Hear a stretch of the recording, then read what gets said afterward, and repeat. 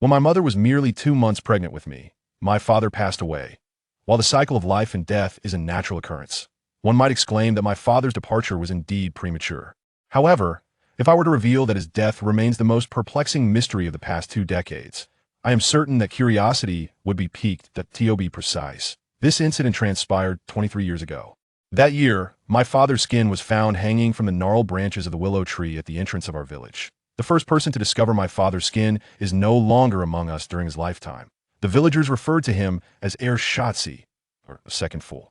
It is said that in his youth, Shotzi was not only handsome, but also remarkably diligent, a truly remarkable young man, that he was the first to rise each morning to toil in the fields, and it was precisely his industrious nature that led him to be the first to uncover my father's skin. I often envisioned the scene that morning.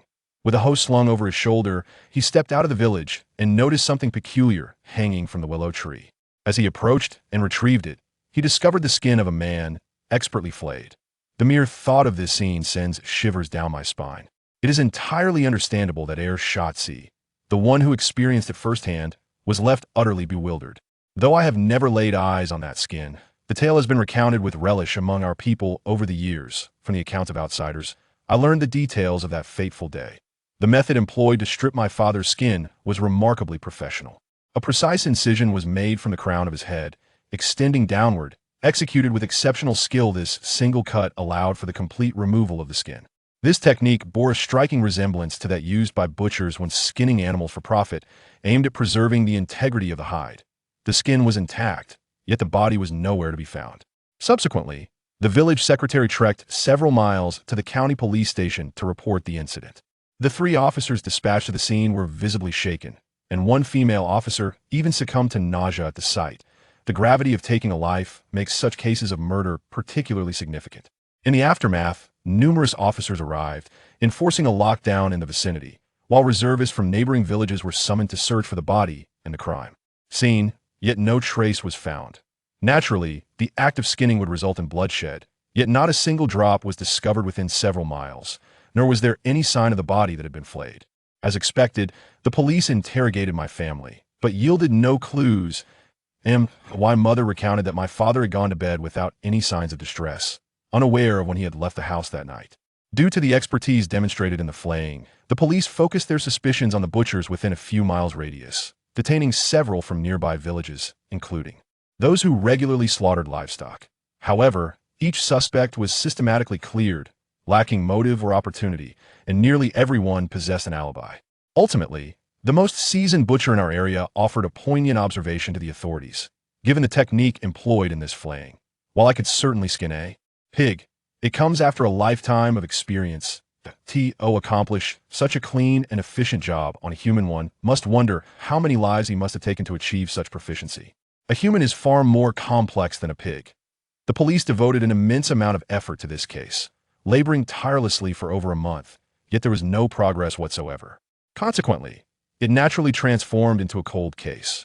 During my university years, I enjoyed browsing the Tinya forum, as it allowed me to express the doubts that had long occupied my mind. Due to the absence of images, many people doubted the authenticity of my claims, yet numerous netizens engaged with me, speculating about motives such as vendetta or romantic entanglements. Until one day, a user, who identified himself with a phone number, left a comment suggesting that this was akin to the mysterious ritualistic practices of the so-called red-clothed boy from Chongqing. This was a version of events I had never encountered before, and I was instantly captivated by it. That I promptly replied to this user and sent a private message, but he never reappeared. Upon reviewing his account, I discovered that his registration coincided with the day he responded to me, which was also his last login date. When I dialed the phone number associated with his username, I found it to be a disconnected line. After my father's death, for a family of farmers struggling to make ends meet, his passing felt akin to the collapse of our family's main support beam. This tragedy rendered our already modest household even more impoverished. In a state of desperation, my grandfather and mother decided to adopt my elder brother out. He was merely 3 years old at the time. The family that took him in was rumored to be relatively affluent, albeit childless. In return for my brother's adoption, my family received 3 dough of fine flour and 2 packets of osmanthus cake. Subsequently, my mother took on the mantle of our household, tending to the newly born me and my grandfather, who was in poor health, on a mere 1/3 of an acre. After I graduated from university, I responded to the call of the nation and returned to our village to serve as a village official. This role, seemingly promising, was in reality quite bleak. One day, while mediating a dispute between a villager's mother-in-law and daughter-in-law at the village committee, I was suddenly approached by Sister Wong from next door, who appeared breathless and flustered. "Yezi, you must hurry back, your elder brother has returned," she exclaimed. "That am, why brother?" I was momentarily taken aback. "Yes, the one you were sent away with at birth," she clarified. Recognizing the urgency of the matter, the family I was assisting allowed me to attend to my own affairs, understanding that resolving a village dispute was not something that could be done swiftly. Upon returning home, I found a considerable crowd gathered nearby, and my mother stood in the courtyard, tears glistening in her eyes, while my grandfather was puffing away on a cigarette. Before them stood a tall man with a crew cut. The three of them seemed to share an awkward silence. As I approached, it was immediately clear that this man was indeed my elder brother, for we bore many similarities, albeit with my features resembling my mother more closely. While his favorite, our father, my understanding of my father's appearance was limited to the black and white photographs in our home, which had been enlarged from his identification card. "What is happening?" I inquired. "Yezi, come here," my grandfather beckoned me aside. I glanced at the man, who returned my gaze. His features were sharply defined, exuding a rugged masculinity. When he noticed me looking, he offered a faint smile, which I awkwardly reciprocated.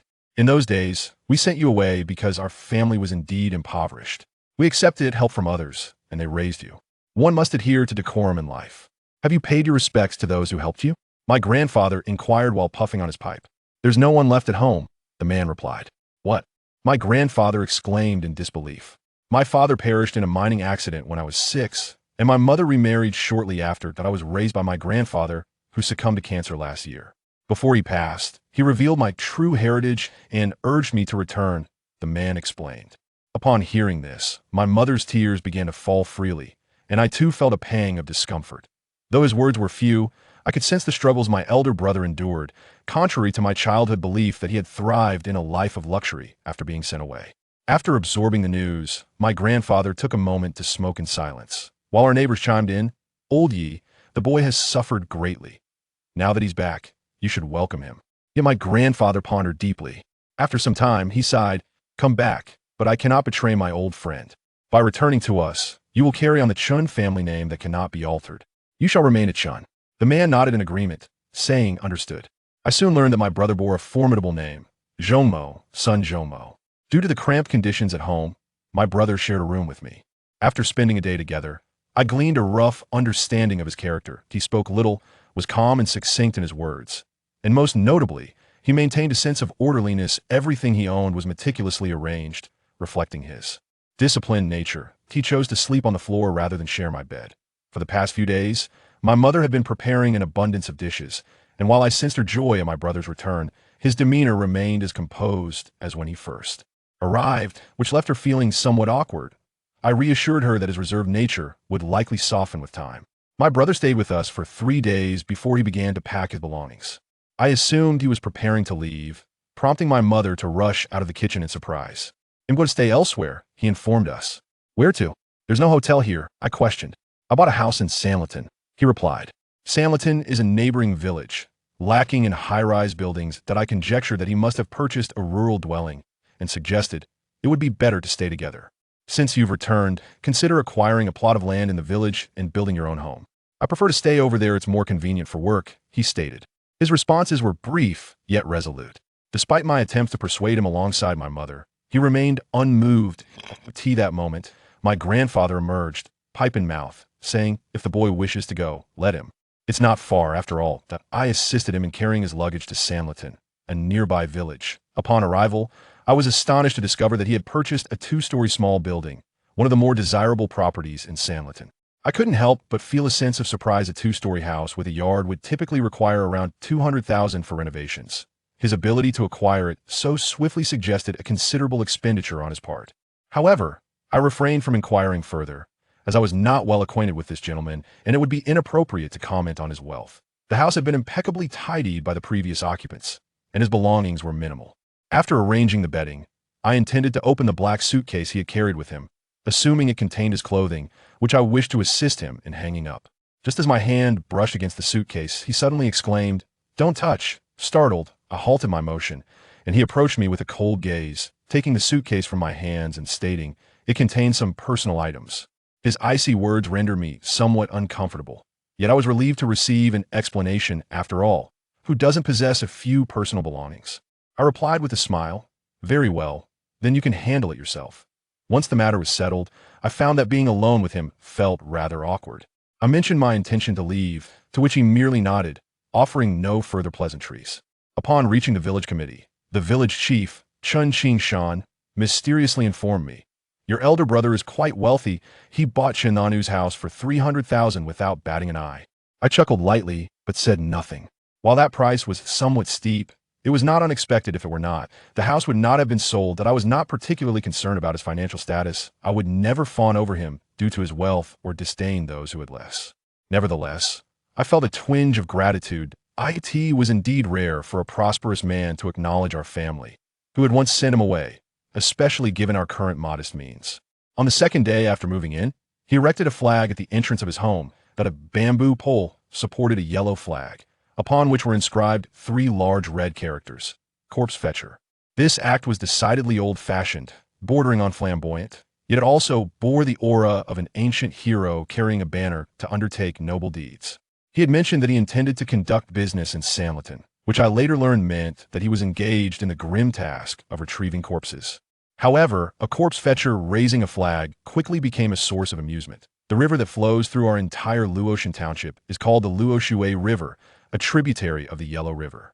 It was only after understanding his profession that I grasped the significance of his statement regarding Samleton being a suitable place for work.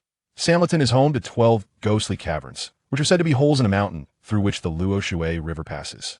According to legend, these caverns were created by Liu during his efforts to control the floods. The term 12 ghostly caverns has been passed down in recent years.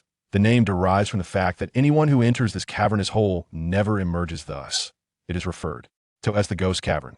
Elders recount that the 12 ghost caverns were not always this way. Boats could once traverse freely, and merchant vessels would pass through regularly.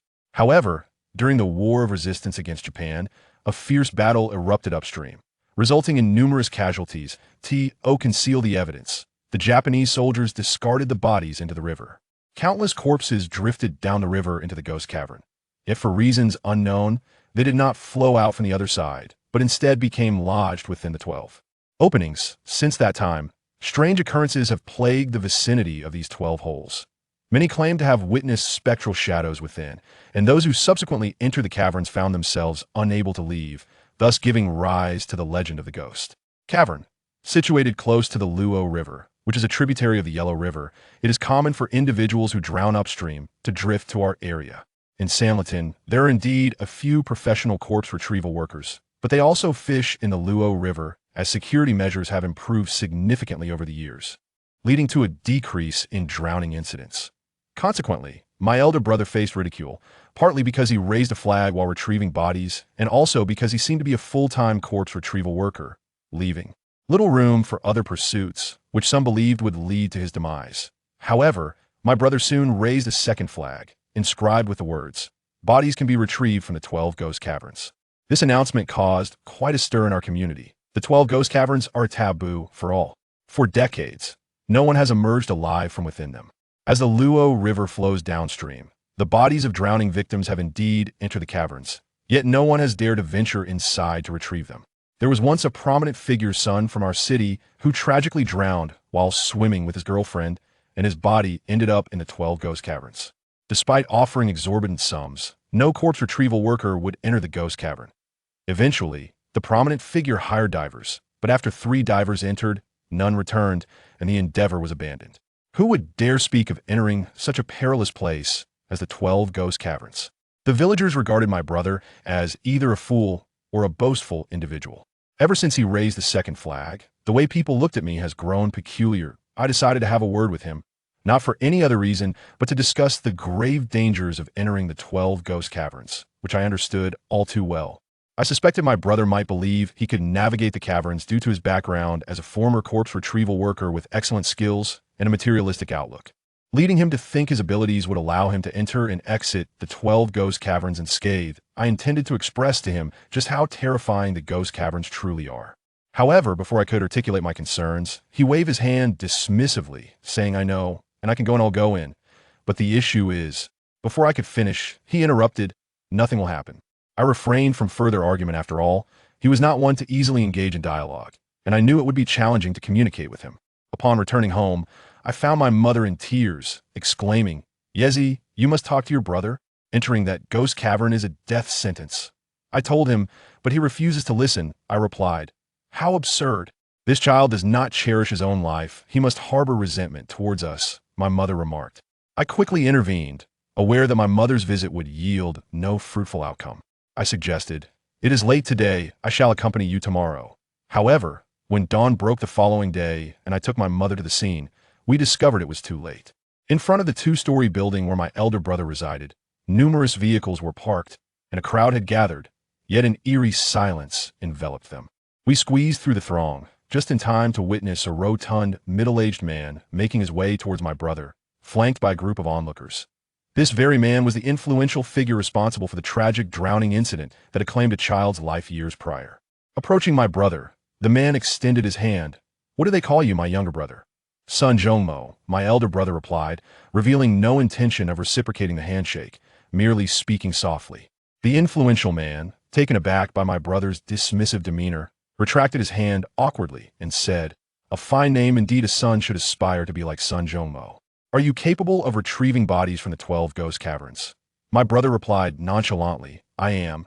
"Can those who ventured in years ago be brought back as well?" the man inquired. This time, my brother merely nodded, uttering not a single word. "There are numerous remains within. You wouldn't misidentify them, would you?" questioned a bespectacled individual accompanying the influential man. My brother cast a glance at him and replied, "The sign is here, and the person is here. Do you fear I might err? How dare you speak to me like that?" The bespectacled man retorted, his eyes widening in indignation. With a mere glance, my brother dismissed him entirely. The bespectacled man, his face flushed with anger, was halted by the influential figure, who said, "Xiao Wang, step aside." Turning back to my brother, the influential man continued, "Throughout history, many heroes possess a certain arrogance. Observing your demeanor, I can see you have genuine skill. To be candid, my son tragically drowned 3 years ago, swept away into this abyss. Despite my relentless efforts, I have been unable to retrieve him. For years, I have been haunted by this loss. Though his death was fated, I cannot lay him to rest, burdened as I am with guilt. If you could assist me, I would be profoundly grateful." 100,000 in cash, my brother stated. "Agreed, straightforward." The influential man beckoned, and the bespectacled individual handed over a bag. The influential man extracted a substantial stack of cash and handed it to my brother, adding, "Money is not the issue, but as Xiao Wang mentioned, the caverns contain countless corpses. Should you retrieve the wrong one, I, Tang, am not one to be trifled with.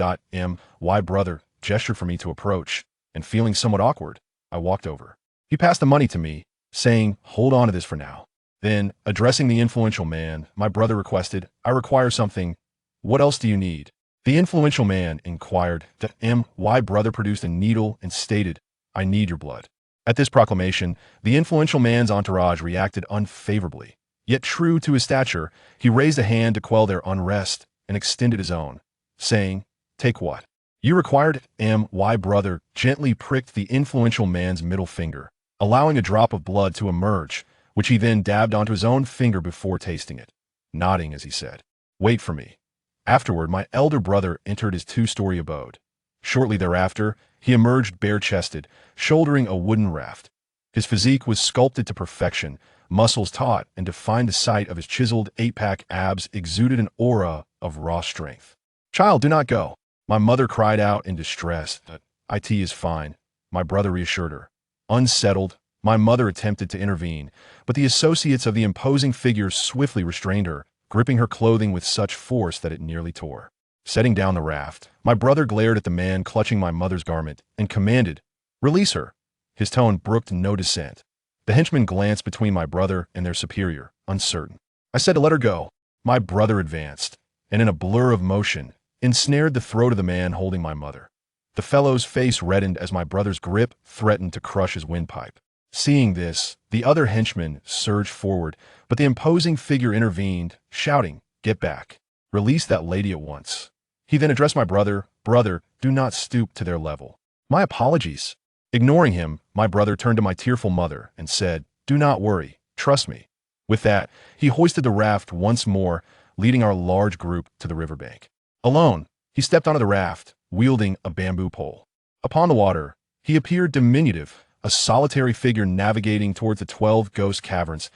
As my brother's silhouette vanished into the depths of the caverns, many held their breath, while others sighed in resignation, whispering amongst themselves, "He is doomed, no one ever returns from there." Their words ignited a fury within me, and I turned to glare at them, exclaiming, "Nonsense! If my brother emerges, I shall slap your faces." Though they refrained from further argument, disdain was etched across their faces. Half an hour passed without his return, and the chorus of those declaring his demise grew louder. Even the imposing figure approached, saying, "That man is your brother, right? Do not fret, young one, I shall not reclaim the 100,000. Consider it a price for a life." With that, he prepared to depart. "Wait," I called out, emboldened by an unknown courage. He turned to regard me. My brother will surely return. Just wait a little longer. Even if he does not, I do not want your money. Though we are poor, we do not covet such sums." I placed the money upon the ground. The imposing figure studied me silently, then hesitated, saying, "Very well, for the sake of your brotherly bond, I shall grant you this favor." An hour later, a wooden raft gently emerged from the 12 ghost caverns, upon which stood a man with a sinewy, muscular frame. Beside him lay a skeleton. "He's out. My elder brother is out. Did you see?" Tears welled up in my eyes. I had never felt so childish before, as if I were flaunting my brother's achievements to those who doubted him. The dignitary's expression turned solemn as he gazed at my brother, remaining silent until my brother maneuvered the wooden raft to the shore. Immediately, someone approached to collect the remains. My brother stepped forward and addressed the dignitary. "You may proceed with the identification." The dignitary clasped my brother's shoulder and replied, "No need upon seeing that ring. I knew it was my child." "Thank you, brother. I, Tang Ranjia, owe you a debt of gratitude." Xiao Wang, bring me the bag. Xiao Wang, now hesitant to meet my brother's gaze, handed over the bag. The dignitary retrieved a stack of money from within, only to return to the bag and thrust the entire bag toward my brother, declaring, "Brother, take this money." Although I am not one to covet wealth, the sight of that bundle stirred a sense of excitement within me, for I had never encountered such a sum in my life. The onlookers shared my sentiment. I could even hear several people gulping nervously. To my surprise, my brother pushed the bag back, stating, "I retrieve corpses for a fee of 100,000. I will not accept a penny more." The dignitary paused momentarily, then insisted, "Brother, the money carries no ulterior motive. I merely wish to forge a friendship with you." And why brother resolutely returned the bag, hoisting the wooden raft and asserting, "I am not one for friendships. The remains have been recovered. You may leave now." With that, he turned to my mother and me, saying, "Let us go home." While I felt a twinge of regret that my brother refused the money, I also felt a sense of vindication. At that moment, he appeared exceptionally admirable in my eyes. I followed closely behind him, while my mother, still with tear-streaked cheeks, accompanied us home. Upon our arrival, my brother barred the door against outsiders, including the onlookers and the dignitary, Tang Ranjia, along with his entourage. Once inside, my brother took a shower. Upon his return, he handed me the neatly packed sum of $100,000, instructing, "Use this to repair the house. If it's insufficient, come to me." "I cannot possibly accept this," I replied. "This is not a gift. Jomo, it is a debt owed to you by your mother and your younger brother," my mother said through her tears. "I am telling you to take it," he said, fixing me with an unwavering gaze that I truly cannot accept it. With that, I tossed the money onto the table. He glanced at me, saying, "Is that so?" I nodded, affirming, "Indeed." He picked up the money and lit a lighter, preparing to set it ablaze. I quickly intervened, exclaiming, "Have you lost your mind? You refuse it, therefore. I shall burn it," my brother declared before retreating to his room. In the end, I accepted the money. Though I had known my brother for only a few days, I sensed that he was a man of his word. If he claimed he would burn it if I did not take it, I had no doubt he would follow. Through the gate, my mother and I stepped outside. The way the crowd regarded us had shifted, gone were the mocking gazes, replaced instead with admiration. Tang Ranjia had not yet departed upon seeing me. He approached and inquired, "Where is your brother?" "He is resting," I replied. Tang Ranjia handed me a business card, declaring, "I, Tang Ranjia, take great pleasure in making friends, particularly with those of remarkable capability. Here is my card. Let us connect should the opportunity arise." Without allowing me a chance to decline, he pressed the card into my hand and, accompanied by his entourage, strode away. I understood that he sought to befriend my elder brother. A magnate such as him would hardly spare a glance in my direction were it not for my brother's formidable reputation. Regardless, this encounter would undoubtedly catapult my brother into the limelight. The act of retrieving bodies from the depths of the 12 ghostly abysses was no longer a jest, but rather a feat accomplished by an extraordinary individual. His skills were spoken of with awe, as he traversed the 12 abysses with ease. Even more astonishing was his ability to locate a child among countless corpses in the abyss, guided solely by a single drop of blood and ability regarded as nothing short of divine. Upon our return from Sanliton, we had scarcely arrived home when the village chief, Chen Qingshan, rushed to my house. Upon seeing me, he gave me a thumbs up and exclaimed, "Impressive. Your brother is truly remarkable." I chuckled softly, choosing not to respond, yet relishing the pride that came from my brother's extraordinary abilities. Chen Qingshan pulled me onto the sofa and said, "I had just heard of your brother's prowess. Someone has approached me, seeking your brother's assistance in retrieving a body. You know him, friend, Ma Laosan from Majia Fortress. His daughter tragically fell into the Luoshui River when she was young, and her body has never been recovered. Everyone believed she was swept into the abyss. We had lost hope until your brother's arrival. This matter requires a discussion with my brother," I replied. "But I am not well acquainted with him. Our rural household cannot compete with someone like Tang. Ranjia, 10,000 yuan is not something just anyone can afford," Chen Qingshan countered. I quickly realized he was attempting to negotiate. Although I was inclined to refuse, Chen Qingshan had been quite supportive since my employment began. Thus, I relented, saying, "Let us approach my brother together. You are aware that I have only just come to know him, but I trust that a request from me will carry some weight." Having hardly rested at home, I followed Chen Qingshan, accompanied by Ma Laosan and his wife, who brought gifts for my brother. Upon arriving at my brother's residence, I found him seated coldly as Ma Laosan recounted the tale of his youngest daughter. Once finished, Ma Laosan inquired, "After all these years, is it still possible to find her body?" My brother nodded, affirming it is. Ma Laosan could hardly conceal his joy and continued, "Brother, we are fellow villagers. You know how difficult it is for someone from the countryside to gather 10,000 yuan." My brother waved his hand dismissively, stating, 10,000, not a cent less. "Once the money is provided, I shall descend into the river to retrieve the body." Ma Laosan appeared somewhat embarrassed, rubbing his hands together. "Given our relationship, can we not negotiate?" My brother rose, asserting firmly, "Note as I witnessed my elder brother preparing to depart." Ma Laosan hastily grasped his arm, his face awash with desperation as he implored Chen Qingshan. Meanwhile, Chen Qingshan delivered a swift kick beneath the table, prompting me to rise and, with a heavy heart, speak up. "Elder brother, Sango is a longtime friend. While it is true that we, as villagers, are not affluent, we yearn to recover the remains of the child for a proper burial. Might you consider granting us some leniency?" My elder brother shot me a piercing glance, sending a shiver down my spine. His gaze was chillingly cold. "No," he replied curtly. With that, he wrenched himself free from Ma Laosan's grasp and retreated to the courtyard, where he sat in silence. I found myself in an awkward position while Ma Laosan sighed. "Brother Yi, do not blame yourself. The ability to retrieve corpses from the 12 ghostly pits is worth 100,000. I shall return home and gather the funds, even if I must borrow." His wife seized his arm, exclaiming, "Have you lost your mind? 100,000? What about our daughter's future? Our daughter is also our child. Years ago, I failed to protect her, allowing her to drown. Do you know how I have endured these years? I can still see her in my mind's eye, crying out to me from the water, saying she is cold. I would exhaust my entire fortune to bring her back." Ma Laosan declared, his eyes reddening as he stood resolutely. "I will return home to gather the money. Await my arrival."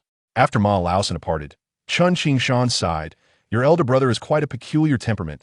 At a loss for words, I stood and joined my brother outside. He silently smoked a cigarette, gazing into the distance, lost in thought. Upon my approach, he offered me a cigarette local brand, 6 yuan a pack. He then softly advised, "Do not involve yourself further in the matter of retrieving corpses." I nodded in understanding. Yes, I comprehend the rules must not be bent. In truth, I had come to realize that I could not create a precedent for my elder brother otherwise. Everyone would come to me to negotiate prices. How could I grant favors to one and deny another? Ma Laosan's assertion held a profound truth. This skill is indeed worth 100,000 happy. Why evening? Ma Laosan returned with the amassed sum of 100,000 yuan, accompanied by a considerable amount of change. His wife trailed behind him, weeping, whether from sorrow over the money or some other reason, I could not discern. Trembling, Ma Lao San extended the money towards me. Given their difficult circumstances, I hesitated, feeling embarrassed to accept such a sum from them, especially given their tattered clothing and tea that moment. I even felt that my elder brother was somewhat unfeeling. In the end, I accepted the money. After receiving the funds, my brother utilized the same method to extract a drop of blood from Ma Lao San. He then shouldered a wooden raft and entered the river, the sky darkening around us. I urged him, "It's late and quite perilous. Perhaps we should wait until tomorrow." "It's fine," he replied. Once again, we ventured into the Luoshui River, surrounded by a throng of onlookers. This time, my brother emerged from the 12 ghostly pits after half an hour, the raft carrying a small skeletal remains. Upon seeing the remains, Ma Lao San could no longer contain his anguish, collapsing to the ground and repeatedly bowing in gratitude to my brother. Some expenses are painful to incur, yet they are indeed worthwhile. Within a single day, 2 bodies were retrieved from the 12 ghostly abysses that had languished for over 3 years and another for more than a decade. Once again, the elder brother astounded the populace, his formidable reputation only reinforced by the exorbitant fee he demanded, a staggering 100,000 yuan, with no room for sentimentality, not even for the face of his own brother. Upon hearing this, I merely chuckled, for to speak candidly, what worth did my own face possess? The following morning, an outsider, having received word, arrived with the requisite funds to seek out the elder brother, also in pursuit of his kin. Upon the exchange of the 100,000 yuan, the elder brother, undeterred, paddled his wooden raft, swiftly locating the remains. In the span of 2 days, he reaped a profit of 300,000 yuan, with no expenses incurred, the longest endeavor merely exceeding an hour, which was during the retrieval of Tang Renji's Sonin achievement that left the villagers envious and salivating. However, after extracting the outsider's relative, the elder brother returned and took down the flag that signified the retrieval of bodies from the 12 ghostly abysses. Everyone presumed he no longer needed to display such a banner since his renown had spread. Little did they know the truth. That afternoon, there were still individuals seeking him out. The elder brother could still fish for long-lost remains, as many bodies had accumulated in the 12 ghostly abysses over the decades, thus attracting numerous seekers. Yet when approached that afternoon, he declared, "I only enter the ghostly abysses 3 times a year, and I have already completed my visits for this year. I shall not delve into the depths again. Could you not make an exception? I will be willing to pay more," pleaded the bespectacled man, adorned in designer attire and driving a luxurious Benz, clearly not short on funds. "Absolutely not. These are the rules," the elder brother replied with an unyielding tone. Subsequently, the elder brother indeed refrained from entering the abysses. After the man in the Benz departed, several others approached him, only to receive the same resolute refusal. Eventually, he erected another flag, declaring, "I shall enter the ghostly abysses 3 times a year at a fee of 10,000 yuan each time. This year's quota has been fulfilled. Those seeking remains may return next year."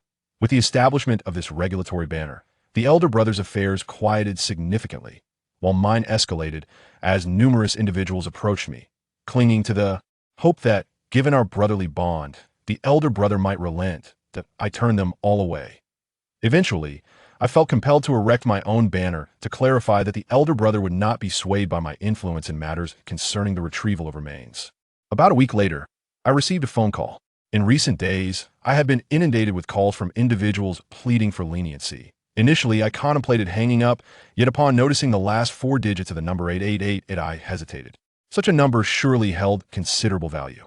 I am not one to be swayed by materialism, but the prospect of it being a leader prompted me to answer. "Hello, young brother. It's me, Tang Renjia. Do you remember?" Came the voice of a middle-aged man from the other end. "How could I forget Boss Tang?"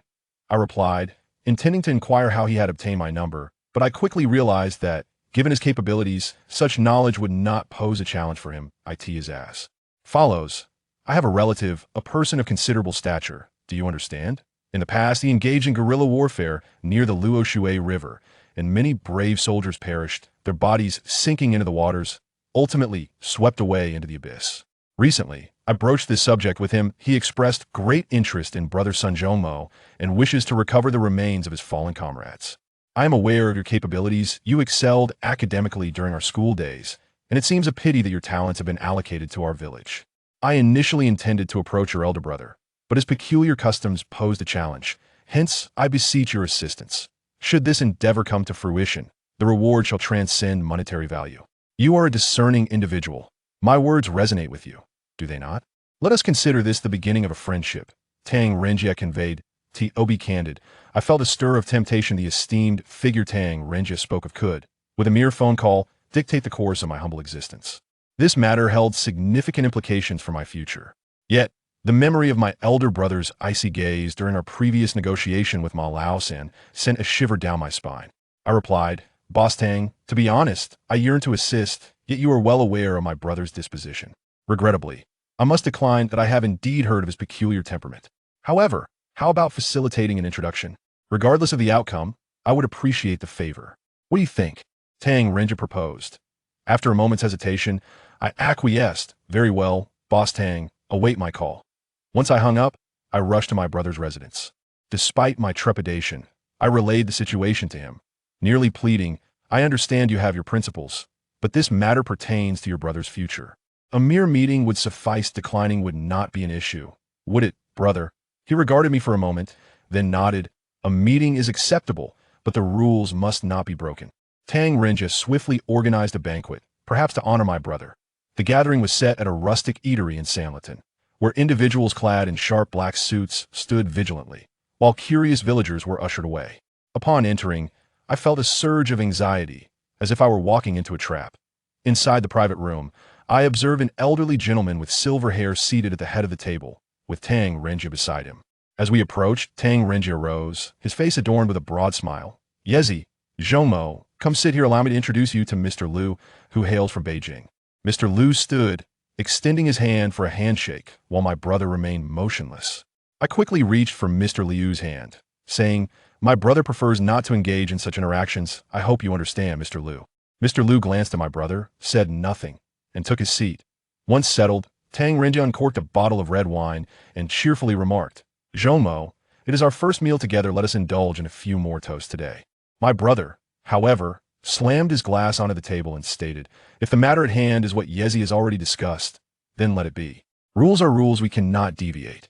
The atmosphere grew palpably awkward. A fleeting flash of irritation crossed Tang Renjia's face, but he quickly donned a smile and said, Why so serious? I mentioned that we are merely here to become friends over a meal. The elder brother rose and addressed old Liu.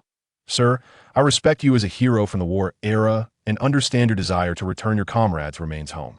You may come after the first day of the Lunar New Year, but I can only assist you in retrieving 3 individuals. Consider this bottle of wine as my apology. With that, the elder brother raised the bottle and drank it all in one go, then clasped his fists in salute to both old Liu and Tang Renjia, saying farewell. Afterwards, he grasped my arm and attempted to leave. Come and go as you please. Do you think I Tang am made of mud? At this moment, Tang Renjia slammed his hand on the table and shouted. Suddenly, a dozen men burst into the room, each wielding iron rods. Upon witnessing the scene, I regretted my decision to have invited the elder brother to this meeting. Boss Tang, let's talk it over. My brother has a temper, but he has helped you before, hasn't he? I quickly interjected. To my dismay, as soon as my words left my lips, a cacophony of strikes erupted behind me. When I turned around, I saw the elder brother grabbing one man's head and smashing it against the door of the private room. The space within the room was already confined, and the fight commenced swiftly, concluding even more rapidly that a dozen men lay strewn across the floor, struggling to rise but failing to do so. The elder brother glanced back at Tang Renjia and asked, Can we leave now? Tang Renjia surveyed the fallen figures. His face paling slightly, he opened his mouth, but remained silent. The elder brother, pulling me along, prepared to exit the room. At the doorway, he suddenly halted. I looked over and saw 3 men brandishing guns, the barrels pointed directly at the elder brother's head. It was my first encounter with firearms in reality. Though the gun was aimed at the elder brother, it was alarmingly close to me. To claim I was unafraid would be a lie. I turned to see old Liu, who had remained silent all along, watching us with a smile. The elder brother did not confront the gun's heat, but began to retreat step by step, while the 3 men with guns forced us back into the room. I have always admired spirited young individuals, especially when they possess commendable skills. Old Liu spoke leisurely. The elder brother turned to old Liu, remaining silent. It's improbable that I traveled all this way just to be dismissed with a bottle of wine. Provide me with a reason that adheres to your principles, convincing me that you may leave, old Liu stated, his slow speech imbued with a commanding presence. The elder brother regarded old Liu, who met his gaze without blinking. Though no words were exchanged, the tension between their eyes was sharp enough to cut. If someone offers me a meal and sets the rules, should I break those rules? It would be my demise, the elder brother softly articulated. Tang Rinja stood up and inquired, who? Upon hearing the elder brother's words, old Liu's expression shifted, and he waved his hand, saying, understood, you may leave, I shall come on the first day of the Lunar New Year. Why elder brother took me by the arm, and we exited the countryside homestay together. Only after I confirmed that no one was following us did I dare to wipe the cold sweat from my forehead. Even now, my legs feel somewhat weak. The events that transpired within felt as if they belonged to a dream. Upon returning to my brother's home, he poured me a glass of water. As I drank, my heart began to settle slightly. I addressed him, saying, I apologize, I did not anticipate things would unfold this way. He shook his head and replied, it's all right. I felt somewhat awkward. Every encounter alone with my brother made me feel uneasy. I must admit, being in his presence carries a significant weight of pressure. After sitting for a while, I stood up to take my leave. That why brother escorted me to the door, and as we parted ways, he cautioned, stay away from Tang Renjia. There is something amiss about him. And as for old Liu, his intentions are not merely to retrieve the remains of his comrades. What do you mean? I inquired. Trust your instincts, he replied. After uttering this, he seemed unwilling to elaborate further, promptly closing the door behind him. Tang Renjia ceased to disturb me, and old Liu appeared to have departed as well. Subsequently, my brother established another rule. He would only venture into the haunted depths 3 times a year, charging an additional fee of 100,000 for each expedition. This peculiar regulation left many perplexed. The essence of his decree was that he would only salvage the living, not the deceased. That he still displayed a banner proclaiming this principle. Many who saw it were baffled. What did it mean to salvage only the living and not the dead? If one were to retrieve only the living, could that even be considered a salvage operation? Soon, an incident occurred that elucidated my brother's declaration. Approximately 10 miles from Sanlitun, a calamity struck as 4 high school students, while rowing on a river, were caught in a tempest that capsized their boat. The bodies soon vanished beneath the water. Given my brother's rising fame, the parents of these students turned to him for assistance. My brother instructed each parent to write down their child's date of birth on a piece of red paper. After completing this task, he ascended to the 2nd floor with the 4 pieces of paper. Before long, he descended and informed one of the parents, I will retrieve your child, for he is still alive. Upon hearing this, the parent immediately knelt before my brother, overwhelmed with gratitude. However, the other 3 parents were discontented, questioning the meaning of my brother's statement. He gestured towards the banner outside, stating, I have made it clear, I do not salvage the dead. Seek others if you wish to recover their bodies. With that, my brother exited, and true to his word, he successfully rescued one of the drowning children, who was then revived by the paramedics waiting on the shore. Meanwhile, the other 3 children, when retrieved by other salvagers, had already succumbed to death. The family of the child my brother saved arrived with banners and drums to express their gratitude, offering him 10,000 yuan. Yet my brother only accepted 500, steadfast in his refusal to take more. That he maintained that he would not enter the haunted depths to salvage the living for more than 500. It was either that amount or nothing at all. The reputation of my elder brother has once again soared, with the locals nearly deifying him. His ability to locate remains through the art of blood divination, coupled with his mastery of the intricate balance between life and death, has led many to regard him as a reclusive master of yin and yang. Even his peers hold him in high esteem, for his refusal to disturb the deceased has undoubtedly afforded them a chance at survival. Otherwise, their livelihoods would be jeopardized in his presence. Whispers circulate about my brother's remarkable skills, while others deride him as merely pretentious grave robber who has deluded himself into believing he is significant, imposing numerous rules that I find laughable. However, after witnessing my brother confront a dozen adversaries single-handedly, I have come to grasp a profound truth. It is not solely the heroes who possess peculiar codes of conduct. Rather, it is only those heroes who possess the strength to uphold their principles. My brother, without a doubt, embodies the spirit of a true hero. The affair concerning my elder brother became the most significant news across 10 miles and 8 villages. However, as this year he would not venture into the 12 haunted pits, and given the peculiar rule of only rescuing the living while neglecting the deceased, alongside the fact that there weren't actually that many drownings, the fervor surrounding the matter swiftly waned. It must be acknowledged that due to my brother's rising renown, I too have gained a degree of notoriety. Once merely regarded as the village's university-educated official, I have now acquired an additional label, the brother of Sun Zhongmo. Such is the theatricality of life. The decision to send my brother away was born of necessity, though intended to spare him hardship. It also allowed my family to better support me. Ironically, after he was adopted, he encountered numerous adversities. Perhaps it is these unique experiences over the years that crafted his remarkable skills and character. At times, I ponder whether, had I been the one sent away, our fates would have been reversed and I would have emerged as a heroic figure. The answer remains an enigma.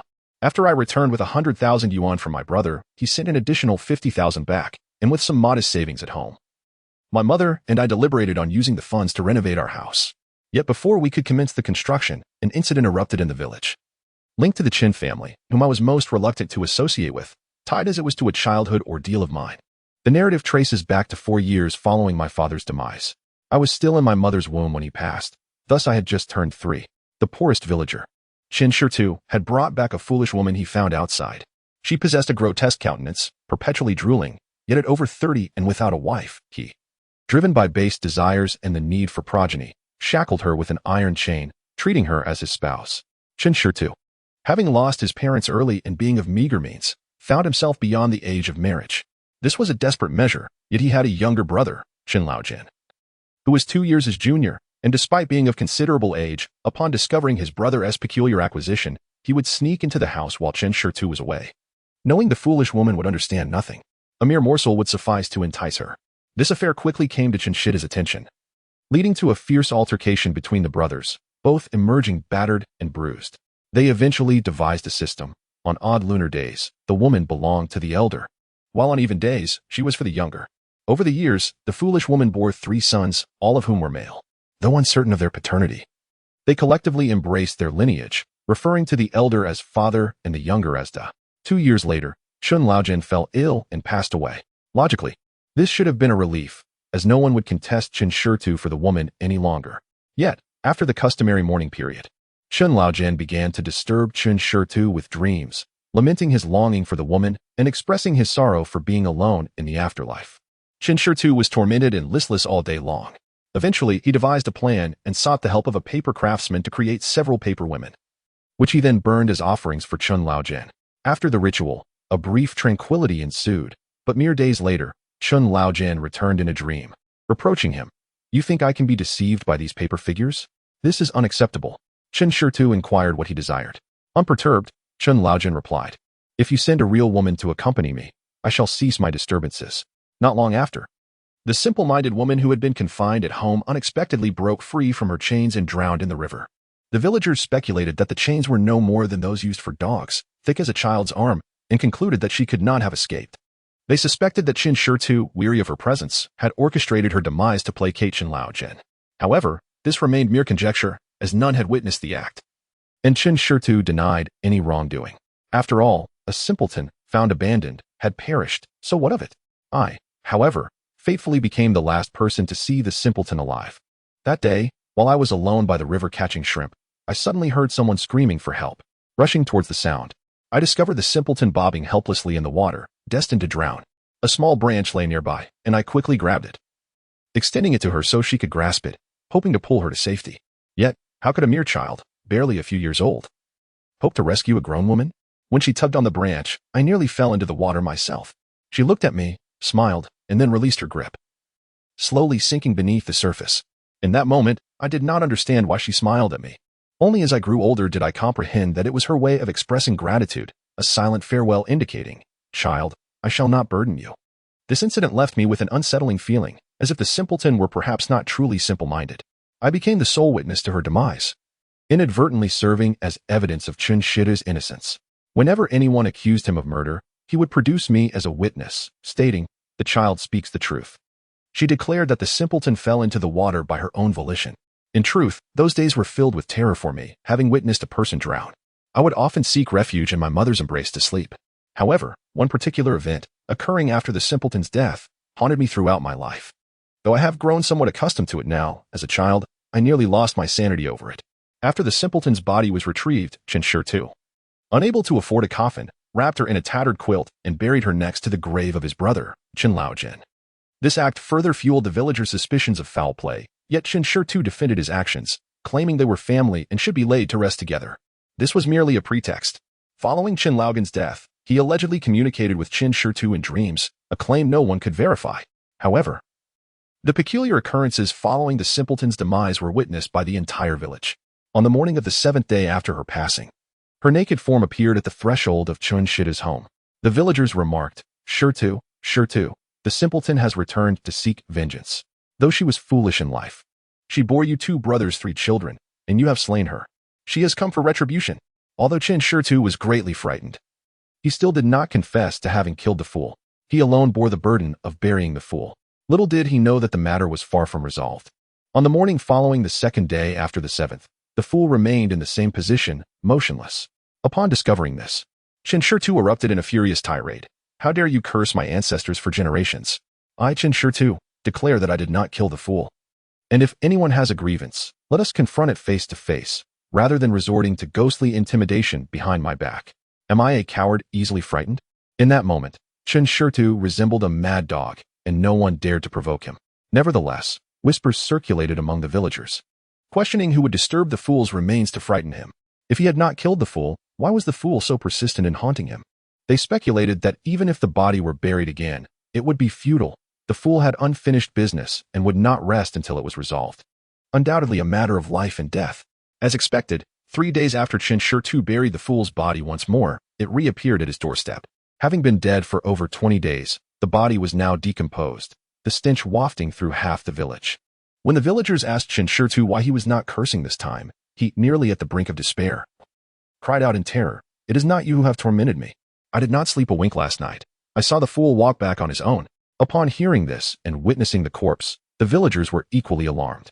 By this point, no one wished for the disturbance to continue. Not only was Qin Shi restless, but the entire village feared walking at night. They advised him, Shi, regardless of whether you killed him or not, the fool has returned for a reason. You should consult a medium. The old lady Wang from the neighboring village is quite adept in such matters. Go seek her counsel.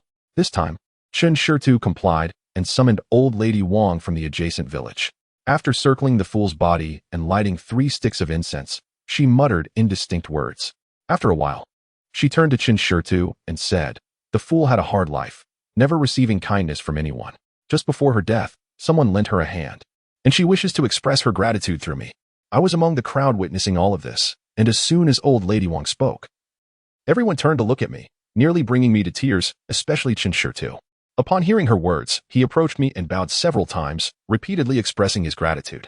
Old lady Wang offered no further explanation and departed, leaving the onlookers to disperse.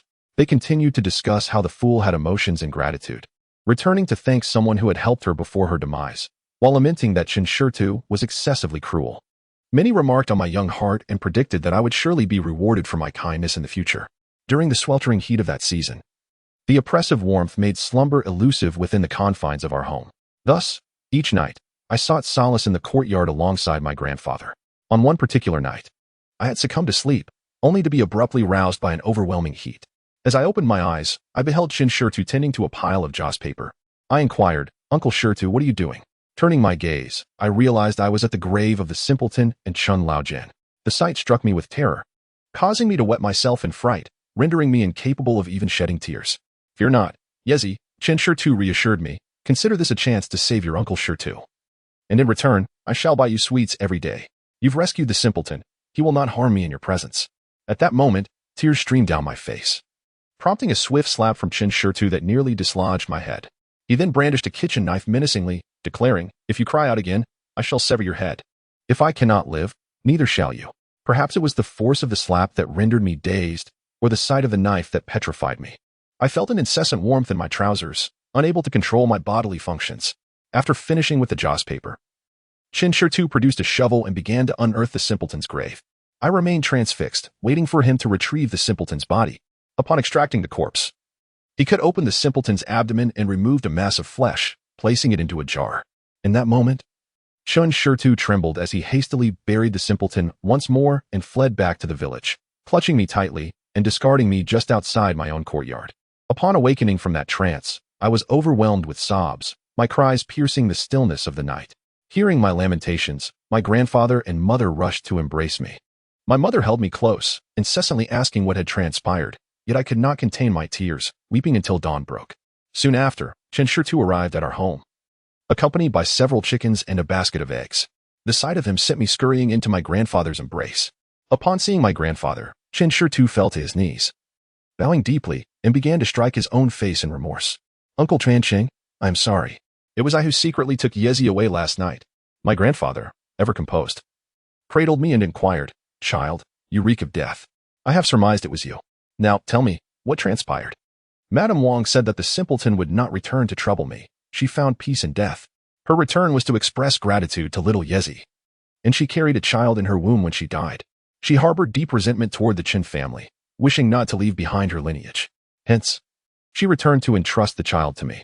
As long as I retrieve the child, she shall not haunt me again. Uncle Tianqing, I was left with no choice. I was terrified. Madame Wang assured me that the simpleton would not harm me in Yezi's presence, for she regards Yezi as her savior. Chen Shirtu confessed, remaining on his knees, unable to rise. My mother turned pale with fear after hearing the news, and my grandfather was also furious. However, he looked at Chen Shirtu and said, "You are foolish, even if Yezi could be of help. You telling me that I should take the child would not have frightened the child to this extent. Since the child returned last night, her spirit seems to have vanished. Perhaps it was frightened away on that grave. Jinshi, go and take Yezi's clothing to the grave of the fool and call for her spirit to return. That should remedy the situation." After speaking, my grandfather addressed Chen Shirtu.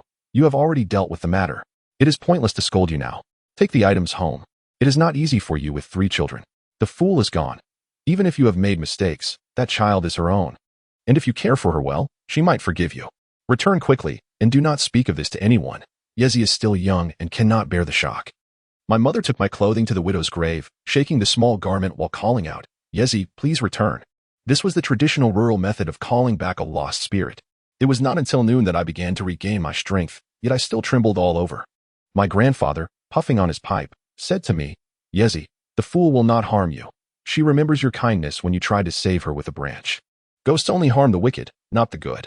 That very night, news arrived from the neighboring village that old Lady Wang had died by drowning in the river, precisely where the fool's body had been retrieved.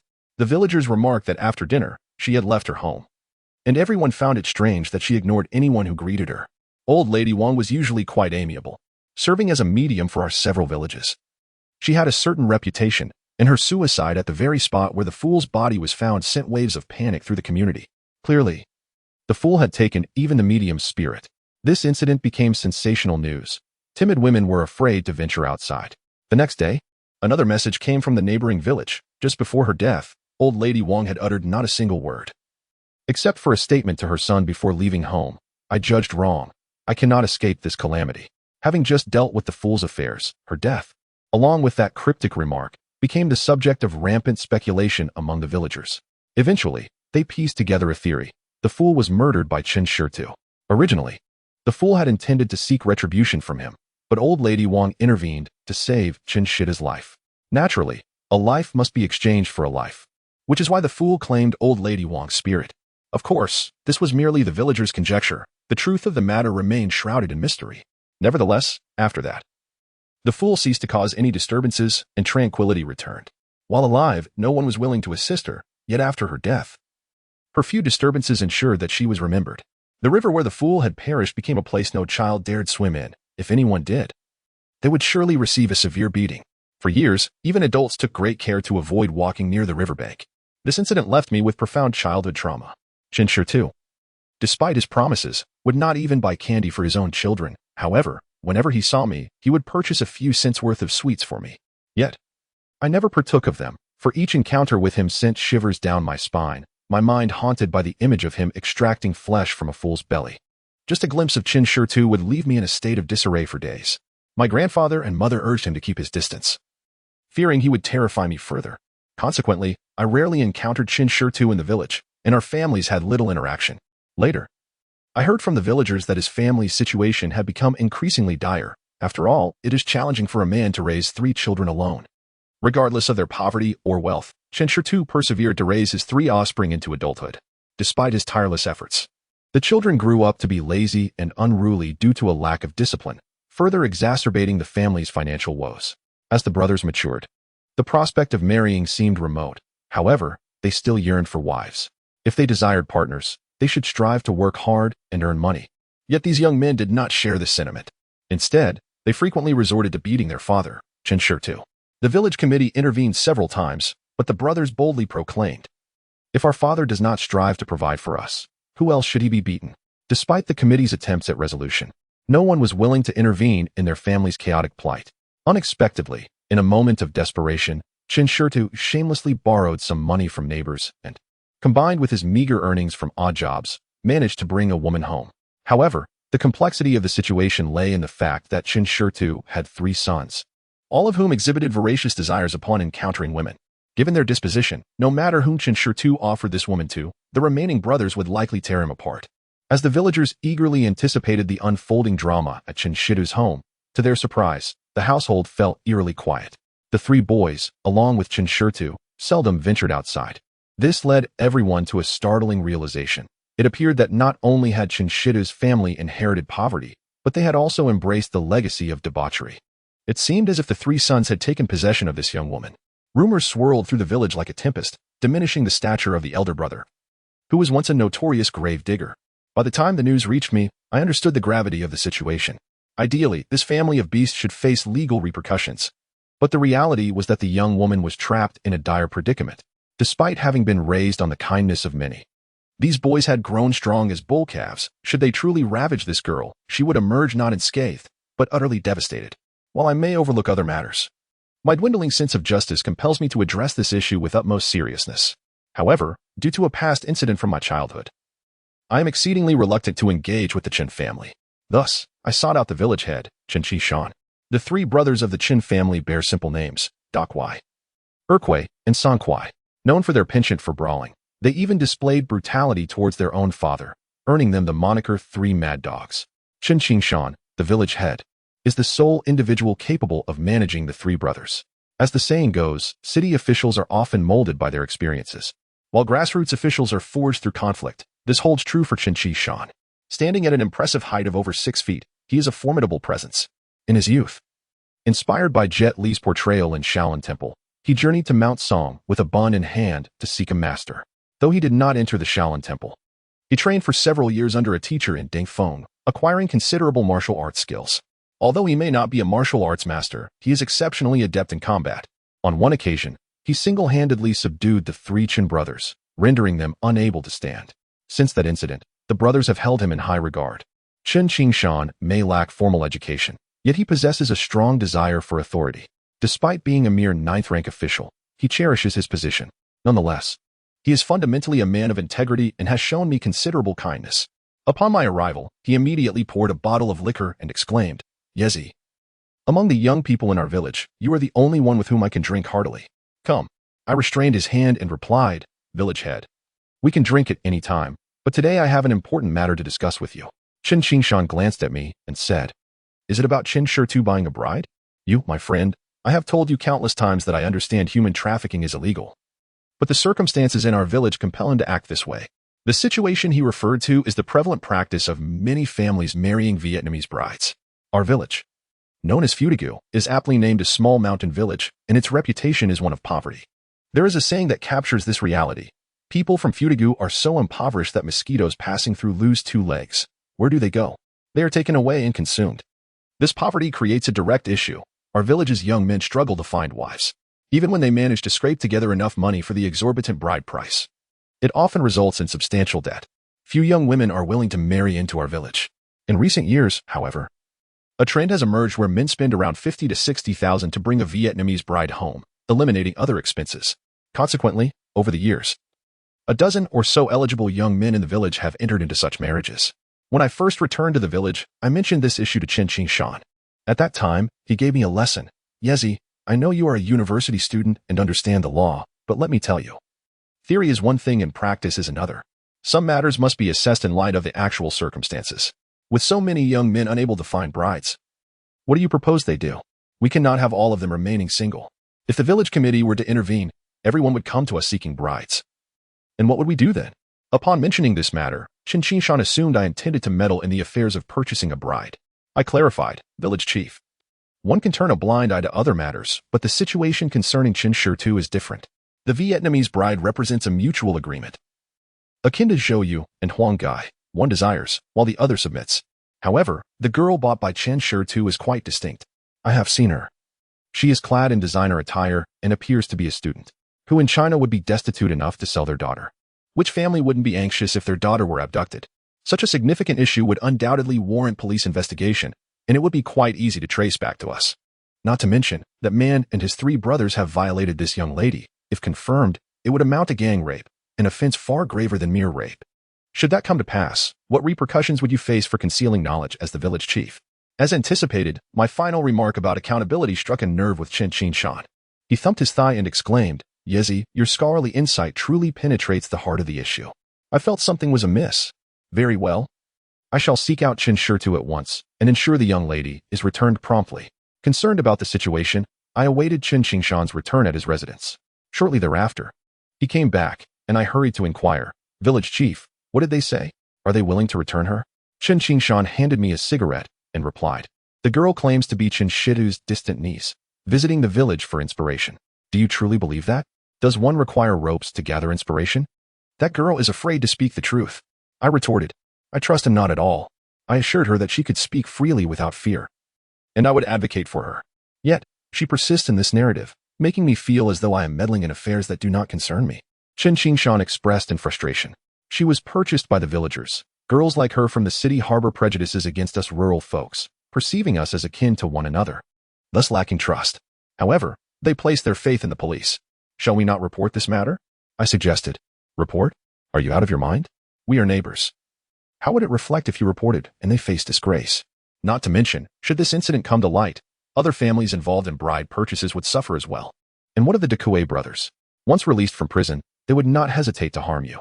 Do you expect to reason with 3 rabid dogs? Chen Qingshan countered. Are we to simply disregard this matter then? I gazed at Chen Qingshan. Do not be hasty. I've observed that the girl is being treated well at Chen Shitu's. She bears no injuries. We must devise a plan. If necessary, I will make several trips. As long as the girl is willing to state in my presence that she was abducted, I will ensure her safe departure. Does that sound agreeable? Ah. But I must admit, the girl is truly beautiful.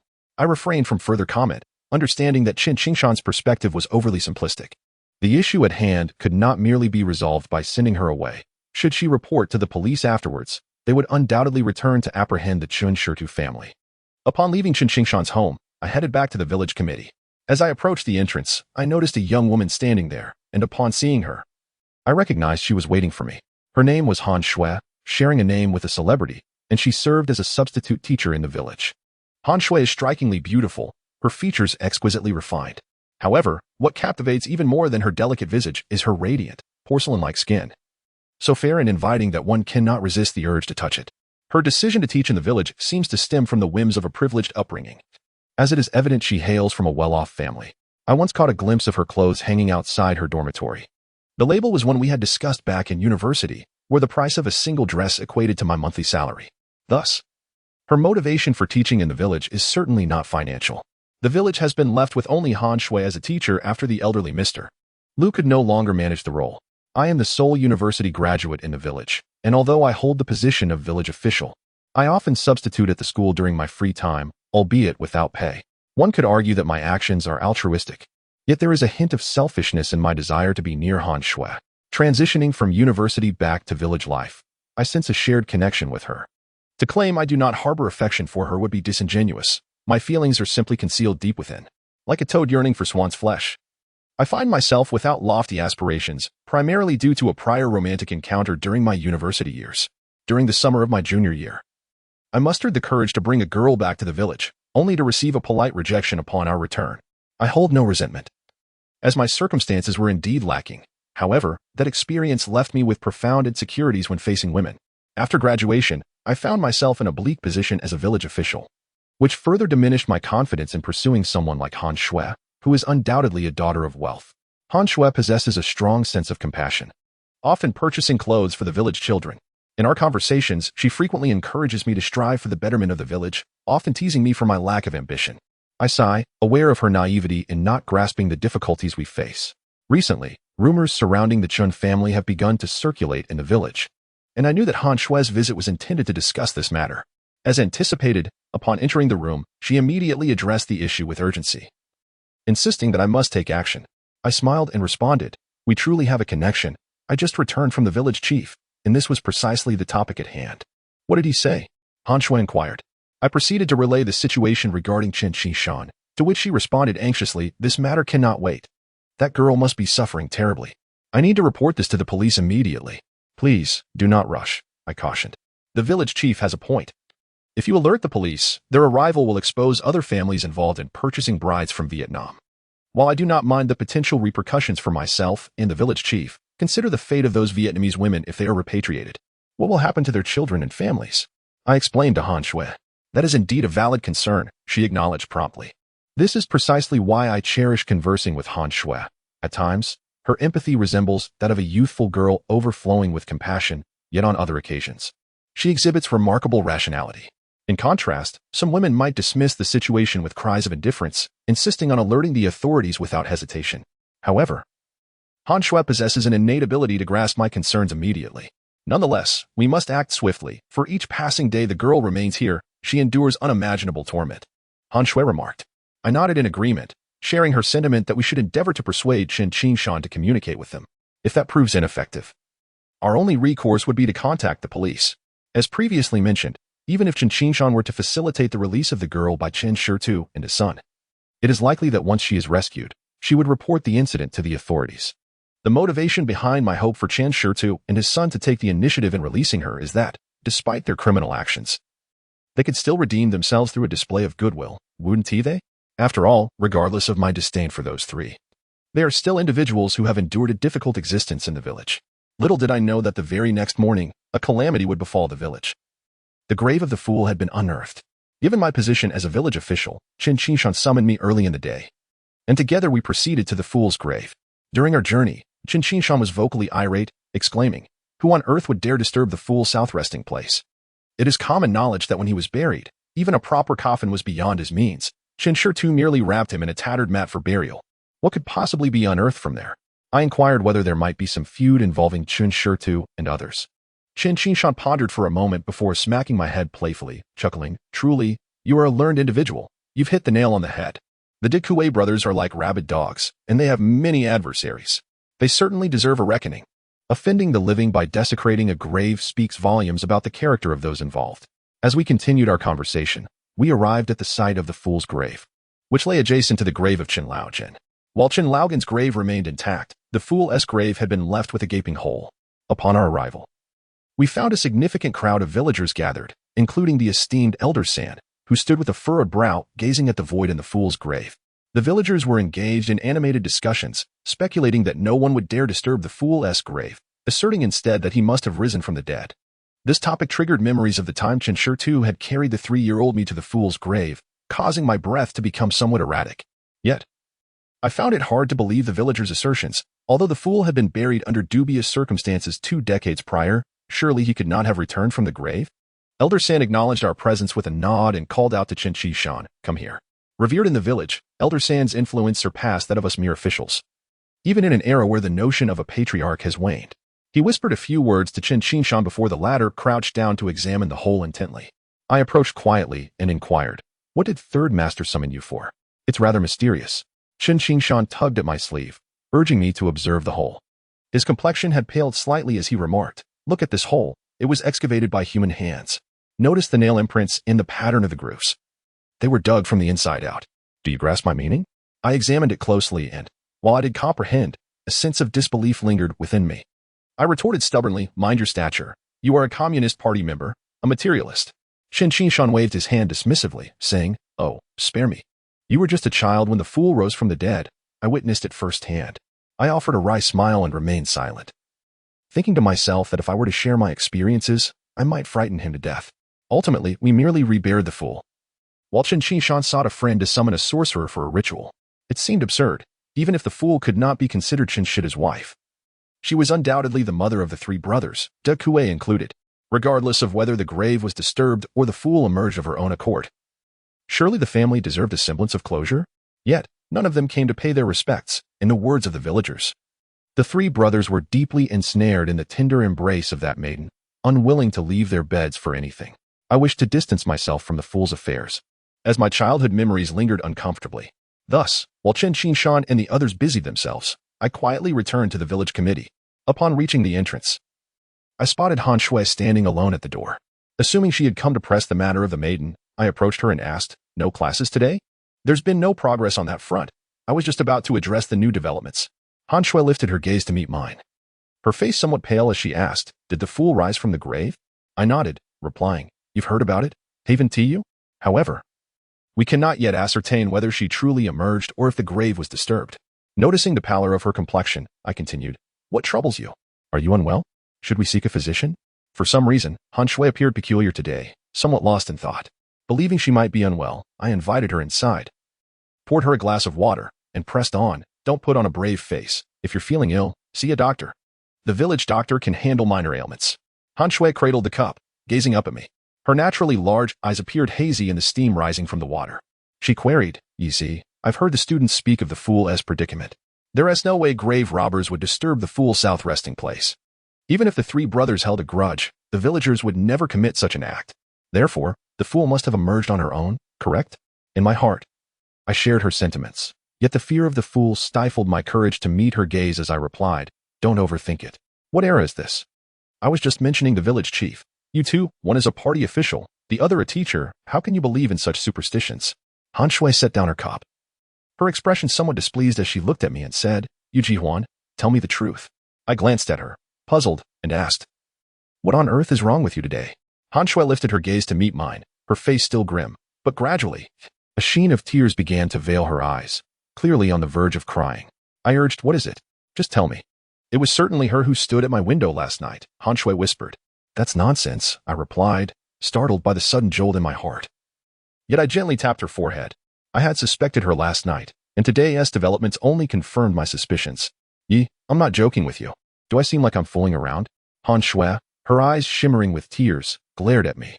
I knew that if I continued to jest, she would undoubtedly burst into tears, and I was aware that while Han Shui was usually lively, she would never make light of something like this. Sighing, I sat down and said, "I only said that because I was worried you might be scared alone.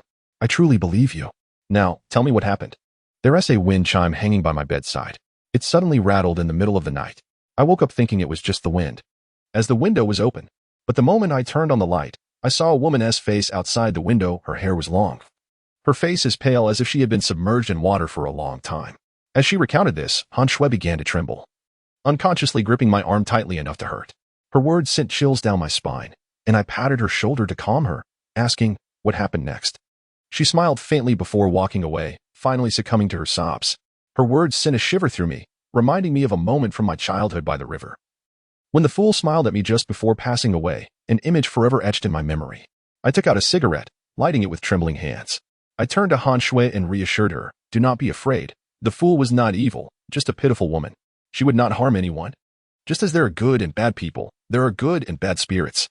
This statement was meant to comfort Han Shui, as well as myself. Yet, I pondered, why would she seek me out? If she had truly returned, it would make more sense for her to look for Qin Shi and the others, wouldn't it? I spent the night contemplating whether it was because I had asked you to save that girl that she had come to find me. Han Shui looked at me, her tear-streaked face evoking a deep sense of compassion within me, making me want to pull her into my embrace. That's impossible. The fool was mistreated. Even if she came because of this matter, it wouldn't be to intimidate you. Perhaps she is here to thank you for your sense of justice. If there had been someone in the village like you back then, the fool would not have suffered so. I gently patted Han Shui's shoulder. I consoled Han Shui for quite some time. She has always been remarkably resilient. The scene she described would have terrified me, let alone a young girl like her. Finally, I stood up and said, "Do not worry. Everyone in the village knows that the fool harbors grievances. Both Grandfather San and the village head fear that the fool's return may cause further trouble. The village head has already sought out a sorcerer. Once the ritual is performed, all will be resolved." Upon hearing this, Han Shui, who had moments before been tearful and frightened, grasped my arm and exclaimed, "The sorcerer is already on the way? They want to obliterate the fool, will they?" "What is the matter?" Feeling compassion, I replied with a smile. "No, the fool is so pitiable. If they were to be obliterated, would you still consider yourselves human?" Han Shui wiped her tears, her expression resembling that of an indignant kitten as she glared at me. "But she frightened our beautiful and lovely teacher Han yesterday. She deserves it," I retorted. Han Shui immediately twisted my arm, causing me significant discomfort, and protested, "That is unacceptable. You must not treat her that way." All right. I will go find the village head and ask him to speak to the sorcerer. As long as the fool remains docile in her grave, we shall not harm her." Can I be released now, my lady? I pleaded, as her grip was genuinely painful. Han Shui released me, looking at me earnestly. We must save that girl immediately. Even if the fool truly has returned to frighten me, she must be rescued. Otherwise, she will become the second fool. I understand the complexities of your village's situation. But you must remember that every day you delay is another day of torment for that girl at the Chen family. Consider this. What if that girl were me? After comforting Han Shui for a while, she returned to school as she had classes to attend. Earlier in the morning, her emotions were so unstable that she had allowed her students to have a self-study period. Once she left, I found myself alone in that room. It was improbable for a man of my stature to be afraid to stay there, yet I felt a chill in the air. I smoked one cigarette after another, and memories from my childhood began to drift through my mind like fleeting scenes. I extinguished my cigarette and stepped outside, unsure of where to go, aimlessly wandering until I found myself standing before my elder brother's door in Sanlitten. He was out in the yard, sipping tea, gazing at me in a daze. How long have I been here? I scratched my head, feeling embarrassed as I approached him. Half an hour. You've just been standing there, lost in thought, he replied, handing me a cup of tea with a pair of tweezers. I lifted the cup to drink, but found the tea scalding hot and spat it out. My brother handed me some tissues and said, "Go on, tell me what is troubling you." I looked at him, realizing that my subconscious must have believed he could help me navigate this predicament. Indeed, he was not merely a formidable fighter in my eyes, but also a man of mysterious capabilities.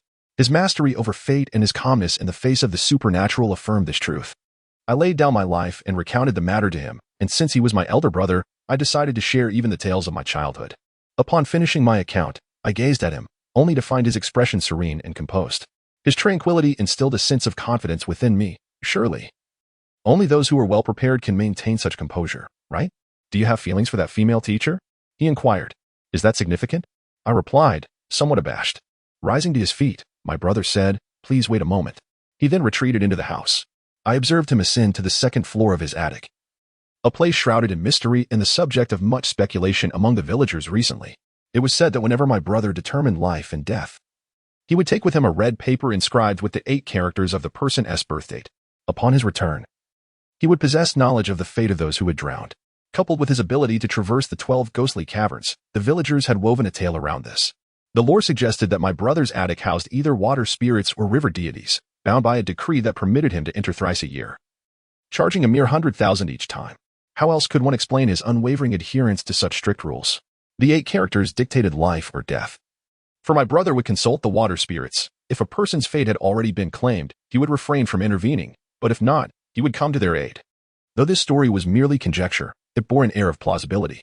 The true nature of the items in my brother's attic remained a mystery, even to me, his younger sibling. However, I surmised it must be connected to the enigmatic black box from the day he moved. Thus, I pondered whether my brother's request for me to wait was a means to seek the water spirits for resolution. After a while, he emerged, his expression somewhat peculiar. A weight settled in my heart. It was the first time I had witnessed a shift in his typically unflappable demeanor. Could it be that the matter at hand was indeed complicated? What is it, brother? I inquired. This matter is already being attended to by someone else. I cannot intervene. He replied. I was taken aback.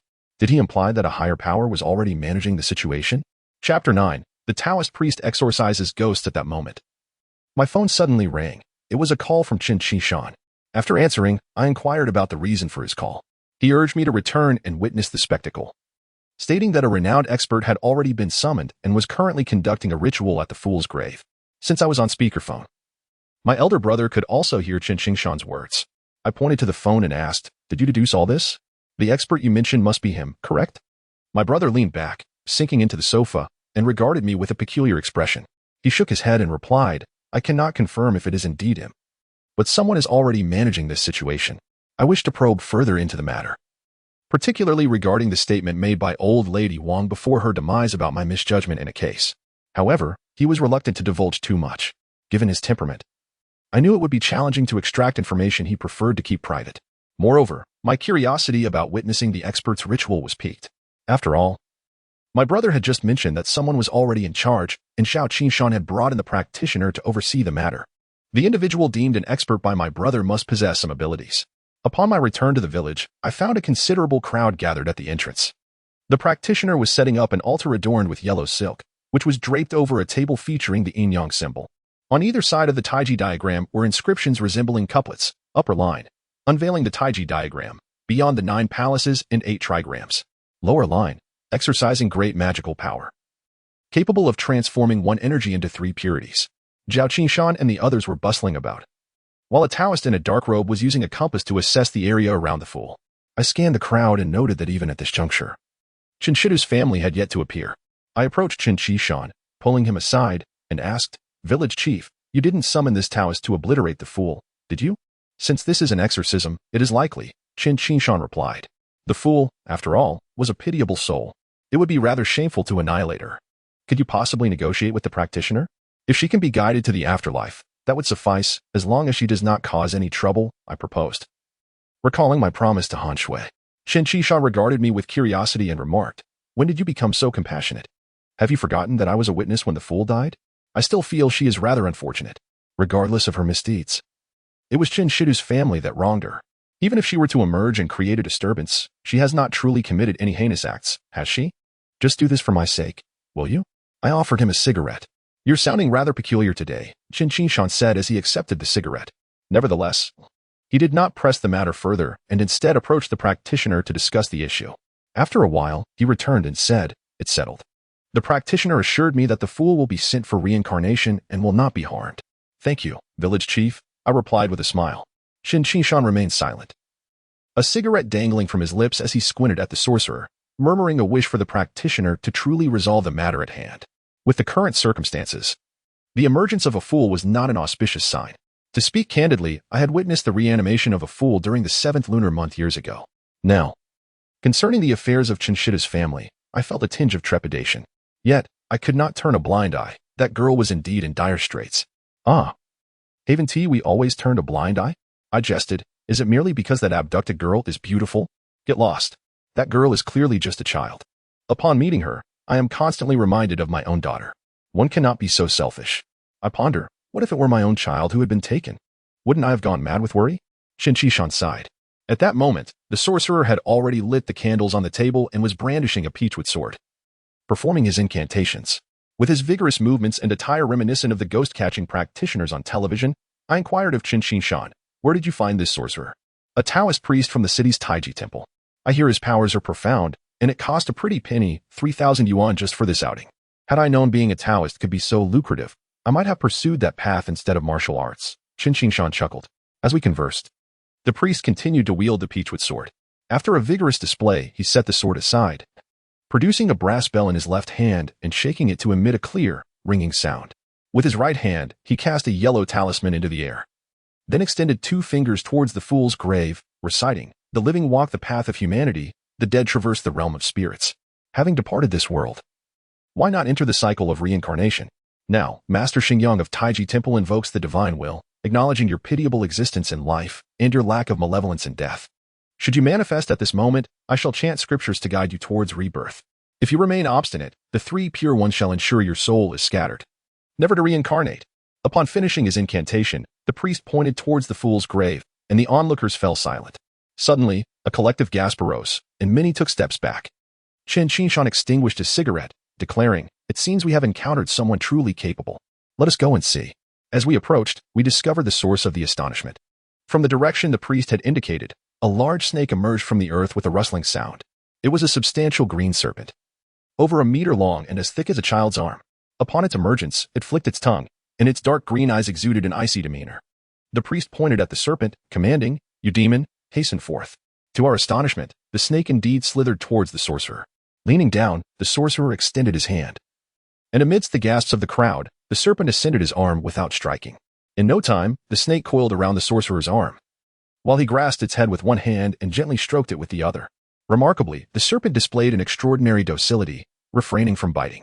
In the presence of the revered Taoist, he expressed a willingness to guide you back to the temple, acknowledging your sincere remorse. He requested the assembled brethren to recite scriptures for your spiritual elevation, ensuring that you may be reborn into a noble family in your next life. Upon concluding his words, the Taoist produced a yellow pouch, placing the captured serpent within, and addressed the villagers with a respectful gesture, proclaiming that this serpent was indeed a manifestation of malevolent spirits, now subdued and ready for purification. The crowd erupted in thunderous applause, their praises for the divine ringing in the air. Qin Qishan approached the Taoist, inviting him to partake in a meal, yet the Taoist replied that the affairs of the temple were pressing, and he must not linger. He advised the village chief to settle the transportation fees promptly so that they might return at an early hour. Qin Shan, with a smile, reassured him that arrangements had already been made, offering an envelope. The Taoist, with a gentle grasp, expressed his gratitude, remarking that wealth is but a transient matter. Whether abundant or scarce, it ultimately does not matter. 3 Taoists soon gathered their belongings and departed in a golden van, leaving the villagers still in awe of the spectacle they had witnessed, some even contemplating a visit to the Taiji temple for incense offerings. With the matter resolved, I felt a sense of relief, as the presence of the fool had haunted me for many years. Subsequently, under Qin Shan's guidance, the village officials convened a small meeting at the village committee to discuss the allocation of the 3,000 yuan. It was ultimately decided to classify the funds as hospitality expenses, which met with general approval. Originally, the amount was to be covered by the Qin family. Yet they had shown no willingness to engage, and given their circumstances, they were unlikely to contribute. After this resolution, I exited the village committee, the night having fully enveloped the surroundings. I had not seen Han Shui in the crowd earlier and intended to inform her that the issue had been resolved for her peace of mind. However, upon reflection, I surmised that she had likely retired for the evening. I sent her a message conveying that the matter had been addressed by the master. To my surprise, she replied swiftly with just a few words, "I am at your home." Taken aback, I hurried home, startled primarily by the thought of my mother. I had concealed my fondness for Han Shui quite well, yet my mother seemed to have seen through my facade early on, treating Han Shui with the warmth reserved for a future daughter-in-law, which left me feeling quite embarrassed. Upon my arrival, I found my mother and Han Shui engaged in casual conversation. I awkwardly scratched my head and asked, "What brings you here?" Han Shui turned to me, a proud smile on her face, and replied, "Why can't I come? Am I to be afraid of eating at your place?" My mother chimed in, looking at me. "What sort of talk is that? Go on now. The table is set. Help yourself." As I dined, I observed my mother holding Han Shui's hand, inquiring about my childhood, which sent shivers down my spine, fearing that Han Shui might discern something untoward. Once I finished my meal, I approached them and asked, "Aren't you heading back? Are you planning to stay the night?" My mother shot me a glare and exclaimed, "You incorrigible child, how could you speak to Shui like that?" Han Shui rose from her seat and said, "Auntie, I should be heading home now. The food today was truly delightful. I shall return another day to chat with you."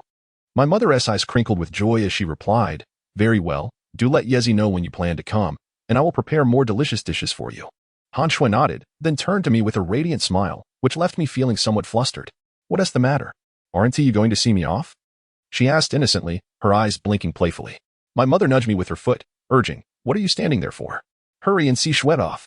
It was that I was feeling particularly off today. Rather, I simply wished to avoid giving my mother the opportunity to be overly enthusiastic, which might raise suspicions in Han Shui. Typically, I had not shown much, and our interactions had been pleasant. I feared that if certain matters were to be revealed, I might lose even the friendship we shared. Once we stepped out of my home, I said to Han Shui, "The village chief has summoned a Taoist. He is a sage who has already transformed the fool into a serpent and taken him away, so you need not fear any longer. The fool has not vanished into thin air, so you don't need to worry." Stop. Let us not discuss this topic any further," Han Shui interjected. I nodded and chuckled. "Look at your timid demeanor." I sensed that my mother's earlier behavior might have tipped Han Shui off to something. I noticed her expression shift to one of awkwardness as we left my home. We walked in silence until we reached the school gate. Although the student population was small, the campus itself was quite spacious, giving it a somewhat desolate feel. To be honest, it was rather daunting for a girl to reside alone in such an environment. "Why don't you come to my house?" "Don't misunderstand. I mean, you can share a room with my mother," I suggested. Han Shui shook her head, saying, "No. You mentioned that everything has been resolved, so I should return." With that, Han Shui waved her hand gracefully and turned to enter the school. I watched her silhouette fade into the night, noticing her turn on the light in her room before I made my way back home. Just as I reached my doorstep, I received a text from Han Shui. "I'm scared." Chapter 10. She arrived one evening. A girl I had long admired sent me a message expressing her fear. My initial instinct was to perceive this as an opportunity, and indeed, I felt a surge of joy in my heart. Almost immediately, I replied, "Shall I come over?" However, after sending that message, there was an unsettling silence from Han Shui. As 10 minutes turned into 20, my earlier elation transformed into anxiety. I began to chastise myself, questioning whether my response had been too forward. Would she think me a cad and choose to ignore me henceforth? Just as I hesitated on whether to send a follow-up message to clarify my intentions, my phone finally chimed. Han Shui had replied with a single word, "Okay." I felt as if I might leap from my seat. Wrapping myself in a thin blanket, I hurried to the school. Upon arrival, I found Han Shui, looking freshly bathed, sitting at the dormitory entrance with a flashlight. Upon noticing my approach, a faint blush crept across her cheeks as she said, "I've lit some incense in the classroom next door. You should return early in the morning. It wouldn't be good if someone saw you." With that, she snatched my blanket and hurried into the classroom, which was right next to her dormitory. After setting up my bedding, she emerged, avoiding eye contact and softly murmuring, "Rest early. Good night." Then, like a fleeting shadow, she retreated to her dorm and closed the door. Since my arrival, Han Shui had not afforded me the chance to utter a single word. As I entered the classroom, the bed she had prepared radiated warmth.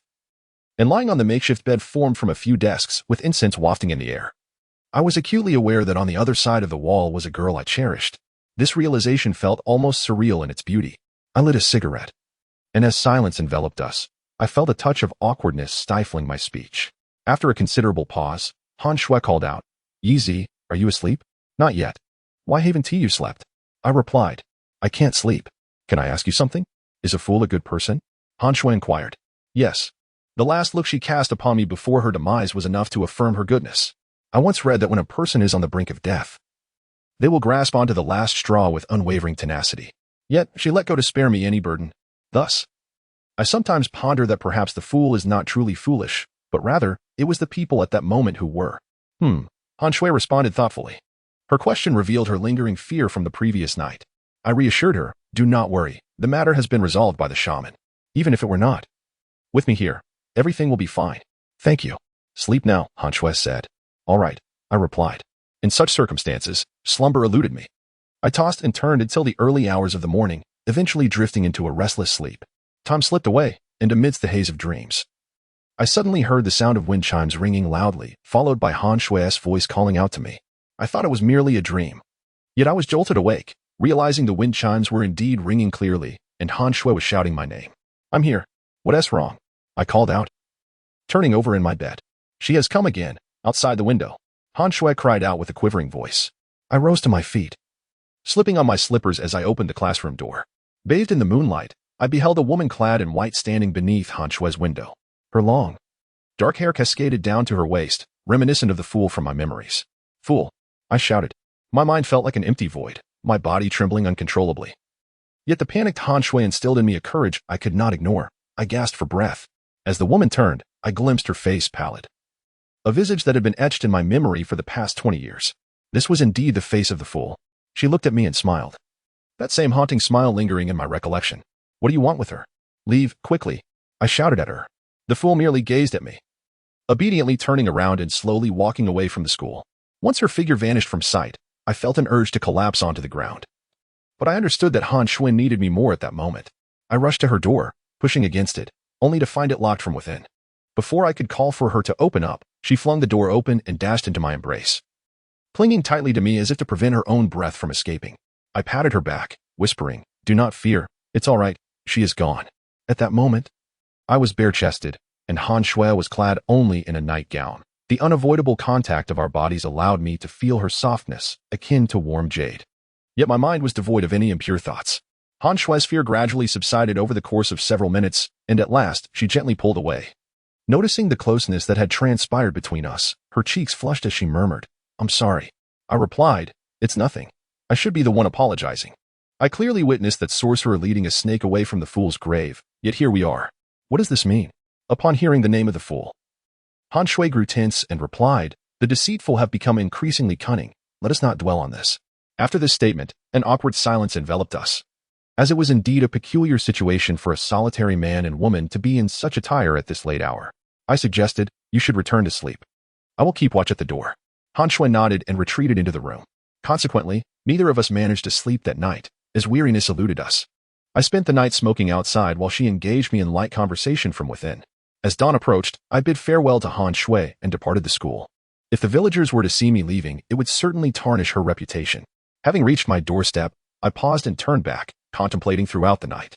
I resolved to visit Sanlitten once more. That sorcerer from the Taiji temple must surely be a fraud, and the matter concerning the fool remained unresolved.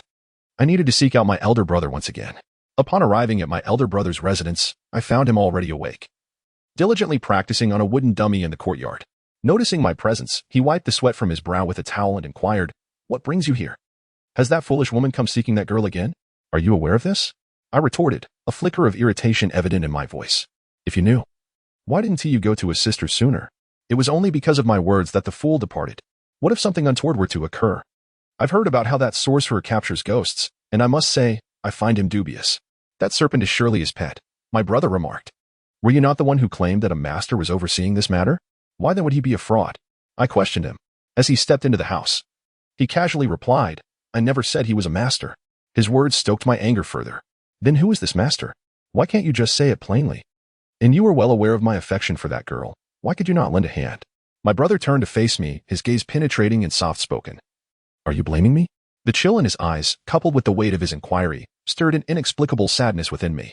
Since our brotherhood was established, it was not his remarkable abilities or the wealth he brought to our family that brought me joy, but the simple fact of having a brother. Yet, his expression unmistakably conveyed that the bond between us could never be as close as that of other siblings. The 2 decades of estrangement had undoubtedly forged a rift. Very well, consider my words unspoken, I said, turning to leave. Stop, my brother called after me. I halted, a hint of moisture in my eyes as I asked. What is it? Finish your porridge before you depart, he replied, and without allowing me a moment to refuse, he entered the kitchen. Shortly thereafter, he emerged with 2 steaming bowls of 8 treasure porridge, evidently freshly prepared. Sit, he commanded without room for argument. Eventually, I acquiesced and took a seat, acknowledging that my earlier behavior had been somewhat childish. Nevertheless, I chose to ignore him, slowly sipping the porridge.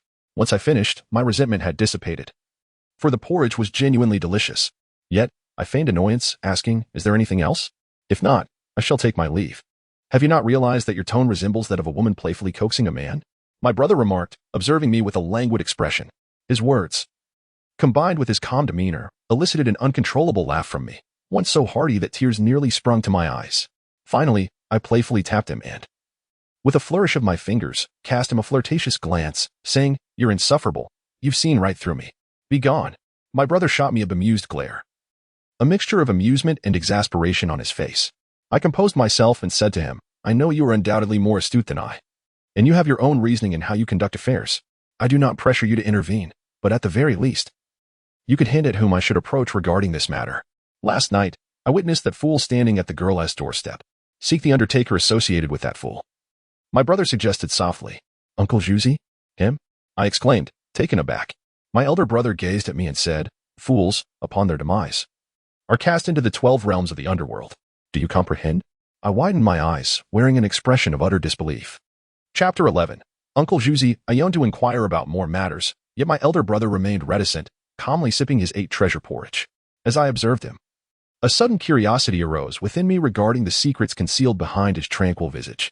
At the age of 3, he was adopted and taken to a distant place, returning only 2 months ago. Strangely, he seemed to possess a deeper understanding of the affairs in Foodie Valley than I, who had lived here all my life. For instance, Uncle Juicy, the body collector for the fool, was a fact I had heard in passing. However, it was my first time learning that the fool's corpse was retrieved from the 12 ghost caves. This was knowledge unknown even to the villagers. My brother, a man of few frivolous words, spoke with certainty, which only affirmed the truth of his assertion. The question remained, how did he come to know all of this? Yet, he offered me no explanation. It was only after I stepped out of his home that I felt a sense of relief. My suddenly returned brother was himself a mystery, possessing the ability to discern life and death, to venture into the 12 ghost caves, and to perceive truths that eluded others. I do not consider myself an excessively curious person, but I found that my brother had an uncanny ability to ignite my curiosity to the point of discomfort, while he obstinately withheld answers, leaving me in a state of vexation that I had no choice but to endure. After leaving his house, I resolved to seek out Uncle Juicy. To be candid, if I were to indulge in a bit of selfishness, there would be no rush, as this would provide me with a legitimate excuse to spend the evening with Han Shui. However, to act in such a manner would be profoundly unkind, and more importantly, I could not genuinely ensure Han Shui's safety. Should any misfortune befall her, I would be left with irrevocable regret. I was well acquainted with Uncle Juicy, perhaps more so than anyone else. There is an old saying, a widow's doorstep is fraught with disputes. After my father met his tragic end, my mother, still in her youth, was a renowned beauty, something that remains evident even today. I once overheard the elder men in the village reminiscing that when my father brought my mother home in a bullock cart, clad in a cheapao, she nearly left them all slack-jawed in astonishment. They could only lament what extraordinary luck my father had to marry such a woman. Thus, after my father's demise, many expressed their desire to care for my mother. However, she, being strong-willed, declined all offers. Uncle Juicy is the village's perennial bachelor. Since I can remember, He has always come to assist my family during busy agricultural seasons, and whenever there were arduous tasks that the women could not manage, he would lend a hand. This has continued for over a decade, and the villagers often jested that he had an affair with my mother, teasing that he was my stepfather whenever they saw me. In my youth, I held a strong sense of pride, feeling embarrassed by their remarks, which led to a period of disdain towards him. However, as I matured, I began to realize that if a man like Uncle Juzi were to care for my mother, her burdens would lighten. It was only then that I understood that neither Uncle Juzi nor my mother harbored such intentions. Despite the gossip, their relationship was purely that of uncomplicated friends.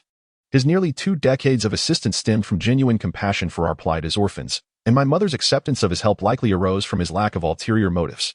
With these thoughts, I made my way to Uncle Juzi's home. The front door was ajar, and it was already past 7. He had risen early and glanced at me with an expression that struck me as peculiar. He usually greeted me with a hearty smile, but today he seemed uneasy. He stood and said, "Come in, let us talk inside."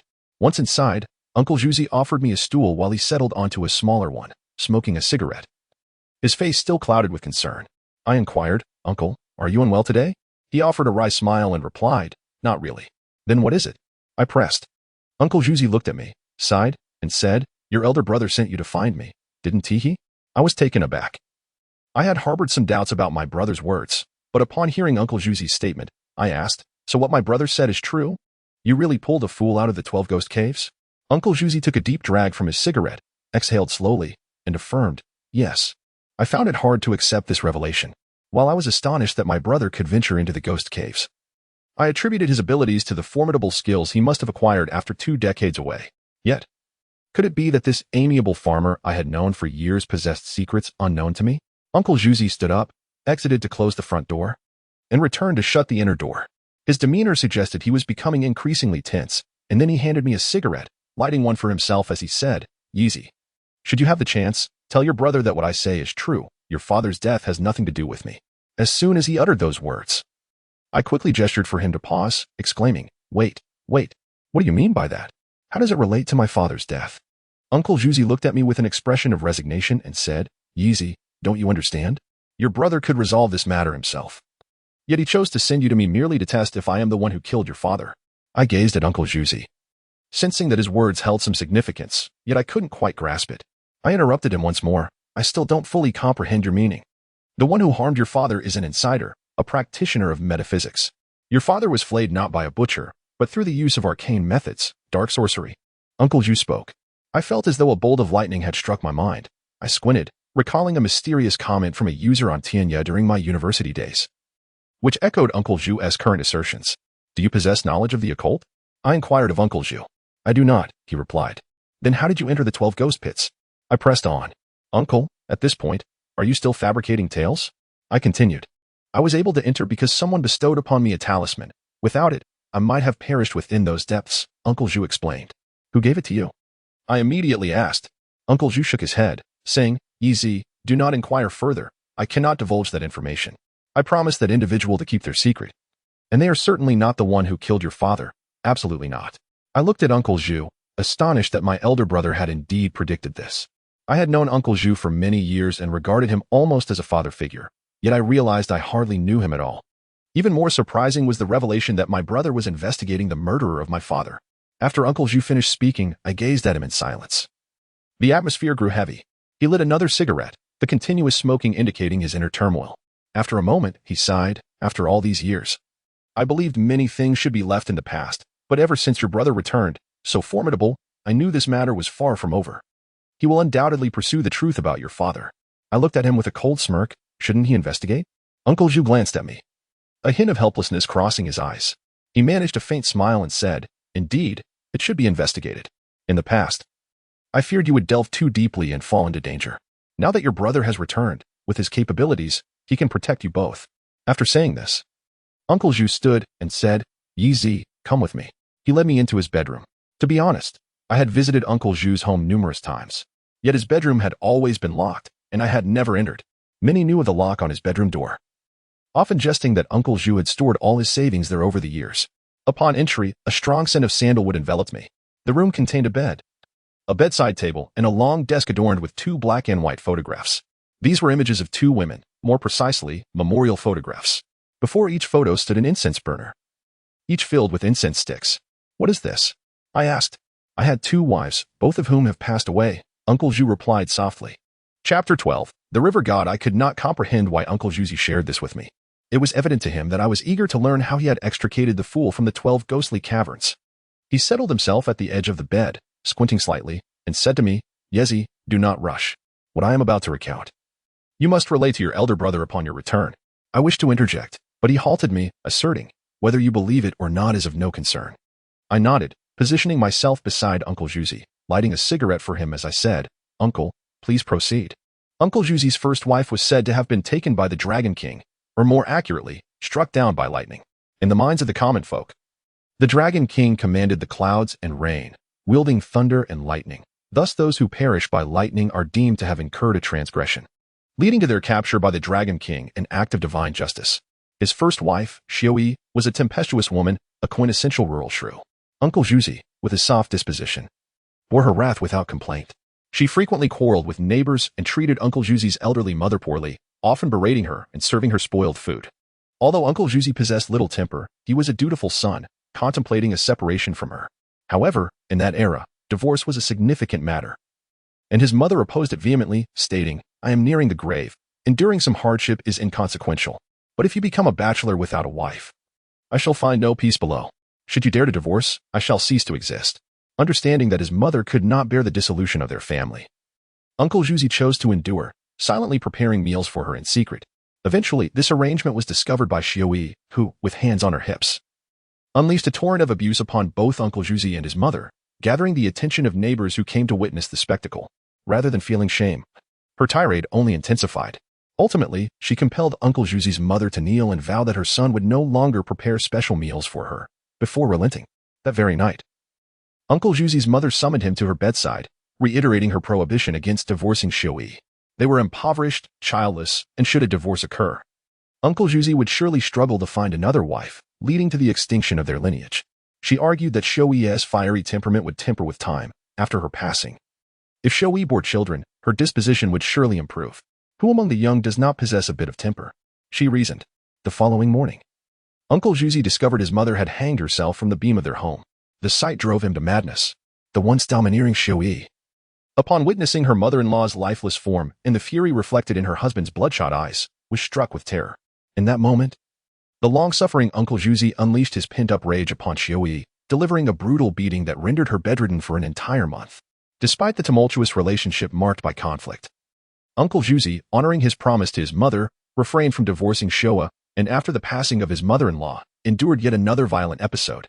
Xiaoyi's temperament had notably subdued. Yet merely 3 days after she had regained her health, while weeding in the fields, she was struck by lightning and died on the spot.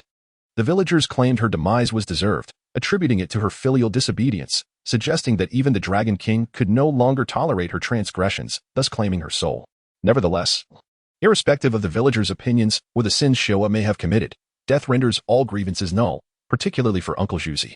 No matter her faults, she had been a diligent individual, maintaining the household with great care and tirelessly tending to the crops. With her passing, Uncle Zhu bore no resentment towards her. 2 years later, through the efforts of acquaintances, Uncle Zhu met his second wife, Xiaoyan, and they married swiftly. The name of his second wife bore a striking resemblance to that of his first, almost as if they were sisters. In stark contrast to Xiaoyi, Xiaoyan was soft-spoken and possessed a gentle temperament, often too shy to converse with neighbors, embodying a timid demeanor. Soon after, Xiaoyan became pregnant. But in the 4th month of her pregnancy, upon returning from work in the fields, Uncle Zhu found her lying in the house, having lost control of her bodily functions. By the time he summoned the village's barefoot doctor, Xiaoyan had become vacant, her eyes devoid of life, her mind dulled, and tragically, the child within her was lost. The doctor informed Uncle Zhu that Xiaoyan must have encountered something terrifying, as one would not become so altered without grave cause. Uncle Zhu immediately recalled his late wife, Xiaoyi. Just days prior, Xiaoyan had been plagued by recurring nightmares in which Xiaoyi wept before her, lamenting that her sins had barred her from bearing Uncle Zhu's children, and that she was suffering below while Xiaoyan was to care for him. When Uncle Zhu initially heard of Xiaoyan's dreams, he had laughed at her timidity. However, in light of the subsequent events, he could not help but suspect that Xiaoyi was behind this calamity. Having almost forgotten Xiaoyi's past misdeeds, Uncle Zhu now harbored a deep-seated resentment towards her. At this juncture, an individual approached him, someone whose name Uncle Zhu was reluctant to utter. The very fact that he hesitated to reveal this person's identity led me to suspect that I was indeed familiar with them, most likely a resident of the village. This individual, upon finding Uncle Juzi, lit a lantern for the spirit of his first wife, Shiwa. Although Uncle Juzi did not articulate it, I could sense that he felt a profound guilt regarding this matter, as he expressed remorse when discussing it. The intention behind lighting the lantern for Shiwa was to aid Shilian. However, after the act, Shilian did not recover and passed away mere months later. At that time, the individual returned, kneeling before me, confessing to having committed two grave errors in his lifetime. One was failing to save your father, Yi Tianqing's, and the other was misjudging Showa and lighting the lantern for her, Uncle Juzi remarked. Upon the conclusion of Uncle Juzi's tale, I gently patted his shoulder in a gesture of comfort, comprehending the reason behind his insistence on sharing this story with me. He aimed to convey that the individual whose name he refrained from disclosing was not the one responsible for my father's demise. I shall relay your words to my elder brother. For now, I wish to learn about the incident regarding the retrieval of the fool's body, I remarked. Uncle Juzi nodded and continued his narrative. Years ago, following the unfortunate drowning of the fool, Uncle Juzi, who made his living fishing in the Luoshui River and owned a boat, was approached by Chen Shirtu, who implored him to assist in recovering the body. Although aware that Chen could offer no monetary reward, the simplicity of social relations at that time, grounded in shared kinship, compelled Uncle Juzi to acquiesce. Just as he was preparing to row out in search of the fool's remains, a mysterious figure approached him and handed him a talisman, instructing him to keep it close at all times. Trusting the individual implicitly, Uncle Juzi placed the talisman in the pocket closest to his skin. To retrieve the body, Uncle Juzi employed a large grappling hook, a tool still utilized by modern-day recovery workers, often referred to as a ghost head hook in various locales. He commenced his search at the site of the fool's drowning, continuing downstream for 3 days without success. As he neared the 12 ghost caves, anxiety crept in. He feared that the fool's body might be swept away by the undercurrents into those treacherous depths. Resolute, he decided to make one final attempt. If unsuccessful, he would abandon his search, for he lacked the courage to venture into the caves. Just as he prepared to retract his hook, he noticed something surfacing, a figure resembling a person. As he paddled closer, he recognized it to be the fool's body, albeit swollen and bloated. Without hesitation, he cast the hook, which ensnared the body with remarkable precision. Circumnavigating the corpse in his boat, he ensured the rope was securely fastened. However, just as he was about to hoist the body aboard, he felt an immense force pulling from beneath the surface, as if something was gripping it with great strength. Uncle Juzi instinctively assumed it was a large fish. In those days, fewer people fished, and the Luoshui River teemed with sizable aquatic life. He had previously caught fish exceeding 2 meters in length, and he was aware that predatory species, such as catfish, could indeed be aggressive towards humans. Thus, he clung to the rope, convinced he was contending with a formidable catfish eager to claim the fool's remains. Yet, he soon realized that his strength was no match for the unseen force beneath the water. As he braced himself to pull with all his might, a sudden surge dragged him entirely into the river. Just as I was becoming engrossed in his account, Uncle Juzi abruptly paused, inquiring, "Do you have any cigarettes?" Startled, I quickly produced a cigarette and lit it for him.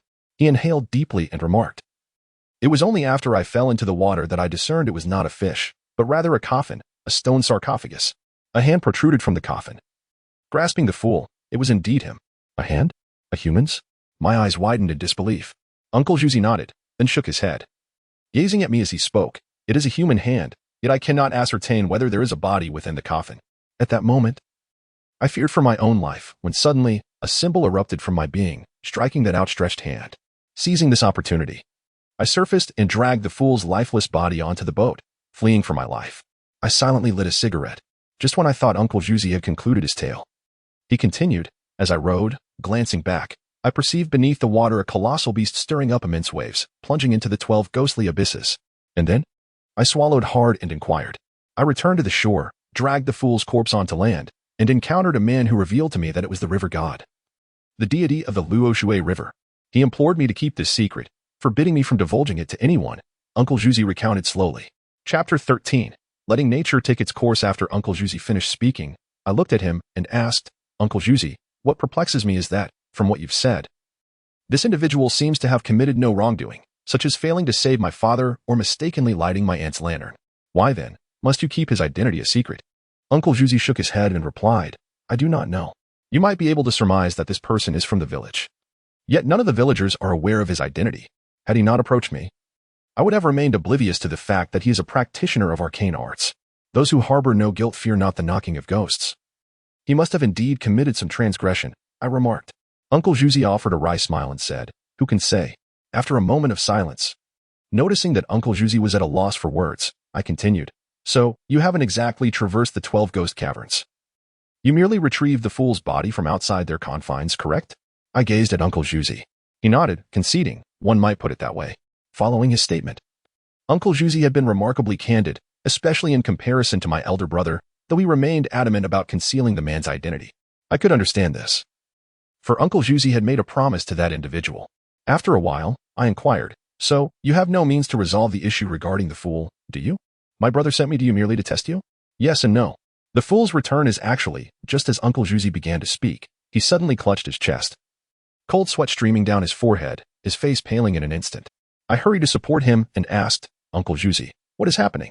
What is the fool's purpose in returning?" Uncle Juzi looked up at me, terror etched on his face, and said, "Yezi, do not ask. Someone forbids me from telling you. You must leave now. Do not involve yourself further. What is going on? Who is preventing you from telling me?" I grasped Uncle Juzi, pressing for answers. The suddenness of his words left me unnerved, as if someone were eavesdropping on our conversation. Did someone cast a spell as he was about to reveal the truth? Uncle Juzi pushed me out of the house, declaring, "Go home, Yezi, and seek your brother. This matter is far more complex than you imagine."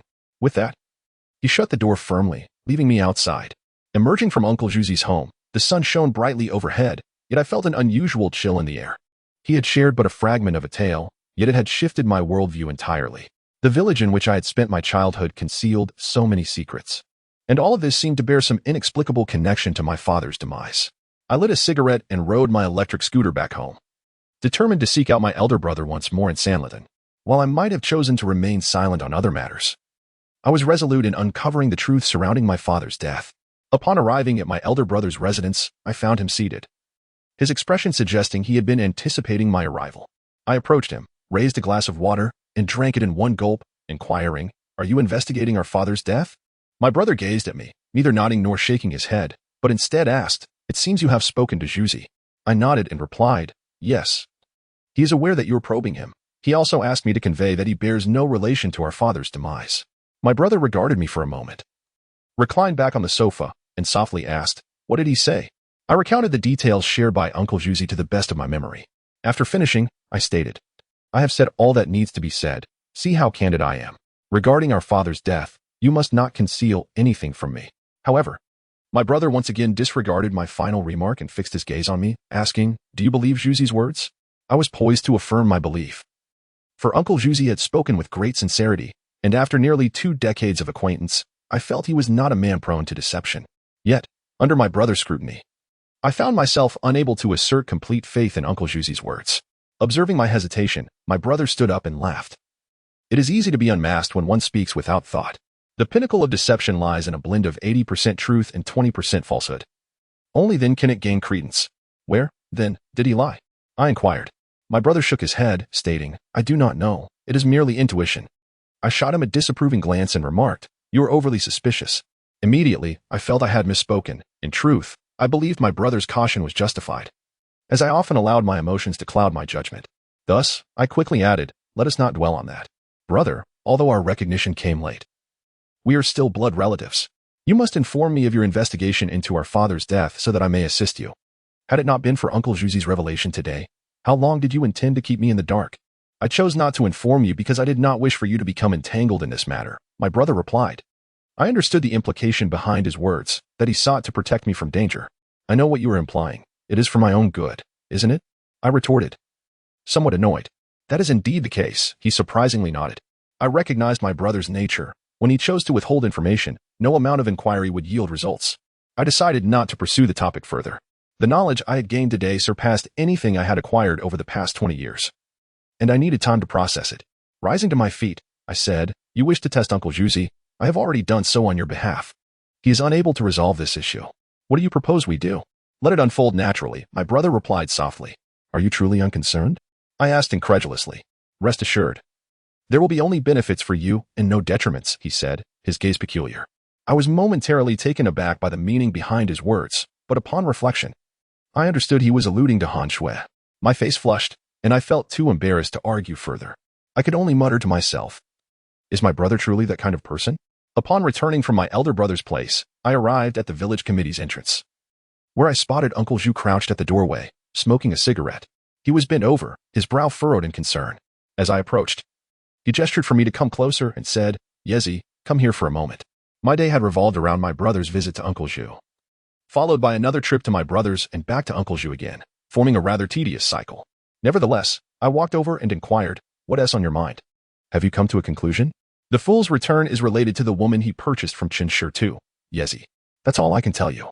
With that cryptic remark, he turned abruptly and left, casting furtive glances as if fearing being seen. Upon returning to the village committee, the more I pondered the situation, the more I felt it was shrouded in mystery. Uncle Zhu's sudden utterance was undoubtedly a significant clue, but what did it truly mean? The implication of the fool's return concerning the woman bought from Qin too could, as I interpret it, suggest two possibilities. Either the fool wished to prevent the Qin family from causing further mischief, or he had returned to offer congratulations. Yet, one aspect eluded me. Why would the fool seek out Han Shui in the dead of night? To be frank, I could understand her coming to find me, as I had indeed become entwined in her fate before her demise. However, Han Shui, a newcomer and a kind-hearted girl, what purpose could she serve? After much contemplation, I resolved to seek out Qin Shan. My brother had advised me to let things unfold naturally and not to intervene, so I would act as though he had no involvement in this matter. Upon reaching Qin Shan's home, I recounted the situation, which startled him as well. However, he quickly exclaimed, "Damn it, in such a vast Taiji temple, there are still charlatans? The more prominent the deceiver, the more skillful their trickery. It's no surprise we fell for it." "Did you witness the fool seeking out Teacher Han?" he asked, equally perplexed. "Who am I to ask when I share your confusion? I cannot fathom why he would seek out Teacher Han," I replied. "Village chief, this matter must be resolved swiftly. We have only one teacher in our village. If she leaves, what will happen to the children?" I insisted. "Indeed, that is a pressing concern, Yezi. You are the most resourceful among us. What do you propose we do?" Qin Shan inquired. "I intend to visit Qin Shi's home. This strange predicament began with his purchase of that girl, and regardless of whether it is connected or not, it must be addressed promptly," I declared. "Weren't you reluctant to engage with the Qin family?" Qin Shan observed. "Well, the circumstances have changed," I replied. Chapter 14. The End of the World accompanied by Qin Shan. I arrived at Qin Shi's residence, which may well be the last remaining earthen house in our village. This visit marked the first time in 2 decades that I had entered Qin Shi's home. Upon seeing me, Qin Shi's expression was oddly peculiar. He seemed to harbor a lingering sense of guilt for an incident from our childhood, and with a hint of embarrassment, he said, "Yezi, you're here. Please, have a seat." "Oh, look, there's hardly any place to sit. Let me find a spot for you." Qin Shan, growing impatient, waved his hand dismissively. "Enough of that. Just bring the girl out." "Village chief, you saw her just a few days ago, didn't you?" Qin too replied timidly. At that moment, Dakwai emerged from the room, followed by his 2 brothers. Pointing at Qin Shan, Dakwai exclaimed, "Qin Shan, when will you be done? I've told you several times. This girl is not one that was abducted. She is my distant cousin. Quit your nonsense and bring the girl out. Don't look at me like that. If you do, I might just call the police. Do you believe that? You're unaware of the help you're refusing." Qin Shan retorted angrily. Dakwai and his brothers were left with no choice but to threaten, "This is your last warning. Next time someone comes to my house, I'll break their legs." Qin Shan immediately flared up. "Who are you talking about? Say that again. I dare you." Had it been anyone else, the 3 mad dogs of the Qin family would likely have resorted to violence. However, it was Qin Shan who had instilled fear in them. Dakwai shot Qin Shan a fierce glare and lifted the door curtain. "Go on in." I followed Qin Shan into the house, remaining silent throughout.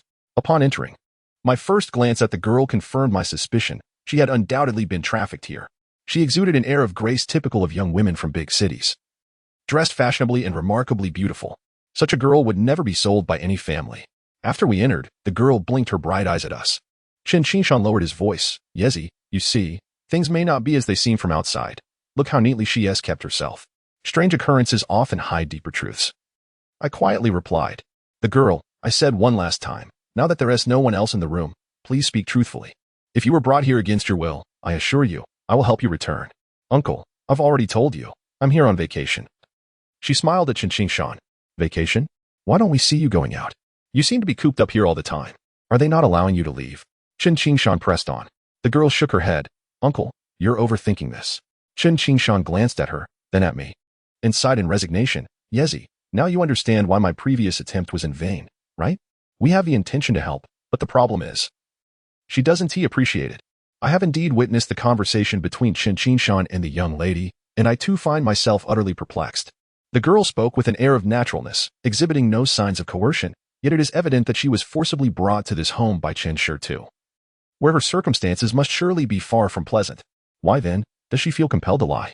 At that moment, the young lady turned to Chen Qishan and asked, "Uncle, may I have a word alone with this handsome gentleman?" Chen Qishan paused for a moment, glancing at me, to which I nodded in assent. He muttered under his breath, "Does one only rescue those who are handsome?" After Chen Qishan exited, the young lady stood and settled herself at the table, smiling as she gestured for me to approach. I must admit, her smile was truly radiant. Seeing it filled me with an inexplicable sense of spring's warmth. As I approached, she continued to smile and said, "Handsome gentleman, please take a seat." Her calm demeanor made me feel as though I were the one being rescued from captivity. I returned her smile, albeit somewhat awkwardly, and took my seat. Subsequently, with a smile, she dipped her hand into the cup of water on the table and wrote 2 characters. Suddenly, it dawned on me she was concerned about being overheard and wished to communicate in this manner. I leaned in closer, discovering that the characters she inscribed were Tianya. Just as I was about to inquire about its meaning, she quickly gestured for silence and continued writing. This time, she pinned a series of numbers, which collectively formed a mobile phone number. In that instant, I comprehended her intent, and my heart surged with excitement that words could scarcely convey. This number belonged to a netizen from Tianya who had previously responded to me regarding my father's death. I hastily dipped my finger in the water and wrote on the table, "Why are you here?"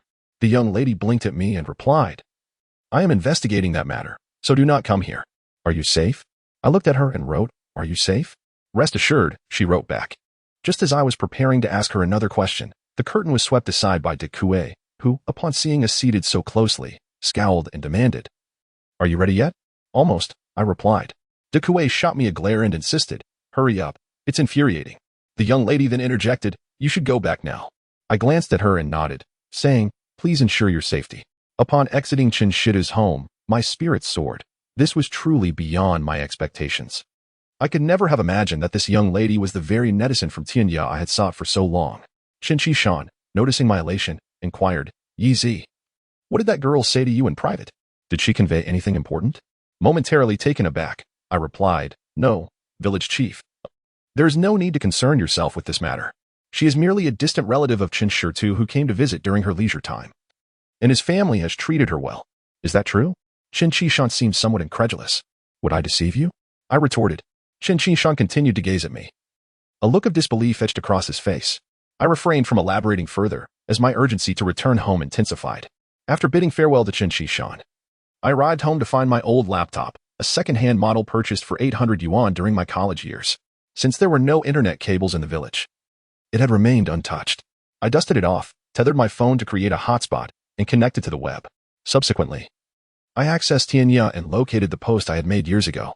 Upon perusing the post, the exhilaration I had felt moments ago dissipated, replaced by a whirlwind of confusion. In my original post, I had merely offered a brief account of my father's demise and a description of his character as recounted by the villagers. I had not disclosed my city, let alone the name of my village. Moreover, my personal profile on Tianya contained no such information. How, then, did this young woman, the netizen from years ago, ascertain my location and find her way to Chen Shi's home? I lit a cigarette, contemplating the matter. My Tianya post had not garnered much attention. Unlike the widely publicized Chongqing red-clothed boy incident, it had long sunk into obscurity, receiving only a handful of replies. The reply and the netizen's phone number remained an intimate secret between us, precluding any possibility of impersonation. This girl must indeed be the one who had responded to me. Yet, after all these years, how had she tracked me down, entered Chen Shi's house, and managed to protect herself from the 3 ferocious dogs? These questions filled me with bewilderment. After much contemplation, I concluded that this netizen must possess extraordinary skills. Having traced my whereabouts through the IP address of my original post and devised some means of safeguarding herself, just as my concern and confusion for her peaked, I received a message from Han Shui. "How are things?" Han Shui is someone I trust implicitly, so I felt compelled to share the good news I had received today. This would not only alleviate her worries about the girl enduring hardship at Chen Shi's, but also divert her attention. I replied, "Wait a moment, I'll be there shortly." Upon arriving at the school, where I occasionally substituted classes during my free time, the students warmly referred to me as Teacher Yi. After engaging in playful banter with the children, I made my way to Han Shui's office, which was more akin to a dormitory. Han Shui appeared particularly haggard due to the events of the past few days. Her naturally fair complexion seemed even paler, devoid of any color. Nevertheless, upon seeing me, She brought over a chair and forced a bitter smile, saying, "Sit." Seeing her in such a state tugged at my heartstrings. I reassured her. "I'm already devising a plan regarding the foolishness, and something will materialize soon. However, I have good news to share." I then recounted my experience at Chin Shida's house and the details of my post on Twinya from my university days. Indeed, Han Shue's attention shifted significantly. She looked at me, bewildered, and remarked, "A netizen from years ago found her way here and entered Chin Shida's house? Indeed, I find it curious as well. You need not worry about the safety of that young lady. For the time being, she is safe, at least for now," I remarked. Chapter 15. Night. I initially intended to share the story of that girl with Han Shui to divert her attention. However, to my surprise, it sparked an unexpected delight. Upon learning about it, Han Shui stood up, her fist clenched, exclaiming, "I am utterly in awe of your online friend. To dare venture into the den of tigers for someone she has never met, with the notorious reputation of Qin Shi Tu and the Qin brothers. I would never have the courage to do such a thing. Most impressively, she managed to locate this place solely based on your post and even safeguarded herself within such perilous surroundings. It is simply unimaginable. I, for one, lack such audacity. In comparison to this brave girl, I, Han Shui, cannot afford to wallow in despair. So what if a ghost has come knocking? Can she possibly devour a genius beauty like me? Indeed, what is there to fear?" I cheered Han Shui on, not merely to encourage her, but also out of genuine admiration for that online friend. In my heart, that girl had transcended my elder brother, becoming a hero in her own right. Although my brother is formidable, I often feel he approaches matters with excessive caution and cunning. This girl, however, embodies the spirit of chivalry found only in books, rushing to aid those wronged. At that moment, a sharp pain suddenly shot through my arm. I turned to find Han Shui's small hand gripping my arm once more. "Han Shui, what are you doing?" I exclaimed. "Are you truly just online friends with that girl?" Han Shui looked at me with a cold smile. "Yes," I protested. "She has been genuinely pinching me. My arm is bruised all over because of her." "Is she beautiful?" Han Shui continued, her cold smile unwavering. "Beautiful," I answered honestly. Han Shui's grip tightened, and with a haughty snort, she pressed, "How beautiful." It dawned on me that Han Shui was indeed feeling jealous. Though my heart raced with joy, the pain in my arm was very real. I quickly replied, "Not as beautiful as you. She pales in comparison." Only then did Han Shui release me, albeit begrudgingly, muttering, "Consider yourself fortunate." Strangely, Han Shui's jealousy, though sure to leave my arm bruised for several days, swept away the gloom that had clouded my heart. Rubbing my arm, I sighed, "This jealous woman is a tiger." Han Shui feigned another pinch, her expression fierce as she retorted, "Who are you calling a tiger?" I swiftly dodged, pointing at her and laughing heartily, admitted, "You were jealous." Her face flushed a deep crimson, alluring in its hue. She grabbed a book and hurled it at me, exclaiming, "Humph, who is jealous of you? You little pauper?" I coughed lightly, noticing her embarrassment, and decided not to tease her further. Instead, I broached the matter we had to face. "My brave heroine, what shall we do tonight? You're staying around here, right?" "But I certainly want to be as frightened as before." Han Shui steadied herself, responding with resolve. As evening descended, I once more gathered my belongings and made my way to the school. My mother inquired about my destination, to which I simply replied that I was heading to the village committee for duty. Upon arriving at the school, I intended to enter the room next to Han Shui's dormitory to spread out my bedding. To my surprise, Han Shui said, "Come to my room. You can sleep on the floor." "What?" I was momentarily taken aback. "What do you mean?" "I know you're beautiful," she added, seizing my bedding and departing. I hurried after her, and while it would be disingenuous to claim I wasn't pleased, my heart ached alongside my joy. It seemed that regardless of her bravado, a girl would inevitably feel fear when faced with such circumstances at night. I silently resolved that if the fool were to return tonight, I would certainly display some courage. Not for any other reason, but to provide Han Shui with a sense of security. My bedding was laid at the entrance, with incense burning nearby, while Han Shui, bundled up securely, nestled within the mosquito net. I had no intention of behaving inappropriately. In fact, I felt somewhat awkward. To alleviate my discomfort, I engaged her in conversation, tirelessly sharing jokes to elicit laughter. Time flew by, and before long, midnight approached. Han Shui gradually retreated to the corner of the wall, while I smoked one cigarette after another. Our conversation dwindled. Despite the silence, we both understood that we were waiting for the clock to strike 12. What was meant to happen would inevitably come to pass. As I reached the midpoint of my last cigarette, the wind chime at Han Shui's bedside clinked once more. She buried her head in her knees, trembling uncontrollably. I tightened my grip on the stick I held, cold sweat beading on my forehead as I turned my gaze towards the window. Outside, a figure with long hair stood silently, and I could almost feel her eyes fixated on both Han Shui and me within the room. I glanced back at the quaking Han Shui, extinguishing the cigarette but in my palm, the sharp pain jolting me into clarity. Gripping the stick, I rose to my feet and called out towards the window, "Fool. If you have something to say, come at me. You have no grievances with us. Why frighten a young girl?" The figure remained motionless outside the door. Taking a deep breath, I approached the entrance, placing my hand on the doorknob when Han Shui, her voice trembling with tears, cried, "Easy, don't go out." I turned to look at her. Her eyes glistened with unshed tears, and at that moment, I felt a sense of impending doom. Fearing that the words I had long held and might never find a voice if I hesitated now, I cast aside all reservations. I nodded at her, declaring, "If I cannot protect the woman I cherish, then what sort of man am I?" With that, I pulled open the door and stepped outside.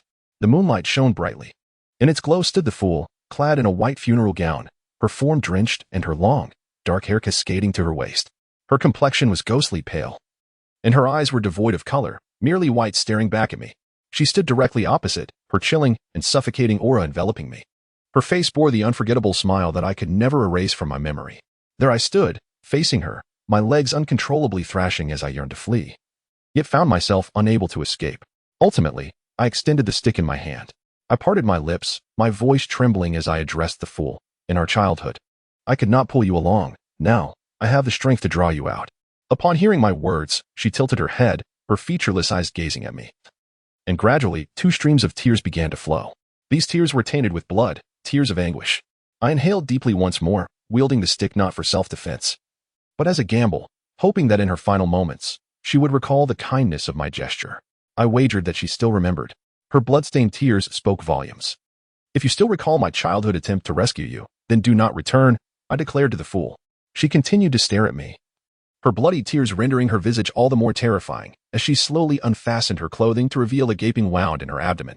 This gruesome sight jolted me back to that fateful night 2 decades ago when Shenshur II, before my very eyes, had brutally sliced open the belly of the fool to extract the child within. Was she now showing me this as a reminder that the debt of gratitude was repaid when her abdomen was torn asunder 20 years prior? This was my instinctive reaction. However, regardless of the circumstances, I would not permit her to harm Han Shui. I discarded the stick and knelt before the fool, pleading, "This has nothing to do with her. Fool, you are a woman too, and I pity you, but you must not inflict harm upon her." The fool remained motionless, and when I finally lifted my gaze, she had vanished, leaving only a damp patch on the ground as evidence of her recent presence.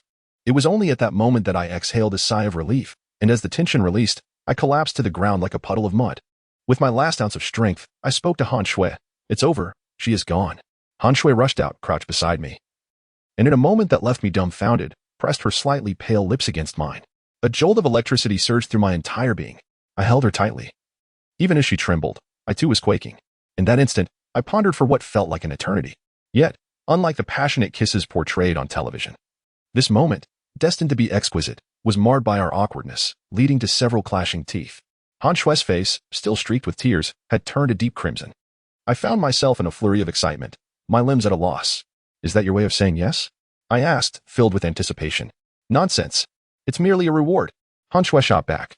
We returned indoors, taking half an hour to regain our composure, and just when I thought the moment had concluded, Han Shui picked up a flashlight and said, "Follow me." "What for?" I asked, momentarily taken aback. "You'll find out when we get there. I told you. I aim to be an invincible, beautiful girl," Han Shui replied. Upon stepping outside, Han Shui retrieved a mobile phone from the rooftop of her dormitory, a device that remained in recording mode. In an instant, I comprehended that Han Shui had captured footage of the fool beneath her window.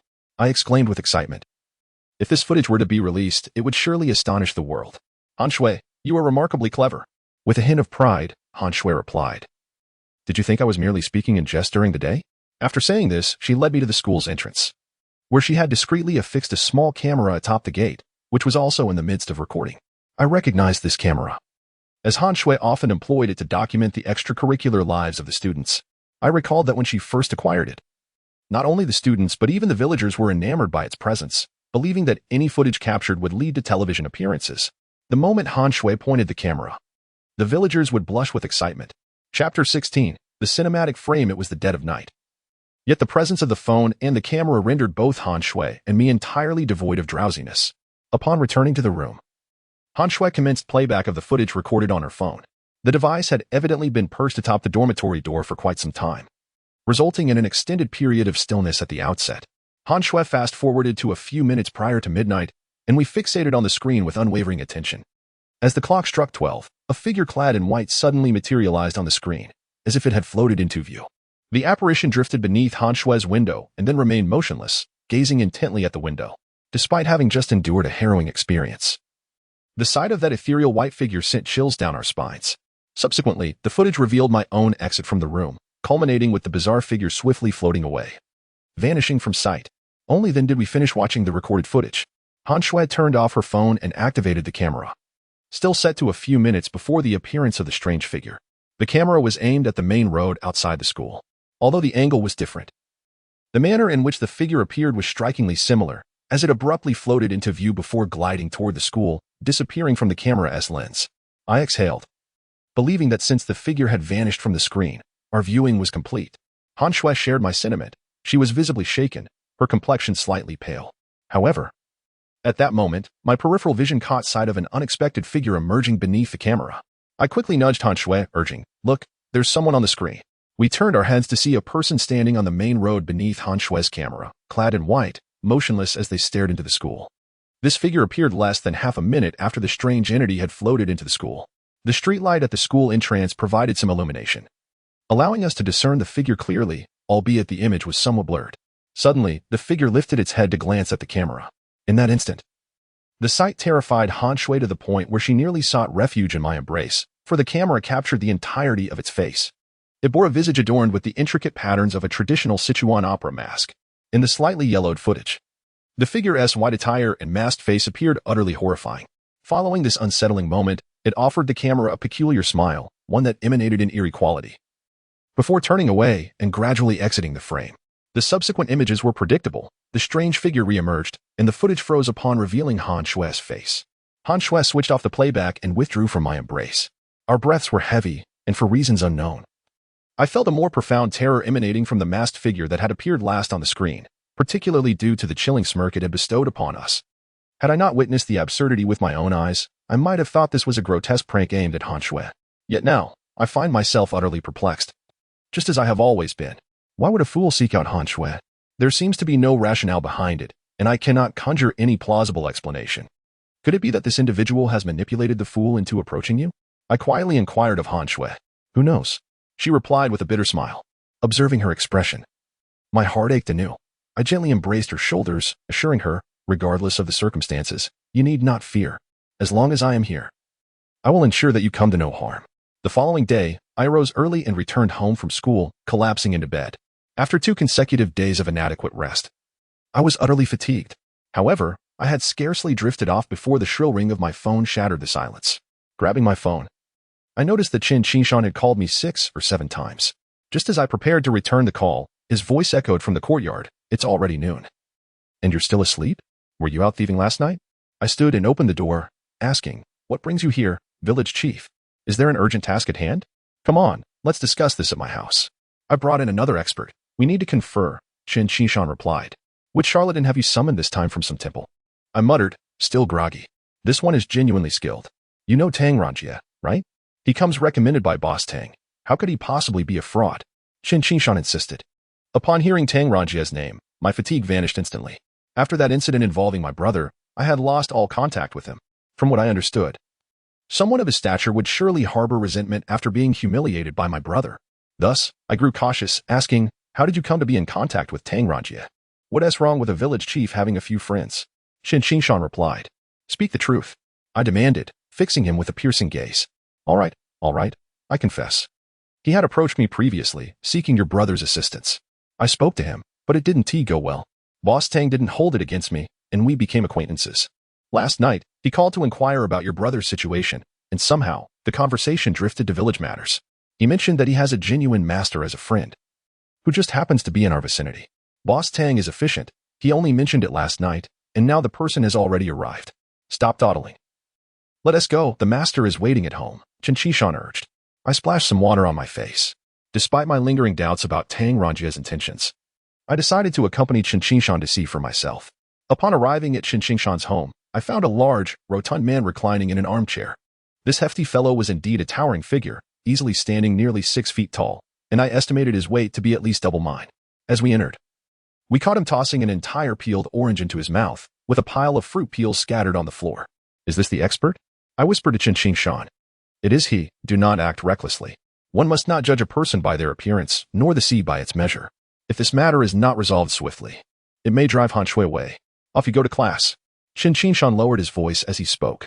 Following this, he smiled and said, Brother Tianci, allow me to introduce you. This is our village official, Yu Jihuan, whom we affectionately call Yezi. Yu Jihuan? The Hong Kong bandit king? The portly man swallowed his orange and glanced at me. What? Qin Qinshan appeared momentarily taken aback. I understood the implication. I indeed shared a name with a notorious thief from Hong Kong, something Qin Qinshan, being disconnected from the internet, was likely unaware of. It's merely a coincidence. The village chief is merely jesting with me, I replied with a smile.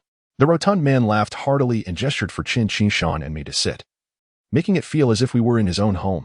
In my mind, a sage should emanate an aura of ethereal wisdom, or at the very least possess a demeanor akin to my elder brother, steadfast amidst the tumultuous winds of fate. Yet, the appearance of this man made me question if he was merely putting on an act. Brother Tianci, let me first brief you on the situation in the village. Qin Qinshan began. However, before he could finish, the portly man interrupted, saying, let us drop the formalities. It feels distant. Just call me Fatty, it's much more endearing. If that doesn't suit you, Fat Master will suffice. Qin Qinshan wore an awkward expression, scratching his head as he continued, Fatty, no, Fat Master, the matter is. Yet again, he was cut off by the portly man, who said, Village Chief, please hold your tongue for a moment. Brother Bandit King, do you often experience pain in your left shoulder? The title Brother Bandit King was directed at me, and I was momentarily taken aback, before nodding in affirmation. Indeed, I had suffered from left shoulder pain since childhood. My mother believed it was due to poor posture, but I later realized that was not the case, compared to others. My posture was quite proper. After consulting doctors and undergoing x-rays without any conclusive results, medications proved futile. It was only after graduating from university that the pain had lessened. And even when it returned occasionally, I could endure it for a few days before it passed. Medications proved ineffective, and doctors could not identify the cause. The portly man inquired further.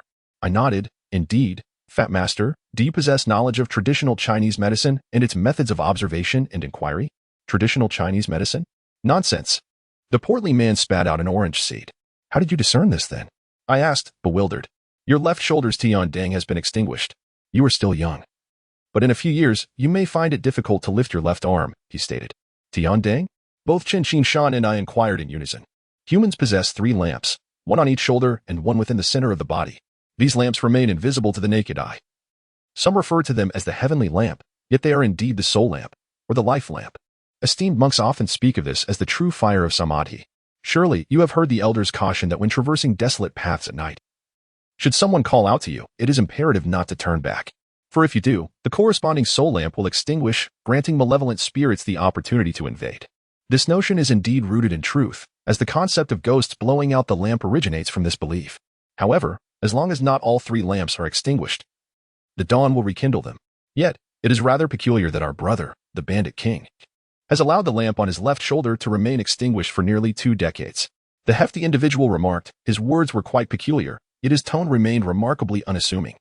Chapter 17. The portly gentleman indeed. Yi Zi, it appears the lantern has extinguished. Portly sir, you have truly awakened your inner sight. Since you have discerned this, why not rekindle the flame? Qin Qinshan remarked. Do you think this is an oil lamp that can be ignited with mere words? He continued. As the saying goes, divine beings do not open their eyes. It is the malevolent spirits that blow out the lamp. Blowing out the lamp is the act of a wicked spirit.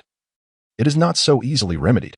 Brother Thief King, if my intuition serves me correctly, your lamp has been extinguished for 20 years. Given your age, which I surmise to be 23, it follows that at the tender age of 3, you must have encountered something profoundly frightening. To put it plainly, you must have seen a ghost. Am I mistaken?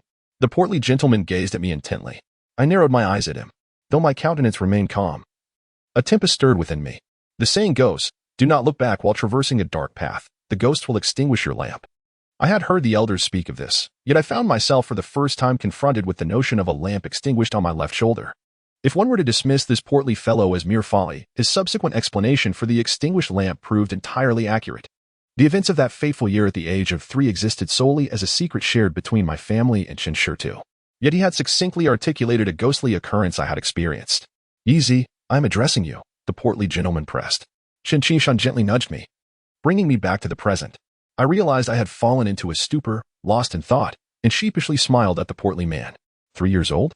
At that age, I was but a child oblivious to such matters. You shall have to wait until I return home to inquire with my family. The portly gentleman regarded me with a significant glance, yet he refrained from debating further. Everyone harbors secrets not meant for outsiders. If you choose not to share, I shall not press you, but without your disclosure, I am unable to rekindle the flame. Village chief, please enlighten us about the village's affairs. Shan. Having been interrupted twice by the portly gentleman, surprisingly maintained his composure, which was unlike his usual demeanor. In the village, his word was law. And in this domain of foodie ditch, his utterances were akin to imperial edicts. Shan recounted the tale of the simpleton, how he had been rescued and how he met his demise, the disturbances that ensued posthumously, and the recent occurrences that had transpired. The account he provided was based on his own knowledge and that of the villagers. However, he remained oblivious to certain details, such as the simpleton's turmoil stemming from the child within or the hand that had pulled his corpse from a stone coffin, and thus he omitted them. Truth be told, had this portly gentleman not been introduced by Tang Ranjie nor possessed the appearance of a second-rate gangster, his earlier words might have left me in awe, compelling me to divulge my knowledge in hopes of resolving the matter. Yet, due to preconceived notions, I found myself harboring an intense distrust towards him, rendering me silent. Upon concluding, the portly gentleman reached for an orange on the table only to discover it had vanished, leaving him to absent-mindedly crack a few sunflower seeds while stating, "Village chief, I must say, your words are utterly nonsensical." Upon hearing this, Shan's face shifted from green to white, yet he remarkably managed to suppress his emotions, forcing a smile that was more distressing than tears as he inquired, "Master Pang, what do you mean? A fool returns to cause a ruckus, seeking Chinchida's life. Yet he cannot take it himself? Later, when Judge Wang Lao drowned, you claimed it was the fool who killed her. How could someone incapable of taking a mere mortal's life possibly kill a judge?" Pang's words were concise and to the point. This, I must admit, had not crossed my mind. Shan scratched his head and replied, "I suspect your words are merely the village gossip, for sometimes people lack nothing but common sense." Pang pointed at Shan. "Are you implying that I lack common sense?" Shan retorted, pointing at himself, his patience wearing thin from Pang's sharp tongue. However, I nearly laughed. It was the first time I had witnessed anyone speak to Shan in such a manner during our long acquaintance. "What? Do you think you possess it?" Pang raised an eyebrow. Seeing Shan's face turn a shade of green, I found myself somewhat intrigued by this rotund figure. Perhaps I was overthinking. What if this man truly could resolve the matter? I gently tugged at Shan's sleeve and urged, "Village chief, do not be angered. It is evident that this Master Pang speaks bluntly, but that is the demeanor one should expect from a person of wisdom, saying what needs to be said without circumlocution. If he were to fill his speech with empty phrases, how would he differ from the common folk? What do you mean by saying what needs to be said? Are you suggesting that his claim of my lack of intellect is accurate?" I had intended to offer counsel, but that single remark struck a nerve. And Shan's temper flared instantly. "That was not my intention. The pressing matter is to resolve our issues, is it not?" I quickly blinked at Shan, who, this time, managed to endure more than a ninja turtle. After a moment of calm, he forced a smile, stretching his lips to address Pang, "Master Pang. As someone devoid of intellect, I beseech you to enlighten us. If the old lady Wang was not killed by the fool, how did she perish? How would I know?" Pang casually spat out a sunflower seed shell. Shan's face darkened instantly, and I, having just taken a sip of water, nearly spewed it out. "Why not summon her and inquire?" Pang suggested nonchalantly, leaving Shan and me exchanging glances, uncertain whether Pang was being serious or merely boasting. "What kind of look is that? Is this really so difficult?" According to your own words, regardless of her level of cultivation, Wang Lao surely possessed some ability. Typically, when an ordinary person dies, they enter the cycle of reincarnation, while a judge's spirit would linger, following the local magistrate for guidance, as it is their duty to maintain order in the mortal realm. Seeking a conversation with them is a trivial matter. Moreover, Wang Laodai, being the local judge, had claimed before her death that she had made a wrongful judgment. Such individuals are also under the purview of the magistrate, so this matter could certainly be easily clarified. Pang scoffed. "The magistrate?" Shan inquired. "A minor official of the underworld, with authority akin to that of a county chief," Pang responded casually. "We humbly request Master Pang to enlighten us further." I nudged Shan with my shoulder. "Very well. Unbeknownst to you, the esteemed Fat Master possesses remarkable abilities. Without further ado, let us proceed to the residence of the late Mrs. Wang, where I shall retrieve an item she left behind, and naturally, I can summon her spirit for a discourse." After Fat Master concluded his statement, he finished the plate of delicacies prepared by Shan, stood up, and beckoned us to lead the way. Both of us were, indeed, piqued by a sense of curiosity aroused by this rotund fellow. We rose to guide him to the neighboring Wang family homestead. Although the venerable Mrs. Wang had departed this world, Her daughter-in-law had ascended to the role of a spiritual medium. Half a year following Mrs. Wang's passing, she announced her emergence, proclaiming that Mrs. Wang had left behind a final message. I misjudged the case. Should I meet my end, my legacy shall be entrusted to you. Upon arriving at Mrs. Wang's abode, we found her daughter-in-law, now in her 40s or 50s, surrounded by numerous effigies of deities, the arrangement reminiscent of when Mrs. Wang was still alive. This daughter-in-law, known by the surname He and nicknamed He Xiangu, bore a title far more illustrious than that of Mrs. Wang. We were already acquainted with her, and upon seeing us, she donned a sorrowful expression, lamenting, "What wind has blown you to here?" I immediately discerned the underlying cause. A few days prior, during a ritual at the Fool's grave, Chen Qingshan had engaged an external Taoist priest, neglecting to invite her, which had clearly incited her ire. Chen Qingshan had previously explained his reasoning, primarily out of concern for further misfortune, as Mrs. Wang had perished due to the incident involving the Fool. I had mentioned this to Fat Master during our journey, and now, confronted with He Xiangu's mournful visage, we were at a loss for words. Fat Master interjected. With such minimal talents, she possesses quite the temper. All her flamboyant deception over the years has relied on the meager merits left by Mrs. Wang. Had she sought you, you would have likely gone to chat with your mother-in-law long ago. Fat Master's words were devoid of any decorum, and his remark caused He Xiangu's complexion to darken. She pointed an accusatory finger at him, exclaiming, "Who do you think you are to spout such nonsense? Where I hail from is of no concern to you," Fat Master retorted. "As for the veracity of my claims, you are well aware. Do not be so hasty to bare your fangs. I have no desire to expose you. Quickly fetch an item left by your mother-in-law. I wish to summon her spirit for some inquiries." Fat Master waved his hand dismissively. His tone was audacious. "Summon a spirit? Very well, wait here. If you fail to conjure her, you shall kneel and bow 3 times. He Xiangu, incensed, declared this before retreating into the inner chambers. Shortly thereafter, she emerged with a silver bracelet, tarnished to a near-black hue, indicative of its age. Rural elderly silver trinkets often tarnish, not due to the metal's degradation, but rather from a layer of accumulated grime. Fat Master accepted the bracelet, and He Xiangu inquired, "Are you not afraid I might merely present you with a trinket to deceive you?" Fat Master, casting her a sidelong glance, replied, "Do you take me for a fool?" Holding the bracelet, Fat Master noticed the numerous effigies adorning He Xiangu's altar and selected one, presumably the statue of the underworld's county magistrate, as he had referred to it. He subsequently placed the bracelet before the statue, reached for 3 incense sticks on the table, lit them, and inserted them into the incense burner. Turning back to He Xiangu, he said, "Close the door, shut the windows, and light the candles." How can one presume to be a judge without understanding such fundamental rituals? Chapter 18. The shadow script. He Xiangu was infuriated by the portly figure before her.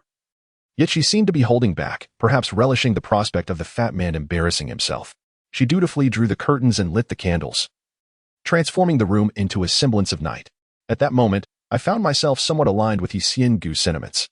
Yet I could not shake the feeling that the fat man's brazen demeanor and audacity to perform spells in our presence suggested he possessed some form of capability or confidence. Otherwise, how painful would it be if he were to be publicly humiliated? After drawing the curtains, the fat man did not take further action but pointed at the bracelet and commanded, "Come out." The 3 of us widened our eyes in anticipation, curious to see what form Wang Lao would take. Yet there was an unsettling silence. The fat man fixed his gaze upon the bracelet and, after a minute of waiting, he grew impatient and exclaimed, "Still not out?" He Xiangu stifled a laugh, eagerly anticipating the fat man's misfortune, while Chen Qingshan wore an expression of bewilderment. I, too, held a wariness towards the fat man, yet I found myself sweating in anxiety. Not only did I not wish to see him embarrassed, but I also began to wonder if something extraordinary had occurred. "Is it too much to ask for a little respect?" the fat man uttered, his tone lacking the calmness he initially projected, betraying a hint of agitation. "Oh dear, isn't the great deity supposed to be formidable? Is this bulk merely for show?" He Xiangu mocked. Naturally, Chen Qingshan would not stoop to engage in a petty exchange with a woman, yet I could discern a flicker of anger in his expression. The fat man had previously insulted his intelligence, and though Chen Qingshan had chosen to overlook it out of respect for the fat man's stature, should it be confirmed that he was indeed just a bumbling fool, there would surely be consequences. "Perhaps you should refrain from speaking too much. What if it is you who ends up with egg on your face?" I advised He Xiangu. She shot me a glance and muttered, "What do you know?" Ignoring her retort, I took a few steps forward and inquired of the fat man, "Is there an issue?" He nodded, his face reflecting unease, before turning to He Xiangu and commanding, "Bring forth the yellow talisman and vermilion powder." "Are you ordering me around?" He Xiangu raised an eyebrow. "Go get it." Chen Qingshan interjected with a cold smirk. He Xiangu, showing deference to Chen Qingshan, retrieved yellow paper and vermilion powder from a drawer. I understood that this time. Chen Qingshan was not aiding the fat man, but rather preparing to strike down a drowning rat. The fat man laid the yellow paper on the table and deftly used a vermilion brush to inscribe symbols upon it. I had never quite grasped the significance of these markings, yet they appeared to be dynamic and imposing. Once he finished, he ignited the talisman, holding it delicately between two fingers and waving it before the city god statue. The talisman burned swiftly, and in a matter of moments, it crumbled to ash upon the table. After the talisman had completed its incineration, the fat man executed a gesture that left us all in stunned silence. He struck the table with force, bellowing, "Come out." His voice resonated like that of an enraged employer reprimanding his subordinates. However, after his commanding call, there was still no sign of movement. The greater the commotion, the more embarrassing it becomes. At this moment, I remained quite anxious, casting a stern glance at Xianggu, while subtly signaling Chen Qingshan to hold on a moment longer. The stout fellow had just slammed his hand on the table with considerable force, causing the incense burner before the city god statue to topple and scatter ash across the floor. After I exchanged glances with the two of them, an unexpected gust of wind suddenly swept in from the direction of the statue, despite the doors and windows being tightly shut. This peculiar wind stirred up the ash on the ground, creating a whirlwind of dust within the room. The unpleasant scent of incense ash prompted us to cover our mouths and noses. Meanwhile, the stout man stood amidst the swirling particles. The wind was strange in its abruptness, and as the dust eventually settled, I was astonished to discover what appeared to be several characters formed from the ash on the ground. As I approached to examine these characters, I realized they resembled no script I had ever encountered, evoking the sensation of deciphering oracle bone script. The stout man glanced at the symbols on the floor and turned to the city god statue, remarking, "You, city god, must be enduring quite the indignity. Did you comprehend that, fat master? What is this script?" I inquired, astonished. Perhaps my earlier defense of him had garnered some favor. As he spoke to me with less agitation, nodding in affirmation, "Indeed, I understand. The fleeting spirit of old Lady Wang is not present here. It is not the city god who seeks her life, but something from the water. Everyone knew my grandmother had drowned, and as Xianggu quipped, 'You may say whatever you wish, death leaves no witnesses, does it?' The stout man shot a glare at her. 'I detest loquacious women. Were it not for your deceased grandmother, I would have long since given you a slap. Do you believe it?' 'You dare,' retorted Xianggu, not one to be trifled with. 'You might do well to speak less, unless you can persuade the city god to inscribe for you.' I cast a stern look at her. At that moment, Chen Qingshan emerged from his earlier shock. Although none of us had witnessed old Lady Wang manifest, nor seen the city god appear, the inexplicable gust that had formed incomprehensible characters from the incense ash was sufficient to attest to the stout man's capabilities. Observing the tension rising between us and Xianggu, he interjected, 'Let us refrain from further discord. How would it benefit you should this matter spread? If word got out about the stout man labeling Xianggu a charlatan, she would no longer profit from her dealings.' After Chen Qingshan's remark, she opened her mouth but refrained from further comment. At that moment, I found the stout man increasingly agreeable, and upon reflection, I recognized that while he spoke impulsively, there was a measure of wisdom in his words. For instance, his assertion that Xianggu's rituals were not solely her own prowess, but rather derived from the karmic merit left by old Lady Wang, did not outright deny her abilities. In truth, since old Lady Wang's passing, Xianggu had indeed become a practitioner of her craft and had often been capable of addressing various matters. Let us proceed to the riverbank and investigate what lies within the Luoshui River that has left even the city god too fearful to act, the stout man proposed. As I stepped out of Xianggu's home, Chen Qingshan inquired, "Yezi, I am not well versed in literature. You are the cultured one. What characters did the city god inscribe on the ground with incense?" I felt a twinge of embarrassment and replied, "Village chief, to be honest, I couldn't decipher them either." The stout fellow interjected, "It would indeed be strange to comprehend them. The city god is a deity of the underworld, and the script is in the language of the netherworld." "Impressive," Chen Qingshan exclaimed, giving a thumbs up. "Just a moment ago, weren't you eager to see me make a fool of myself so you could ridicule me, fatty?" The stout one spoke candidly, leaving Chen Qingshan visibly flustered. We accompanied Fatty to the riverbank, where he fell silent, simply strolling along the water's edge. As we continued walking, we inadvertently strayed not to the 9th of September but to Sanlitun, the village where my elder brother resided. At the riverbank in Sanlitun, the 12 ghost caverns loomed ominously in the midst of the Luoshui River, a mountain with 12 caverns that cleaved the river in two. Finally halting, Fatty gazed at the 12 ghost caverns and remarked, "The dragon has been severed in half." I was skeptical when Tang Ranjia spoke of these caverns. "What?" Chen Qingshan appeared thoroughly intrigued, despite Fatty's incessant jibes. "The Luoshui River is likened to a dragon, and these 12 ghost caverns have bisected it, emanating a formidable malevolence. It is said that the entities within were responsible for claiming the life of old Lady Wang." Fatty continued, These 12 ghost caverns are a forbidden zone for us. No one dares approach. Once inside, one cannot escape, rendering it a veritable graveyard for the living. It is said that countless bones lie within, and in the past century, only one person has ventured in, your brother, Sun Zhangmo. Is the Bandit King's brother named Sun? Fatty paused, surprised. My brother was adopted out as a child and retained the family surname upon his return, I explained, contemplating whether to intervene when Qin Qinshan mentioned my brother. But realizing that Fatty, introduced by Tang Ranjie, would undoubtedly be aware of my brother's circumstances. Fatty, I have come this time to meet your brother, Fatty stated. Looking directly at me, perhaps sensing my discomfort, he unusually elaborated. I heard from Tang Ranjie that an extraordinary individual has emerged from this place, which is why I came to see for myself. Otherwise, I would not have ventured to such a remote locale. However, Tang Ranjie was not deceiving me. Those who can navigate this locale with ease indeed possess remarkable abilities, making my journey worthwhile. Are we to engage in a contest of skills? I asked, momentarily taken aback. Fatty remained silent, his gaze fixed seriously on the 12 ghost caverns, a grave expression upon his face. Chapter 19. The purple aura at that moment, across the river. My elder brother approached slowly, standing on the opposite bank, gazing at us. Upon noticing my brother, Qin Qinshan greeted him and then turned to the rotund man, saying, "This is Sun Zhongmo, Yezi's elder brother." The stout man fixed his gaze on my brother, who returned the look, as if they were locked in a silent exchange. After a while, my brother smiled at us without uttering a word and turned to depart. "Hey, buddy. Tonight I need someone to assist me in retrieving something from the river. Would you care to join?" The stout man called out towards my brother. My brother glanced back at him, shook his head, and continued onward, vanishing into the woods ahead. "Fat Master, Yezi's elder brother isn't one for conversation." "That's just how he is," Qin Qinshan remarked. "You need someone to help with retrieving something from the river tonight?" The stout man nodded. Old Wang acted as the local judge and, as such, should have had a spirit to accompany him in the afterlife to cultivate merit. However, due to offending the entities of the river, all of his souls were captured by the river's ghost. The local city god is utterly ineffectual and dares not reclaim them. Since you are here, it is only right for you to seek justice for Old Wang. Yet, I cannot fathom why Old Wang, who merely assisted with the resurrection of that foolish woman, incurred such wrath from the river's entities. What could have sparked such profound enmity? The stout man's words sounded as cryptic as an ancient scripture. The city god was reduced to a figure of ridicule in his narrative, leaving Qin Qinshan quite alarmed. "Fat Master, are the entities of the river gods?" he inquired. "Is it solely the river gods? There are also river demons." The stout man scoffed. At that moment, I interjected, "Fat Master, your tone suggests a lack of regard for the city god, who is, after all, a deity of the underworld. What was that talisman you burned for him?" "Brother thief, you misunderstand. It is not that I hold him in contempt. My sect operates under unique circumstances. Alas, such matters are beyond your comprehension.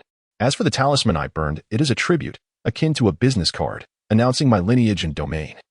Prompting him to make an appearance, the stout man explained, yawning thereafter, "Allow me to return and catch up on some sleep. Tonight, I shall showcase my abilities to you." Qin Qinshan and I exchanged glances. By this point, we were still uncertain of the veracity of the stout man's words. His speech often seemed nonsensical, leaving us unsure whether to believe him. If we doubted him, he appeared to possess genuine talents. Yet, if we accepted his claims, they sometimes veered into the realm of exaggeration. Qin Qinshan arranged for the stout man to stay at the village committee premises. The stout fellow had a fondness for oranges. So Qin spent over 100 yuan procuring a bounty of them, astonishing the vendor, and even had the restaurant at the east end of the village prepare a feast for him. After our separation, I promptly rode my bicycle to Sanlitun to seek out my elder brother. At present, he enjoys a remarkably leisurely existence upon my arrival at his abode. I found him wielding a hoe in his garden, seemingly preparing to cultivate vegetables. Noticing my approach, he set down the hoe and said, "Come, let us converse indoors." Once inside, I inquired, "Did you see that portly fellow today?" "Indeed, I did. He emanates an aura of purple energy, suggesting he hails from a prestigious lineage and possesses some skill." My brother replied, "Purple energy? How did I fail to perceive that?" I was momentarily taken aback. "It would be strange if you did," he smiled knowingly. Reflecting on his words, I realized this was a classic case of an expert discerning subtleties that elude the untrained eye. I had harbored doubts regarding the portly man's credibility.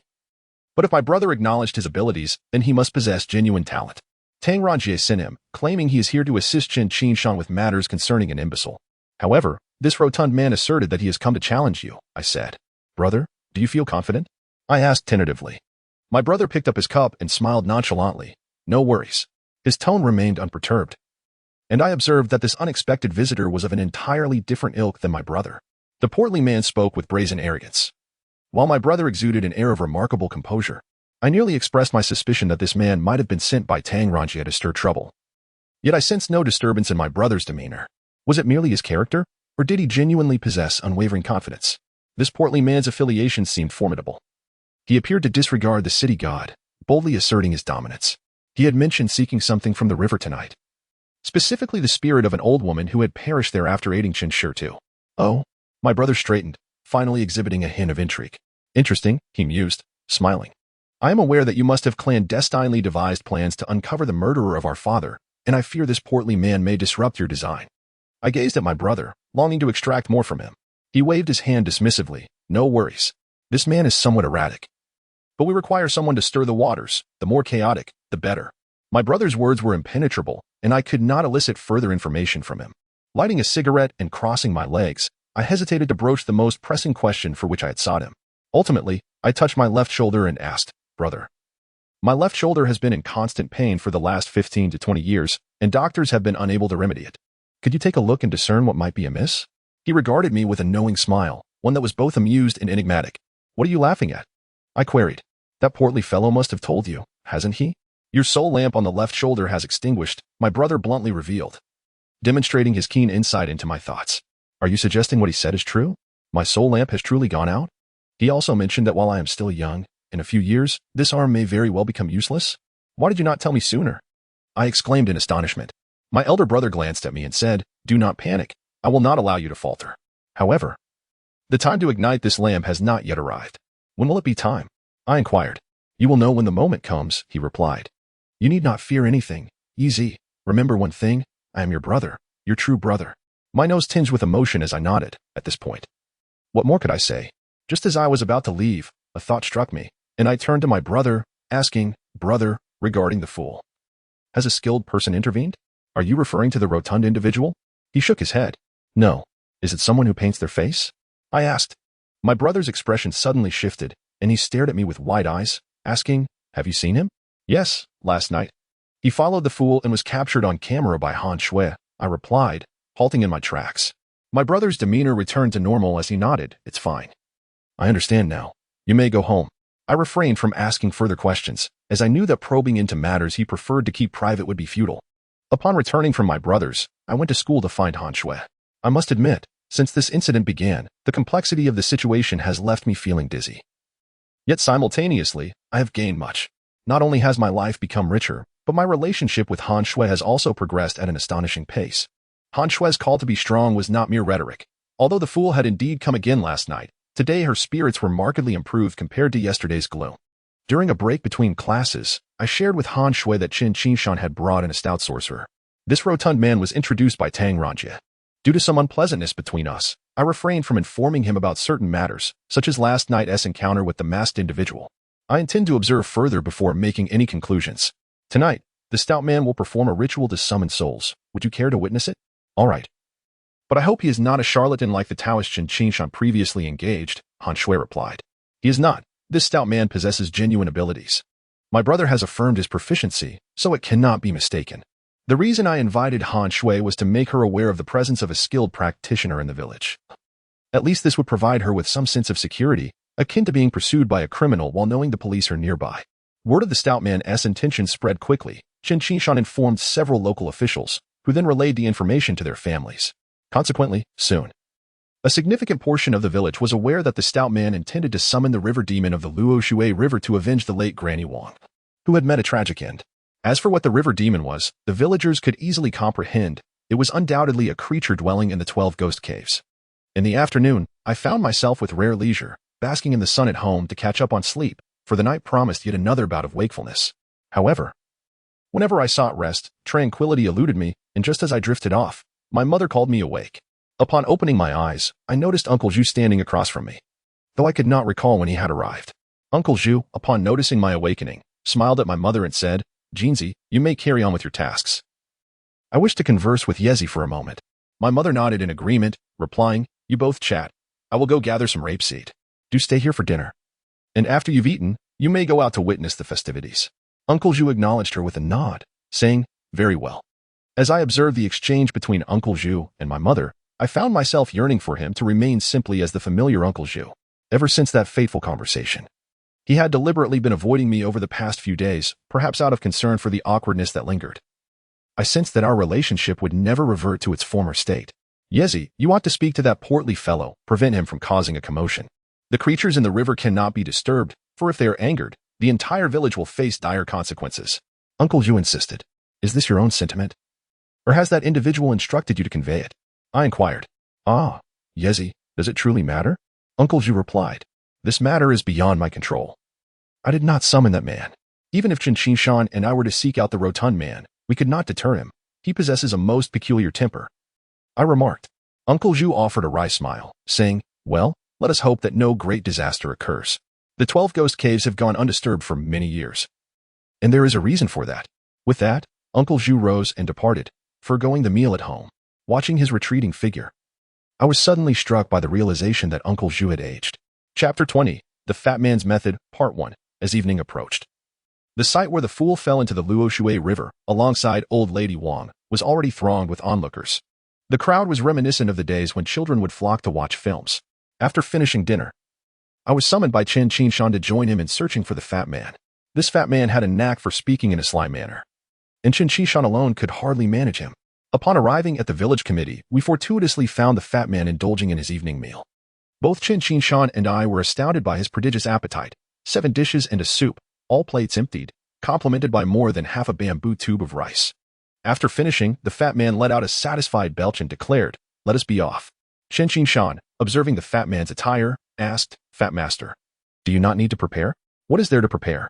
Come, tonight I shall let you witness the prowess of the Fat Master, he retorted. I remained silent, sensing that this fat man was quite different from the Taoists I had envisioned. Typically, such figures possess an ethereal aura, adorned with various Taoist treasures, akin to the priests in Lin Zhengying's vampire films. However, this fat man, with his cunning words and lack of any celestial demeanor, hardly resembled a sage. Could a true immortal weigh over 200 pounds? Upon reaching the riverbank, the villagers, recognizing who Chen Qinshan and I were accompanying, began to cheer. Though the fat man appeared somewhat lackadaisical, it was evident he had faced grand spectacles before. Unfazed by the throng of villagers, he exuded an air of a superstar. Approaching the river, he dipped his hand into the water, tasting it, and remarked, it seems the essence within the water is awaiting the Fat Master. Villager head. Please have the spectators step back. Chen Qinshan nodded, understood. Qinshan, who is this? At that moment, Uncle San hobbled over with his cane. Directing his gaze at the fat man, Uncle, this esteemed Fat Master is a master from the city, here to assist us with the matter at hand. I forgot to mention that the Taoist from the Tai Chi school was nothing but a charlatan. The issue remains unresolved, Chen Qinshan explained. I surmised as much. But why come to the river for the fool's matter? I had heard everyone say this young friend was here to address the passing of Old Lady Wang. Uncle San pondered aloud. Such matters cannot be conveyed in just a few words to you, elder. Chen Qinshan scratched his head. Uncle San waved his hand dismissively and addressed the fat man. Young friend, since Qinshan and Xiaoyu both place such trust in you, it indicates your genuine capabilities. However, I must forewarn you to avoid disturbing the tranquility of the river god. Otherwise, calamity may befall us all. Dear sir, I assure you, it is not I, the Fat Master, who would provoke such a deity. If the river god truly exists, could they be so petty? The celestial rules are strict. They would not recklessly bring disaster upon the common folk. Rest assured, by tonight, I shall reveal the true visage of the river god to you, the fat man proclaimed. Uncle San glanced at the rotund man without uttering a word. Subsequently, the stout fellow sat alone by the waterside while Chen Qinshan and Uncle San joined forces to maintain order among the villagers. It was then that I noticed Han Shui had arrived, and I stood beside him. As preparations unfolded, darkness enveloped the surroundings, with beams of flashlight dancing about. Amidst the crowd, an inexplicable sensation washed over me, as though someone were observing me intently. Following the gaze, I discovered it was Uncle Zhu, who regarded me with a cigarette dangling from his lips, his expression etched with weariness. I offered him a smile, recalling how, as my mother aged, even if neither of them harbored any romantic intentions, I was reluctant to see her lose this friendship. After all, for nearly 2 decades, Uncle Zhu had taken meticulous care of my family. He had laboriously transported bricks from construction sites to cover my university tuition. So I was resolute in preserving the bond between us. All right, everyone, let us settle down. I trust you all know what Uncle Fat is about to do tonight. When the time comes, keep your eyes peeled and refrain from loud chatter. What is about to unfold might be quite extraordinary, but fear not, for Uncle Fat is here. And nothing will go awry, the stout man declared. Upon his proclamation, applause and whistles erupted from the crowd. At that moment, he waved his hand and pressed down, instantly silencing the surroundings. His commanding presence bore an uncanny resemblance to that of an international superstar. Once the crowd quieted, he produced an ornate silver bracelet belonging to Old Lady Wong and placed it on the ground. From within his garments, he retrieved yellow paper and red cinnabar acquired earlier that day from Gu, spreading them on the ground to inscribe talismans. He meticulously crafted 3 talismans, and after completing them, he cast them into the air, addressing the river's surface. I shan't bother reciting incantations. I trust you know what Uncle Fat intends. As a malevolent entity that takes lives and confines the souls of the deceased, I advise you to surrender willingly and not compel me to take action. As he finished speaking, the 3 talismans descended, striking the water's surface. Strangely, they ignited upon contact, flames dancing over the water. This spectacle alone captivated many villagers. Their eyes widened in astonishment, holding their breaths in hushed reverence. The talismans burned rapidly, reducing to ashes in an instant. Yet from the remnants emerged 3 beams of crimson light, darting through the water. We could distinctly see these beams, akin to luminous swords, traversing deeper into the river until they vanished from sight. Just as I thought the spectacle had concluded, a thunderous sound resonated from downstream, near Sanlitun, not far from where we stood. The 3 resounding booms echoed as though someone were detonating fish in that vicinity. I glanced at Uncle Zhu. Noting the tension etched across his face, his eyes wide with apprehension, yet his focus was not on the water but rather on the sky above. I followed his gaze and instinctively tightened my grip on Han Shui's hand. This night was meant to be adorned with countless stars, yet after the 3 thunderous sounds, a menacing cloud suddenly loomed over the Luoshui River in Sanlitun, effectively shrouding the night sky. Shuai, perhaps you should return home, I suggested to Han Shui. Why should I go back?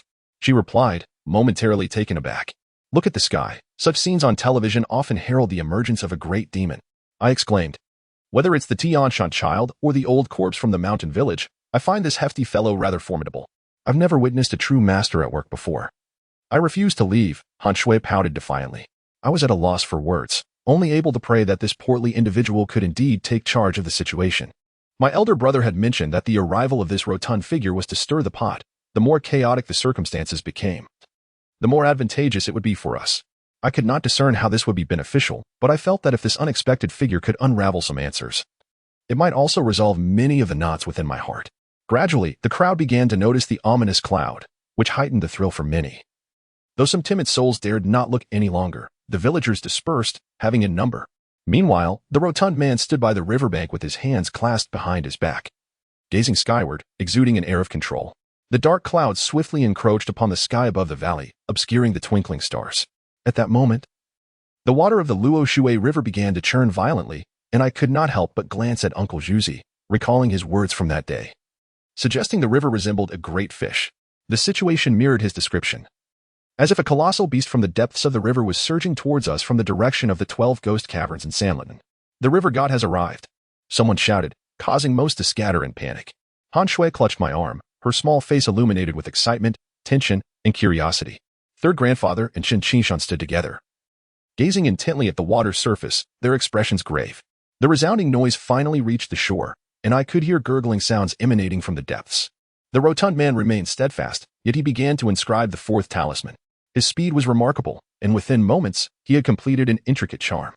He hurled the talisman into the air, and as it reached its zenith, it ignited, bursting forth with blinding light. This radiant glow lingered in the sky like a diminutive sun. Although this little sun's brilliance could not disperse the all-encompassing dark cloud, it illuminated the water's surface brilliantly.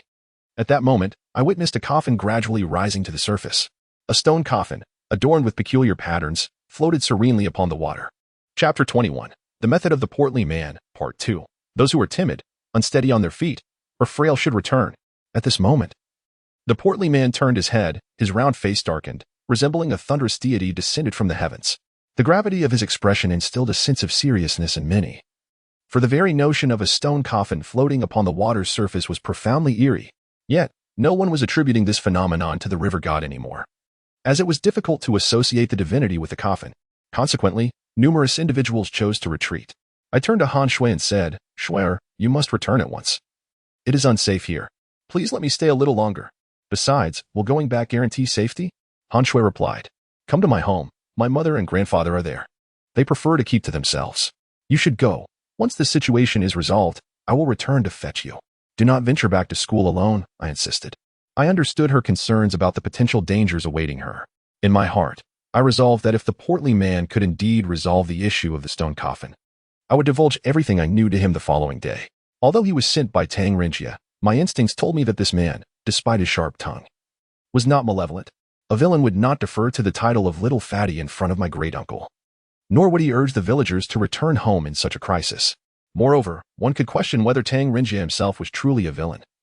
His conflicts with my elder brother stemmed from my brother's unwillingness to adapt to the realities of their time. Given Tang Rinjia's stature, he was typically the one to establish the rules. Thus, the clash between a rural corpse retrieval worker and him, who adhered strictly to regulations, was inevitable. As for his character, I had yet to ascertain it.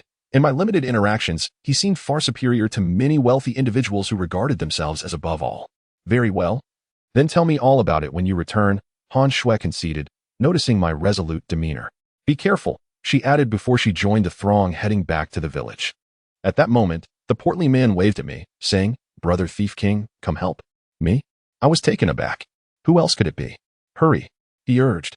I approached him as he stood in confrontation with the stone coffin, and perhaps it was merely a psychological effect.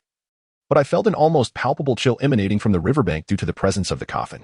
Lay down the yellow paper, he instructed, struggling to free his hands for the task. How many sheets? I asked, not allowing myself to dwell on the gravity of the situation. 4 sheets, he replied. I hastily spread 4 sheets of yellow paper upon the ground. The portly man bent down to retrieve a red brush and began to inscribe intricate symbols upon the paper. In no time, 4 talismans were completed. With a swift motion, he sent the talismans soaring into the air, where they ignited spontaneously without any wind, a sight reminiscent of magic. It struck me how incongruous his hefty frame was with the gracefulness of this action, as it rendered him surprisingly light and agile. The 4 talismans turned to ash, leaving behind 4 flickering lights that spiraled and danced in the air.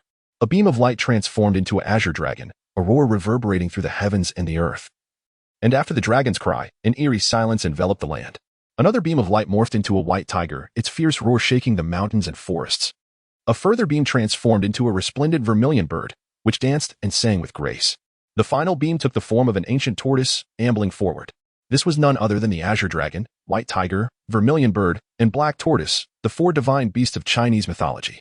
The stout figure sat upon the ground, one hand raised and the other forming a mystical seal, as these 4 radiant manifestations encircled him, rendering him an ethereal being descended from the heavens. A multitude of spectators fell to their knees, and those who remained standing, upon witnessing others bow, soon followed suit. Unsure if they were venerating the stout figure or the illustrious manifestations of the azure dragon, white tiger, vermilion bird, and black tortoise. After all, these 4 divine beasts are revered totems of the Chinese nation, embodiments of the 4 celestial deities. The only individuals who stood unmoved were myself, Chen Qishan, Uncle San, and Uncle Zhuzi. However, the stout figure paid no heed to the reverence bestowed upon him. With a gentle wave of his hand, the azure dragon let out another thunderous roar and charged toward the stone coffin with an imposing and majestic demeanor. The ensuing splash soared several meters high, instantly drenching me, leaving me akin to a drenched chicken. At that moment, no one could doubt the stout figure's prowess. A thought suddenly crossed my mind. What would the immortal He Xian Gu feel if she were present at this moment? As the waters calmed, the stone coffin disappeared from view. While I held skepticism that the stout figure's strike could shatter the coffin, it was undeniable that it was indeed the azure dragon that had collided with it. I glanced at the stout figure's expression and noted that he appeared far from at ease. Just then, the coffin unexpectedly resurfaced from beneath the water, revealing that the azure dragon's strike had failed to inflict any damage upon it. Once again, the stout figure waved his hand, and the vermilion bird spread its wings, embodying elegance and charm. It let out a piercing cry, soaring above the coffin, and unleashed a torrent of flames from its beak, which cascaded down towards the coffin, enveloped in an endless wave of heat. The water surrounding the coffin began to boil, and the stone coffin itself became discolored from the searing heat, emitting a hissing sound as it met the water, and clouds of steam erupted, obscuring my view. As the saying goes, water and fire cannot coexist. I believed this attack would surely succeed. Yet, at that moment, the coffin rotated in the water, creating a towering column of water that shot upwards, colliding with the flames. I quickly sought shelter, realizing that any water splashing upon me now would be scalding hot.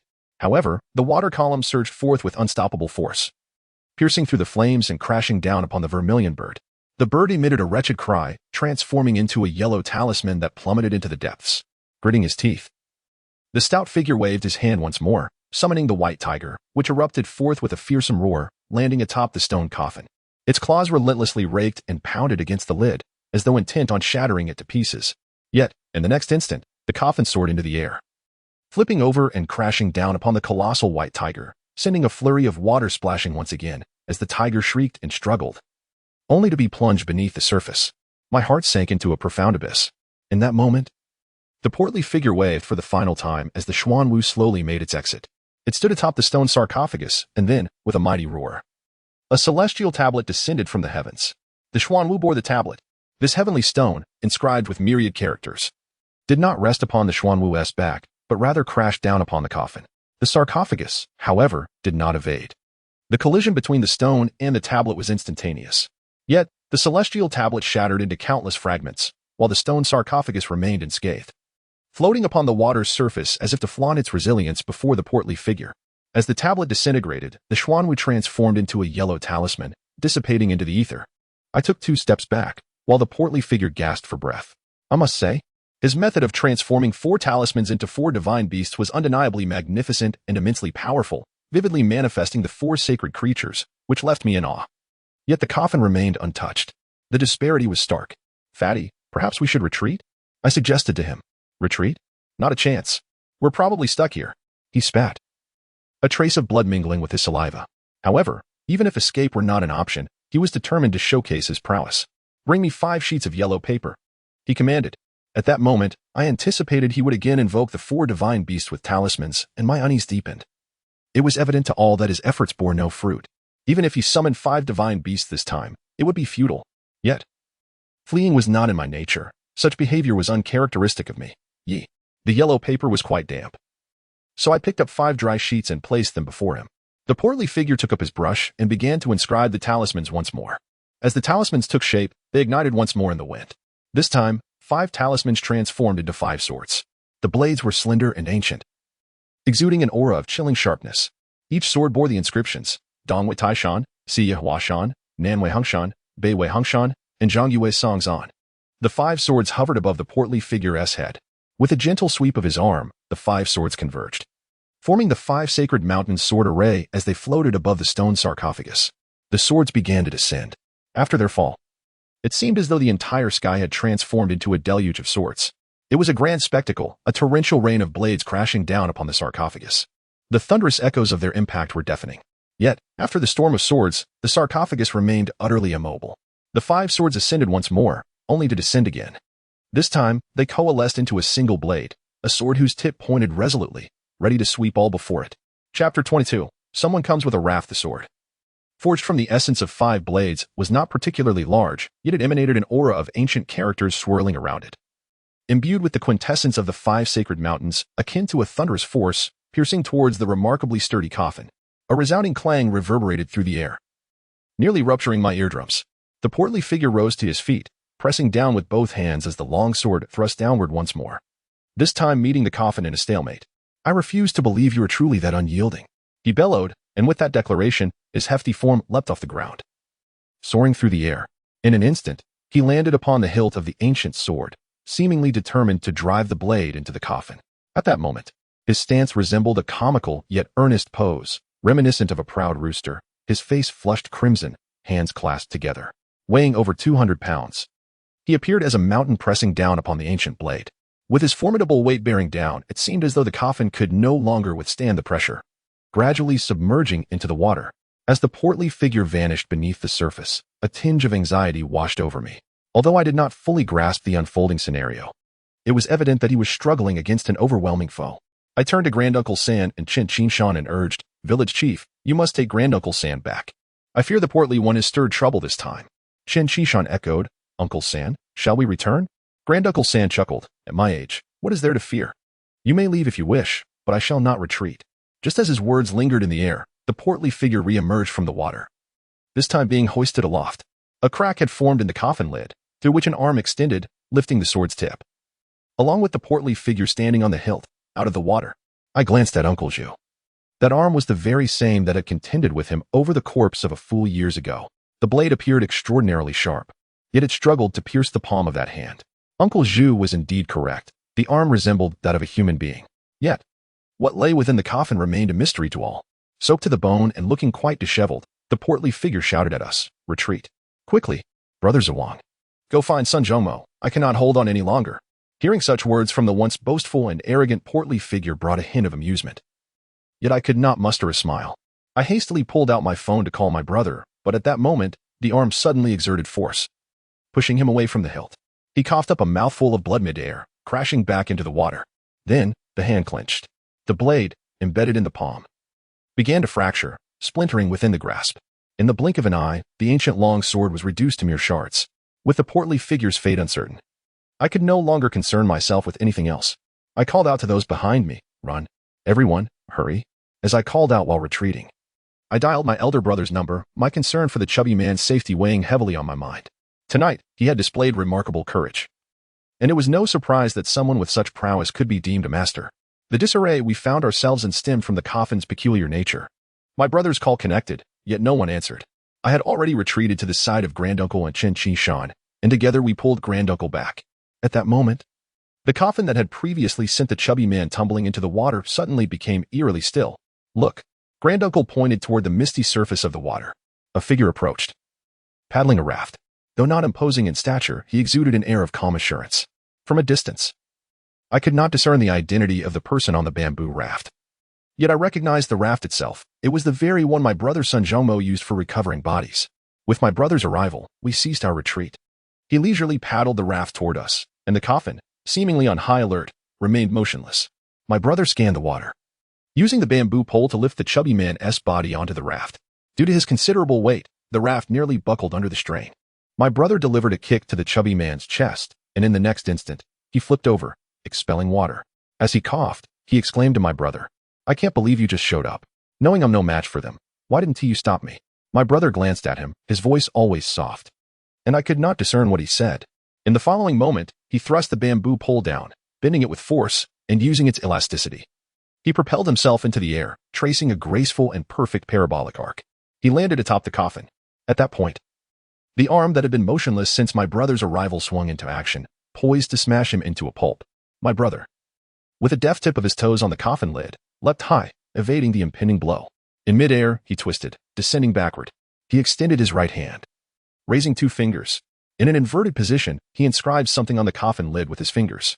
It appeared akin to drawing talismans, but he used no ink or vermilion, merely his fingertips. Upon completing his inscription, he slapped the coffin lid with his palm, rebounding into the air. This time, he landed precisely on the bamboo raft. Lifting the bamboo pole, he began to paddle, seemingly unconcerned about the coffin. Only after his raft had glided past the coffin did the markings he had drawn emit a brilliant golden light, blindingly bright, causing the outstretched arm to emit wisps of smoke as it recoiled in pain, retreating into the coffin. The lid of the coffin sealed shut, and the stone coffin began to sink slowly into the water, stirring up tremendous commotion beneath the surface. The ripples on the water's surface suggested that the coffin was once again racing toward the 12 ghost caverns. At this moment, everything seemed to have dissipated into thin air. My elder brother's bamboo raft had reached the shore, and we hurried over. The rotund fellow's face appeared somewhat pallid, with traces of blood staining his attire, a sight that conveyed utter disarray. In contrast, my brother remained impeccably clean, untouched by any speck of dirt. "Go down," he commanded. "What exactly is down there?" The hefty man inquired, casting a questioning glance at my brother. My brother shook his head, replying, "I do not know. Go on, it is getting late." The rotund man stared at him, holding back for a moment before retorting, "You may be impressive, but do not think that just because I have exhausted him, you will be able to subdue him so swiftly. In any case, I, the rotund lord, remain unconvinced." With that, he attempted to descend the raft. After taking 2 steps, he nearly lost his balance and stumbled. I reached out to steady him, but he flushed and asserted, "I am fine. I am not that fragile." He then descended the raft on his own. "You have sustained internal injuries. Take care to recuperate, or you may develop lingering ailments," my brother said with a smile. Afterward, he nodded at us, raised his bamboo pole, and gradually departed. The rotund man, perhaps feeling embarrassed, did not wait for us and left alone after reaching the shore. This was understandable. It was evident that he possessed a proud demeanor. However, having found himself in a perilous situation, he could do nothing but watch as my brother effortlessly resolved the issue, which surely left him feeling somewhat diminished. After bidding farewell to Chen Qinshan and Grandpa San, I could sense the altered gaze of the others towards me, a reaction I could comprehend. After all, my brother's behavior since his return had been nothing short of peculiar. I initially intended to return home, but as I passed the school, I glanced at the illuminated window of Han Shue's room. I called out her name, but there was no response. Approaching the door, I was met with the sound of splashing water within. My hand, which had been poised to knock, hesitated and withdrew. In that instant, I felt a surge of anxiety surpassing that which I had felt upon encountering the stone coffin. For I could discern that Han Shui was in the midst of bathing. Han Shue's figure was slender, yet that was not the crux of the matter. Rather, it was her porcelain complexion that captivated my imagination. I could hardly fathom the allure of witnessing Han Shui enveloped in an ethereal whiteness. Taking a deep breath, I acknowledged a voice within me admonishing this impulse, yet another voice urged me to steal just a glance, just one fleeting moment. Our village's school remained a humble structure of tiled roofs, erected 2 or 3 decades ago, requiring frequent repairs to prevent leaks. Han Shue's dormitory boasted antiquated wooden windows, and the door was painted a shade of blue.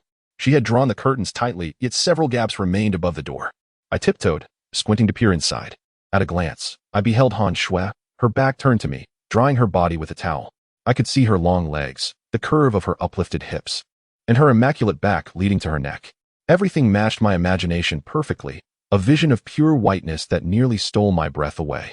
At that moment, Han Shui suddenly turned her head, her cheeks slightly flushed, yet her eyes were filled with a hint of indignation.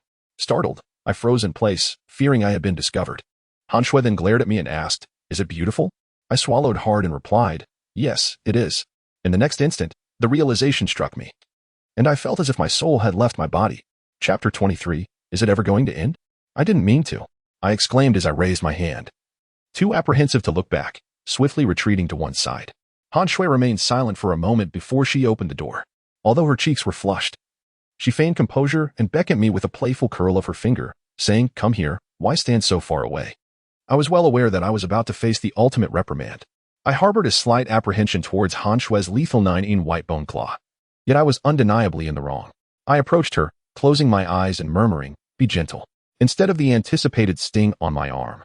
Han Shui rose on her toes and playfully flicked my forehead, giggling, "Look at your cowardly expression." Now within close proximity, I could catch the fragrant scent of her floral body spray, clad in a silk nightgown, and considering the earlier scene I had witnessed, coupled with the fact that she did not seem angry about my unintentional peeping while she bathed, my courage surged inexplicably. With a bold stride, I swept her off her feet, playfully smacking her bottom while teasing, "You little vixen, who was the coward now?" Han Shui was clearly taken aback, letting out a shriek as she swatted at my head, exclaiming, "You scoundrel, put me down." I, too, felt an overwhelming surge of nervousness. Yet I recalled the wisdom imparted by the romantic in my college dorm, never be timid in matters of affection, those who dare, feast on the spoils. I laughed heartily to mask my anxiety, declaring, "Not a chance." I held her tightly as she squirmed momentarily before relenting. She gently wrapped her arms around my head, resting her chin atop mine. In that embrace, the cacophony of my thoughts gradually subsided, enveloping me in a serene tranquility. I found myself wishing to hold her like this forever, even for a lifetime. After approximately 5 minutes, Han Shui softly requested, "Easy, please let me down." I carefully released her, and as our eyes met, I felt a rush of warmth flooding my face. She, too, was adorably flushed, unable to resist. I leaned down and pecked her cheek lightly. Instantly, her entire being turned crimson as she stared at me, a mixture of embarrassment and indignation in her eyes, scolding, "You rascal, when will you ever stop?" With that, she spun around and dashed into the room, leaving the door ajar. If it had been my charming roommate, he would have lunged in without hesitation. However, I was not him, and Han Shui was not a girl to be won over by mere sweet talk. I had already gained enough today. I had no desire to overreach and risk losing what I had acquired. As I entered the room, I noticed Han Shui had nestled herself within the mosquito net. My heart warmed instantly upon seeing the bedding laid out on the floor, evoking a sense of comfort as if my beloved had prepared a cozy nest for me. I pinched my nose and inquired, "Didn't I ask you to wait for me at my place? Why are you back?" There was no one at home. The front door was locked. "I thought it best to return and take a shower," Han Shui replied. "No one at home?" I was momentarily taken aback. I had indeed invited my mother to the riverbank to witness the chubby man's practices, but she, being a lover of tranquility, chose not to attend.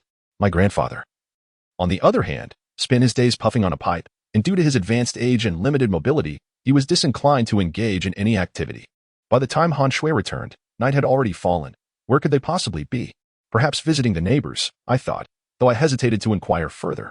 Han Shui remarked, and I nodded in agreement, contemplating a phone call to check, but felt it was too late. I would wait until tomorrow. "What is happening over there?" Han Shui inquired. I recounted the events by the riverside, and by the end, Han Shui's eyes sparkled with curiosity. Your brother is quite impressive, isn't he? She exclaimed. Indeed. In the 12 ghostly pits, I have only heard that my brother could venture within, I replied. Then why didn't you mention the fool's search for me to your brother? Shouldn't he assist? Han Shui shot back, her gaze piercing. I raised my hands in defense. Dear lady, you unjustly accuse me. While I did consider it, I feared for your well-being. I did inform my brother. But he has a peculiar temperament. He claimed someone was already addressing the matter and that it was inconvenient for him to intervene. Initially, I thought he referred to that false Taoist from the Taiji temple, but later realized it might be the chubby man. Who knows? My brother is quite enigmatic. Have you spoken to the chubby man yet? Han Shui asked. Not yet. I was initially distrustful of him. However, after tonight, he seems decent. And I plan to tell him tomorrow, I replied. Han Shui nodded. You must address this promptly. Do not forget, your beautiful online friend remains in peril. Strangely, I had almost forgotten that matter, overwhelmed by recent events. The hour was late, and we decided to rest separately. After 2 years, we understood that if the fool were to come, it would be around midnight. Ordinarily, I should not sleep before then. Yet perhaps due to exhaustion or the sense of security provided by the chubby man and my brother, I found myself conversing with Han Shui and, before long, had drifted into slumber. Just as I was enveloped in a deep sleep, I was abruptly awakened by the sound of wind chimes. I rolled over and noticed Han Shui, rubbing her eyes, had just awoken as well. It seemed we both succumbed to sleep. However, we quickly regained our senses, and instinctively, after glancing at Han Shui, I turned to the window. There, I beheld the unmistakable silhouette of a woman with long hair. Who else could it be but the fool? Is this never-ending? I stood up, grasped my stick, and kicked open the door. Encountering a ghost once is frightening, encountering it twice is unsettling, but by the third time, it becomes exasperating. I was genuinely irritated now. Standing outside, doing nothing and saying nothing, how long will this continue? Fool, what do you want? Is this never-ending? I called out into the night. The fool continued to gaze at me with a smile, just as she had the previous night. She gently unfastened the buttons of her burial garment, revealing the gaping wound on her abdomen. That night, it was Chen Shurtu who had brought me here, yet you must understand that this is not my concern. If you seek someone, go find Chen Shurtu. Fool, I sympathize with you, but I implore you to cease troubling Han Shui. There are formidable individuals in the village now. Do not create further disturbances, or you may find your soul scattered. I addressed the fool, feeling a significant reduction in my fear today, though standing before her. An unusual chill enveloped me. As my words hung in the air, I suddenly heard the sounds of a scuffle outside the school. The commotion was fleeting, and soon, I saw the rotund figure of Fatty entering the schoolyard. Upon spotting the fool, Fatty exclaimed, I was wondering why the atmosphere felt so eerie. You must be the one who has risen from the dead. With that, he charged towards her. Having witnessed Fatty's prowess, I knew that if he struck, the fool would surely meet a tragic end. I cannot fathom what compelled me, but suddenly, I found myself standing in front of the fool, blocking Fatty's path. Fatty, please. Do not act. I urged. Fool, you must leave. I turned to the fool. She looked at me, her smile mirroring the one she wore in her final moments. Fatty shoved me aside and queried, Brother Thief King, what is the meaning of this? Did you not summon me here for this very purpose? Fatty. Allow me to explain later. Just refrain from any violence for now, I replied. Fatty regarded me with a puzzled expression, and at that moment, the fool's figure vanished from sight. Han Shui, hearing the commotion outside, emerged from the room, blinking at both me and Fatty. Ah, I never would have guessed. Brother Thief King, that your wife is so beautiful. But wait, you still possess pure young energy. You should be a virgin, Fatty remarked, bewildered. Do not speak nonsense. She is my girlfriend, not my wife, I retorted. I chose not to invite Fatty into Han Shui's dormitory. I had no desire for other men to easily enter that space. Instead, we moved 2 stools outside, where I began to explain why I had intervened to prevent him from confronting the fool. To put it succinctly, I felt that the fool was a good and pitiable soul. Should she be harmed, her plight would be even more tragic. The truth is, had the fool grasped that branch in our childhood incident and pulled me into the river as well, I would have perished too. In reality, I am not her benefactor. She should be regarded as my savior. Fatty responded, according to your account, that female ghost approaches without uttering a word and has not harmed anyone. I should not be the one to drive her soul away. However, I do not comprehend her purpose. She must have died before your girlfriend arrived in the village, correct? I gazed upon the plump figure before me, sensing that this matter required resolution. If I were to address it, I felt compelled to reveal the secret that lay hidden within my heart. Thus, I confided in Chen Shurtu about the incident involving the fool's abdomen being dissected to retrieve the child. In conclusion, I stated, Fool, come forth and show me your open belly. I presumed she was upset with me for accompanying Chen Shurtu, Yet she should have sought me out, not Han Shui. The plump man regarded me with a peculiar expression and remarked, "Have you never contemplated that the child you and Chen Shirtu extracted from the fool's womb is right here in this very room?" Chapter 24. The Enigma of Tang Ranjie. Upon hearing that phrase, I was momentarily taken aback. Simultaneously, I heard something fall to the ground behind me. Turning around, I caught sight of Han Shui, who had just brought us a plate of watermelon, only to have it tumble all over the floor. Her face had turned a ghostly white. "What did you say?" Han Shui inquired softly, her voice quivering. I rose and approached her, grasping her hand. "Shui, the fatty is merely speculating. He is just talking nonsense. Please don't take it to heart." I shot a knowing wink at the fatty, who, despite his foolishness, should understand the gravity of the situation for a young woman. Han Shui had been teaching in the village for 2 years and had lived in that house since her arrival. Now, to inform her that there was a dead child beneath it? The fatty also stood up and chuckled. "My dear girl, do not be afraid. I am merely conjecturing. You mentioned that the female ghost would not come here without reason. Thus, there must be something she is attached to, wouldn't you agree? Whether it is indeed that dead child, none can say for certain." Han Shui forced a bitter smile and replied, "Stop trying to comfort me. I heard what Yezi said. How could a mother not be concerned for her own child? The truth must be as it is." I found myself at a loss for words. That night was destined to be sleepless. Han Shui would never willingly return to that house, so I could only sit with her on the playground. To my surprise, the fatty proved to be quite loyal, choosing to stay awake with us instead of going back to sleep. It was still not yet 1 o'clock, and the latter half of the night stretched out before us, interminable. Sitting in silence was not a viable option, so I sought to engage them in conversation. "Fatty, are you truly not going to return to sleep? I noticed you were injured tonight," I asked. "Those are mere trifles. My constitution can endure," he replied. "The spells you employed tonight were truly formidable. First, there were the 4 divine beasts, Qi Long, Baihu, Shike, and Xuanwu, followed by the 5 sacred mountain sword. They surpass even those portrayed on television. Yet, what material was that coffin made of that it could not be vanquished?" The fatty waved his hand dismissively. "These are the talismanic arts of my school. What you saw were the manifestations of the divine beasts and the 5 sacred mountain sword. They are merely illusions created by the talismans. While their appearances may be identical, the internal energy varies, resulting in differing effects. Then, within your school, if a practitioner of great depth used those spells, they would surely be able to overcome it, correct?" I inquired. "Ah, I am already quite formidable, you know," he retorted. "Let me tell you, brother, I do not deny that I faltered today. Your elder brother dispatched that entity with such ease. I must admit he stole the spotlight. When we were by the river, I claimed it was my exertion that allowed him to handle it so effortlessly, but that is not entirely the case.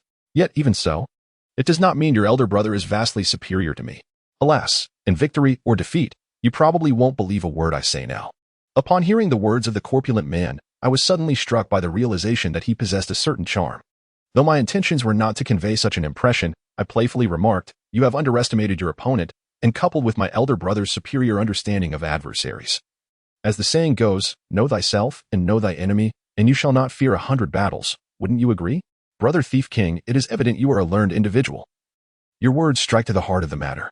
Indeed, your elder brother holds an advantage over the specters lurking in these waters, for he is, after all, a grave retrieval expert. Much like in Journey to the West, where Sun Wukong often sends Zhu Beiji to confront the water demons. Does that imply Beiji possesses greater prowess than the Monkey King?" the corpulent man asserted with unfiltered honesty. I couldn't help but burst into laughter at his candidness. It was audacious of him to liken himself to the Monkey King, but to also assert my elder brother was akin to Beiji seemed rather excessive. Noticing my amusement, the corpulent man waved dismissively. "Let us not dwell on this. My visit to your remote mountain village has proven fortuitous. Despite its modest size, it is brimming with intrigue. Just moments ago, while I was in the house, I sensed a chilling aura and followed it here. Upon arriving at the school gate, I encountered an individual of considerable skill. Was that individual adorned with a Sichuan opera facial mask?" I inquired, recalling the sounds of combat I had heard upon exiting Han Shui's residence. "Indeed?" the corpulent man exclaimed, his eyes wide with surprise. "Wait here. Allow me a moment to retrieve something for you," I replied, rising to my feet. Together with Han Shui, I procured my phone and camera to share the footage with the corpulent man. After viewing it, he stated, "This is the very person." I exchanged a few blows with him. "He is quite formidable. Is he human?" I asked, my curiosity piqued. "Of course he is human, merely a charlatan indulging in theatrics. This small locality is quite lively. At first, I presumed the aquatic entities were merely manifestations of aged spirits, perhaps ancient turtles or large fish, yet I was mistaken. It seems I have stumbled upon a true master," he elaborated. May I inquire about your relationship with Tang Ranjia? I ventured cautiously, my perception of the corpulent man beginning to shift positively, though my feelings toward Tang Ranjia remained less than favorable, merely a casual acquaintance. In the past, I assisted him with certain matters. Subsequently, he procured a couple of ancient texts for me from an overseas auction, which established a slight bond between us. Since you have broached the subject, I too wish to inquire. Does Qin Qingshan share a close rapport with Tang Ranjia? Tang is well aware of my temperament, and to put it plainly, I owe him a favor. Thus, I presumed he would seek my assistance in a moment of dire need, but instead, he has chosen to utilize this opportunity for the affairs of this impoverished village. So, it was Tang Ranjia who sought your help for Qin Qingshan regarding village matters? I gasped in astonishment. The corpulent man nodded. What, do you think I have nothing better to do? You truly believe I challenge every person I encounter? My purpose here is to engage in a friendly spar with your elder brother? A sense of foreboding ignited within me. What could the connection be between Tang Ranjia and Qin Qingshan? A person of his stature would undoubtedly dismiss a village chief, showing little regard for the lives of the villagers. His peculiar behavior suggests ulterior motives. After his previous attempt to intimidate my elder brother failed, he sent the rotund fellow to the village, which may hint at some nefarious scheme. Brother thief, what troubles you?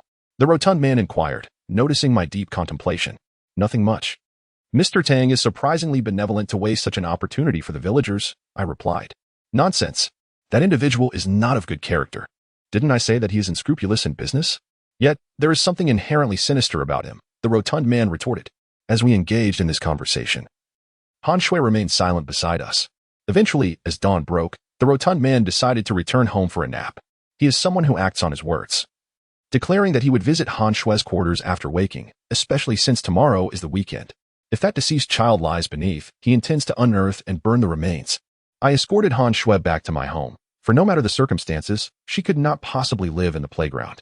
Upon arriving, I noticed that the lights in my mother and grandfather's rooms were off. After ensuring Han Shui was settled, I felt an unsettling anxiety. I had sensed something amiss with Tang Ranjia, and coupled with the rotund man's remarks, I believed he harbored ulterior motives. Thus, I rode my electric bike to Sanlitun to inform my brother about the situation, as it was imperative to report this matter promptly. My elder brother typically rises early, and by the time I arrived, he was already awake. Surprised to see me, he remarked. So early? I have something to discuss with you, I replied. Dismounting from my bike, entering the house, I relayed the details of my conversation with the rotund man, concluding, he does not seem like one to lie. But if this is true, then Tang Ranjia undoubtedly harbors sinister intentions. My brother listened, his expression remarkably composed. Really? I rushed over this early, parched. And you offer no reaction? I exclaimed.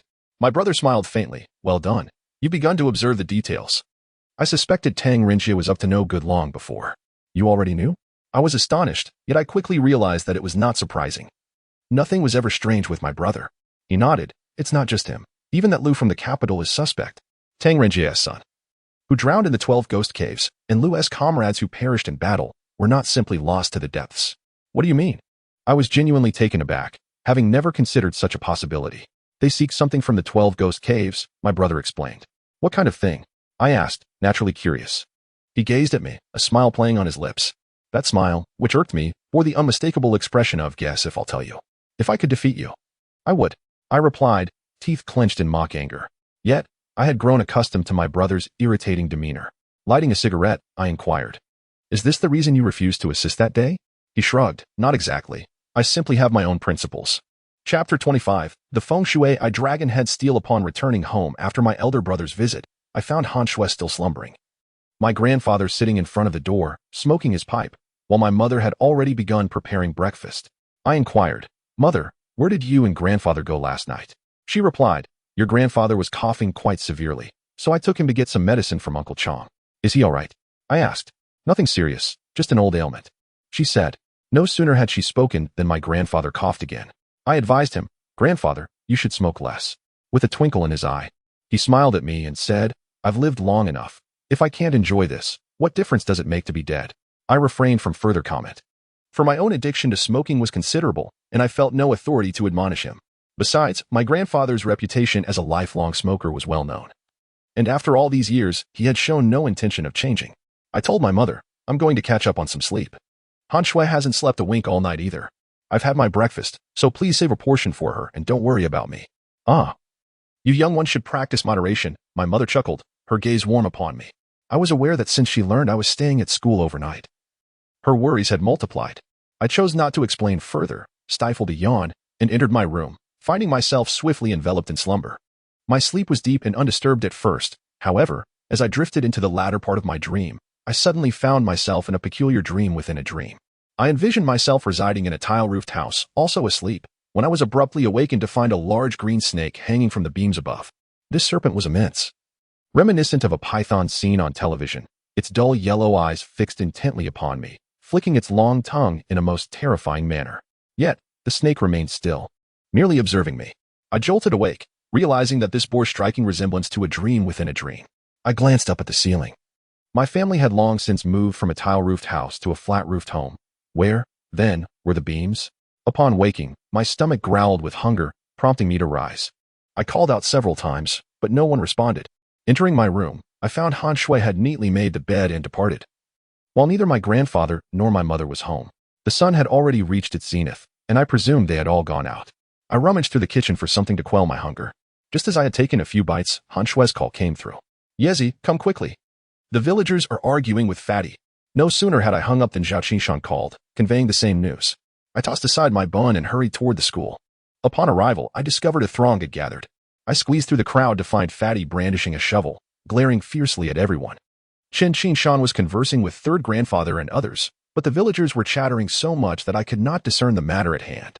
Just then, I spotted Han Shui and asked, "What is happening?" Fatty came over with a compass, claiming there must be something unclean buried underground. He called the village chief to gather people to dig. Who knew they would unearth something? After they dug it up, third grandfather arrived, asserting that this is the feng shui eye of the entire underground ditch, and the dragon head steel was buried by our ancestors. If they continue to dig, it will release the earth's energy, and the entire village will face dire misfortune, Han Shui explained. Upon my glance, it was as I suspected. Beneath the rotund figure lay a stone stele adorned with a dragon's head, exquisitely carved yet devoid of a body, merely the dragon's visage affixed to the stone. My dear granduncle has truly grown senile, incessantly lamenting the misfortunes that plague our village. Just yesterday, he claimed that the rotund man would incite calamity from the waters. And today he insists that excavating the dragon's head stele would also herald disaster. If every day is fraught with such foreboding, one might as well cease all activities. I muttered to myself. Despite my profound respect for granduncle, a man of considerable stature and wisdom in our village, I found his interference with today's imperative matter concerning Han Shui somewhat irksome. In that moment, Chen Qinshan beckoned to me from nearby. I approached, and he grasped my arm. Addressing granduncle, "Uncle, while you may doubt my words, surely you must trust Yezi? Ask him. That simpleton has been haunting our school, fixating on teacher Han. Given our village's circumstances, only someone of her caliber would grace us with her presence. If we drive her away, who will educate our children? They would all become illiterate. And that would be true misfortune." It was evident that Chen Qinshan had been attempting to reason with granduncle for quite some time, yet his objections persisted. I interjected, "Granduncle, it is indeed true. I have witnessed it with mine own eyes. That woman, not being a member of the Qin family due to her absence from our genealogy, harbors resentment from her untimely demise, and thus seeks to exact vengeance upon the Qin lineage. Disturbing the dragon's head stele buried by our ancestors would spell doom for the Qin family. Yezi, you do not bear the Qin surname. Hence you need not concern yourself with this matter," granduncle retorted, leaning upon his cane. "Old man, I, the rotund one, specialize in matters of feng shui. I have also observed that this very spot is the village's feng shui nexus. Establishing a school here to nurture the children is indeed prudent. However, burying a stele is entirely inappropriate. I wonder which charlatan misled the ancestors of the Qin family into placing the dragon's head stele at this auspicious site. In my understanding, sinking a well here would provide the entire village with water, thus nurturing the community. This is the true essence of feng shui," the rotund man elucidated. Granduncle raised his cane, pointing at him. "Who is this unkempt youth daring to slander the ancestors of the Qin family? I have declared that this ground must not be disturbed." The rotund man, now incensed, retorted, "Elder, at your age, you ought to have a modicum of decency. Allow me to enlighten you. Beneath this feng shui nexus lies a buried corpse, meaning that this family's presence has usurped the power of this site. If I rectify this today, it will be well. If not, it will belong to them henceforth." "Nonsense. You rascals are to return whence you came. While I draw breath, this place shall remain untouched. Qishan, expel this rotund fool at once. The affairs of the Qin family in the valley are not for outsiders to meddle in," granduncle shouted in fury, driving away those who aided the rotund man in his excavation. In truth, the villagers did not regard this feng shui nexus with the reverence it warranted. If it were indeed so potent, would the valley still be a destitute backwater, spoken of derisively by outsiders? The esteemed third grandfather holds significant influence in the village. When he decrees that something shall not be excavated, the villagers dutifully comply. Qin Shan, the village chief, finds himself powerless in the presence of the venerable third grandfather. And with a weary sigh, he concedes, "Very well, Uncle San, there is no need to be upset. We shall not dig." Third grandfather retorts, "Yazi, go fetch my chair. I shall remain here to observe." Despite my intense frustration, I felt utterly helpless. Eventually, my mother urged me not to argue with third grandfather, leaving us no choice but to retreat to the village committee. The portly fellow jested, "You, as village chief, allow an old man to scold you directly. Today has truly broadened my horizons." "Enough of that, my friend. The village has its own customs. This is not an act of cowardice before an elder, but rather a gesture of respect towards third grandfather," I replied to him. The portly man refrained from further disparaging Qin Shan, saying, "You mentioned Qin Shi.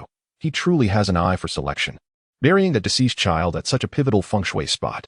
Surely, the Qin Shi family must now be exceedingly wealthy." Upon hearing this, both Qin Shan and I burst into laughter. Qin Shan remarked, "It is quite rare to see you misjudge, my friend. The Qin Shi family is destitute, so poor that they can barely afford a meal.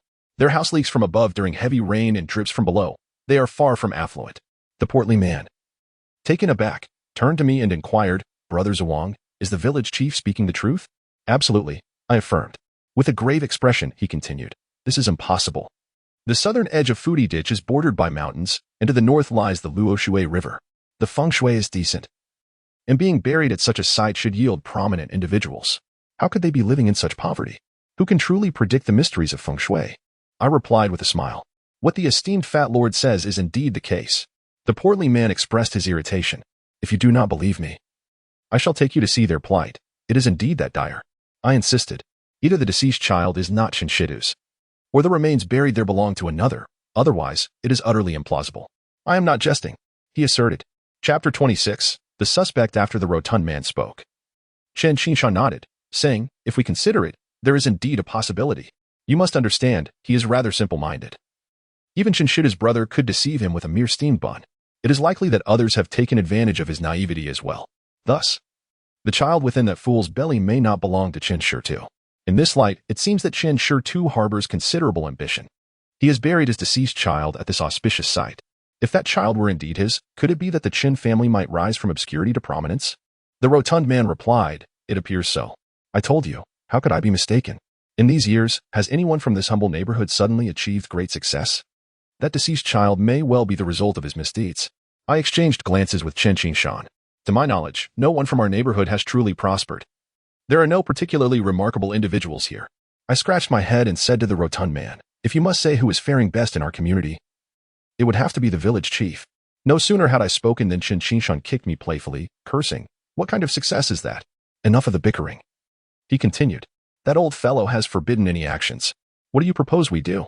Let me be clear, this is a family matter, and I truly have no obligation to interfere. You all must find a way to resolve this on your own. Once it's settled, I will handle my part." The rotund man reclined in his chair. Strangely, my third uncle is not usually so obstinate, yet this time he is particularly stubborn.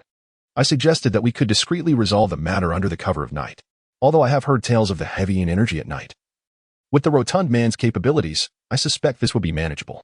Qin Shan chuckled at the rotund man. "This is true, but why should I, the rotund man, conduct my good deeds at night? I would not charge you a single cent for my services. Must I also operate under the cloak of a thief? If that old man were to catch me, it would lead to a great deal of trouble." The rotund man replied with resignation, "I suppose I must persuade my third uncle once more." I remained silent for a while. Despite the busyness of recent days, my brother's words lingered in my mind.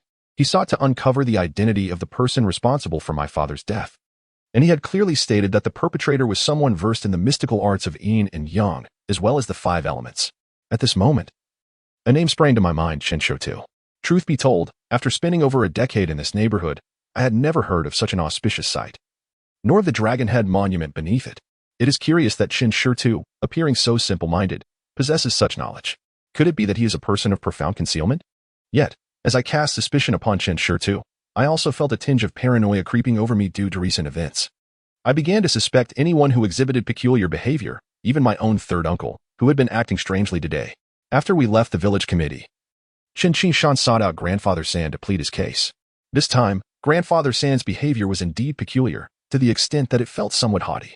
He had actually moved a grand armchair from his home and positioned it right in front of Han Shui's dormitory, firmly refusing to budge despite Chen Qingshan's entreaties. Han Shui and I approached him, and I said, "Grandfather, I am merely an outsider, and I cannot meddle in the feng shui of the Chen family. Han Shui can refrain from occupying this room for now, but surely you must allow her to enter and gather her belongings." Han Shui entered and tidied up her things briefly. It was rather amusing that she had found herself without a place to stay. However, this predicament worked to my advantage, as I could naturally arrange for her to stay at my home in my room, while I could make do on the sofa. My room was quite messy, and my mother, along with Han Shui, was helping to clean it up. I was preparing to visit my elder brother once more to report on the situation. Although this frequent running around was exhausting, I found joy in it. Just as I was about to step outside, I suddenly spotted Chen Shida's younger brother, Chen Sankue, loitering at my doorstep, his eyes darting towards the courtyard. "Sankue, do you need something? If so, come in and speak," I said, and upon seeing him, thoughts of that intrepid girl flooded my mind.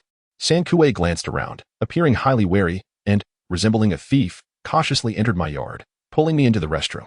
I was taken aback and exclaimed, "What on earth are you doing?" In a flurry, Sankue fished a note from his pocket and handed it to me, saying, "The girl asked me to deliver this to you." My heart skipped a beat. I knew exactly who he meant. I quickly tucked the note into my pocket. Maintaining a facade of calm despite my inner turmoil, I offered him a cigarette, lit it for him, and smiled as I inquired, "So you've become a postman? Weren't you saying that girl is your cousin?"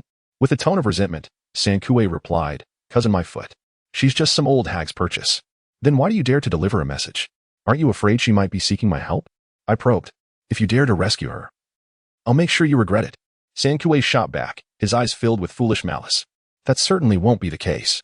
We are from the same village. I will undoubtedly assist you. But why the secrecy in delivering this message?" I questioned. "When there are no women, it doesn't matter, but now that there is one, the old man surely intends to hand her over to my elder brother and second brother. It's not for me, a mere bachelor. The girl said that as long as I follow her instructions, she will be with me," Sankue stated, taking a deep drag from his cigarette, which he then extinguished, discarding the butt into the latrine. "I must leave now, or I'll be discovered," he added before departing. Once he was gone, I couldn't help but chuckle. The girl was indeed clever, employing such a tactic to create discord. But then again, if she weren't astute, she would have found it difficult to reach this place and survive in a den of thieves. I hastily pulled out the note, which bore a delicate script. "Chen Shurtu is making moves." In just these 5 words, it was indicated that Chen Shurtu had taken some action, yet the specifics remained unarticulated. This brief note intensified my suspicions regarding Chen Shurtu. It became evident that my elder brother's meticulous plans were gradually bearing fruit, further deepening the doubts I harbored about Chen Shurtu. I imitated the mannerisms of spies depicted in television dramas and incinerated the note. After informing the others, I mounted my electric scooter and headed to my brother's residence. Although I had acquired some intelligence, my mind was in disarray, necessitating my brother's guidance.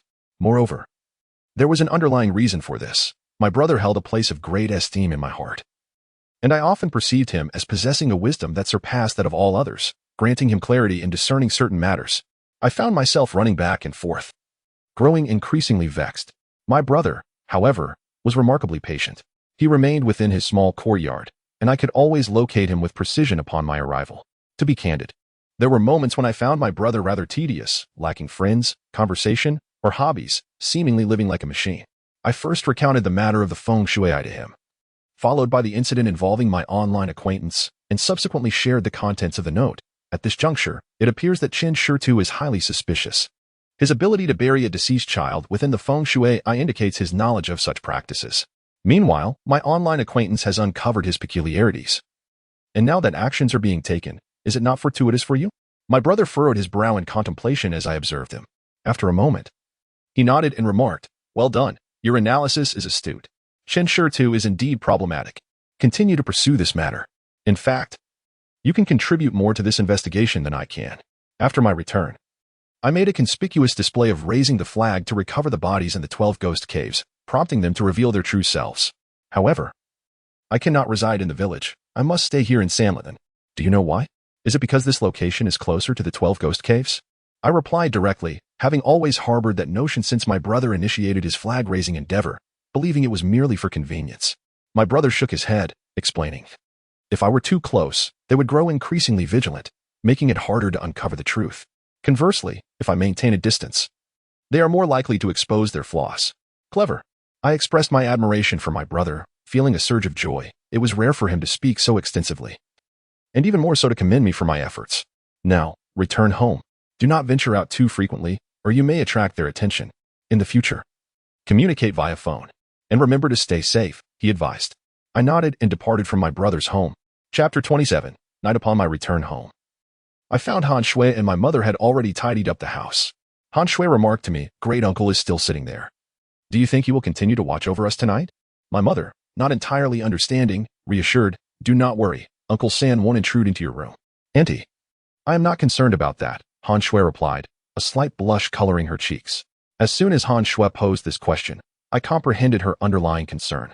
If great uncle remained there throughout the night, what would happen if the foolish one were to find him in the dead of night? Although I shared her worry for great uncle's safety, the thought of his earlier actions rendered me speechless. Noticing my hesitation, my mother chuckled, "You two continue your conversation. I will prepare dinner." Once my mother departed, I said, "Perhaps it's better if they do meet. We shall see if he still attempts to intervene tomorrow." "But he is so old," Han Shui inquired anxiously. "You must understand, the elderly are often unperturbed by such matters. They possess a rather indifferent view towards spirits," I replied. Our apprehensions soon materialized. Later that evening, great uncle, disregarding the objections of others, brought over a bed. Chen Qingshan and I tried to dissuade him, but he insisted. "Did you not say that foolish woman would return to cause a ruckus? I shall sit here tonight and see which demon dares to disturb the legacy of our Chen family's ancestral dragonhead monument." Great uncle's stubbornness was unyielding.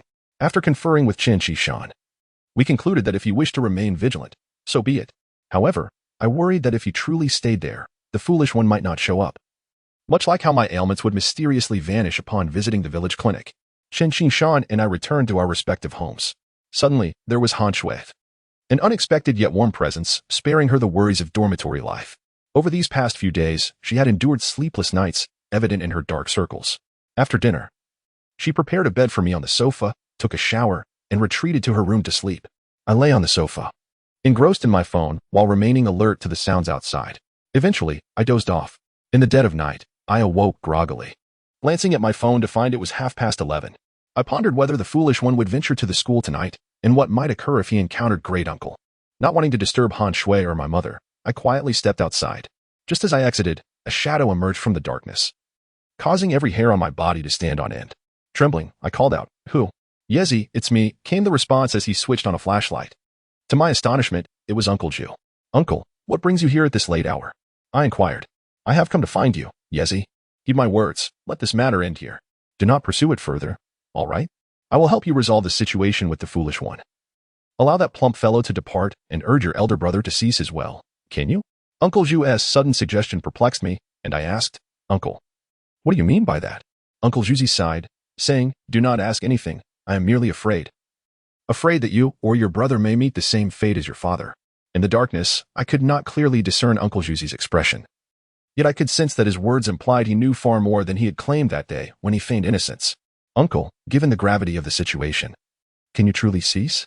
Is my elder brother the kind of person I can persuade?" I replied. Uncle Juzi sighed again. A profound weariness enveloping him since that day I sought him out. He had become a shadow of his former self, perpetually lamenting. He remarked, "I too long to uncover the truth, yet my fear is overwhelming. You have never witnessed your father's demise, flayed alive. A complete human skin, hanging from a tree. What kind of cruelty must that entail?" His words, rather than offering solace, ignited my indignation. Precisely because of this, we must unearth the murderer. Otherwise, did my father die in vain?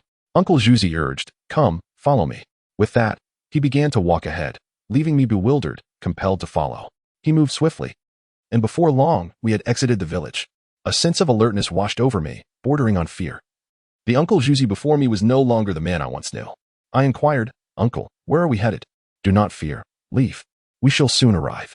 Even if it costs me my life, I will not let harm come to you," he assured, sensing my tension, his tone tinged with sorrow. His words evoked memories of our shared years, particularly the time he brought me money during my university days, working at a construction site near my school.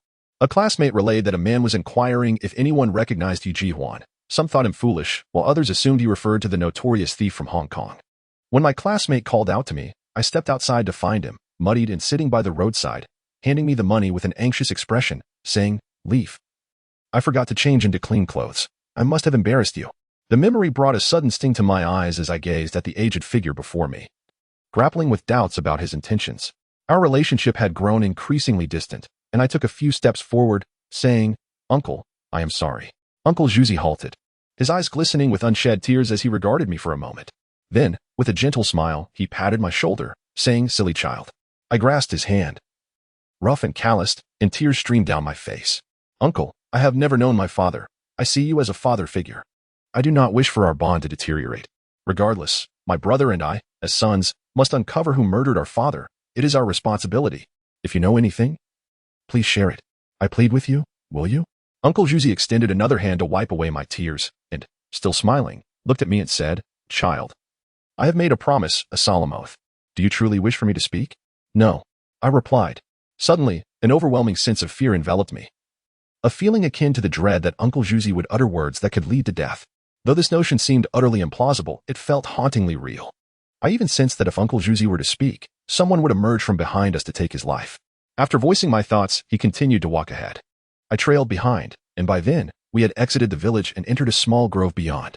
Uncle Juzi halted, pulling a burlap sack from a pile of leaves by the roadside, instructing, "Yeezy, untie it." Upon examining the sack, it appeared as though it contained a person. Nonetheless, I bent down to unravel it. As I tugged at the knot, a head emerged, causing me to crouch in fright. Yet, upon closer inspection, I realized that this was none other than my online acquaintance, the young woman whom Chen Shirtu had brought home. "Uncle," I gasped, turning to look at Uncle Juzi. He met my gaze and stated, "Yeezy, you must have relations with her." "What?" I exclaimed in shock. "If you engage with her, the matter will be resolved. I shall wait for you over there. Be swift." Without allowing me the chance to protest, Uncle Juzi turned and walked away into the distance. Once he had disappeared from sight, I activated the flashlight on my phone. At that moment, amidst his bizarre behavior, my primary concern was the safety of this young woman.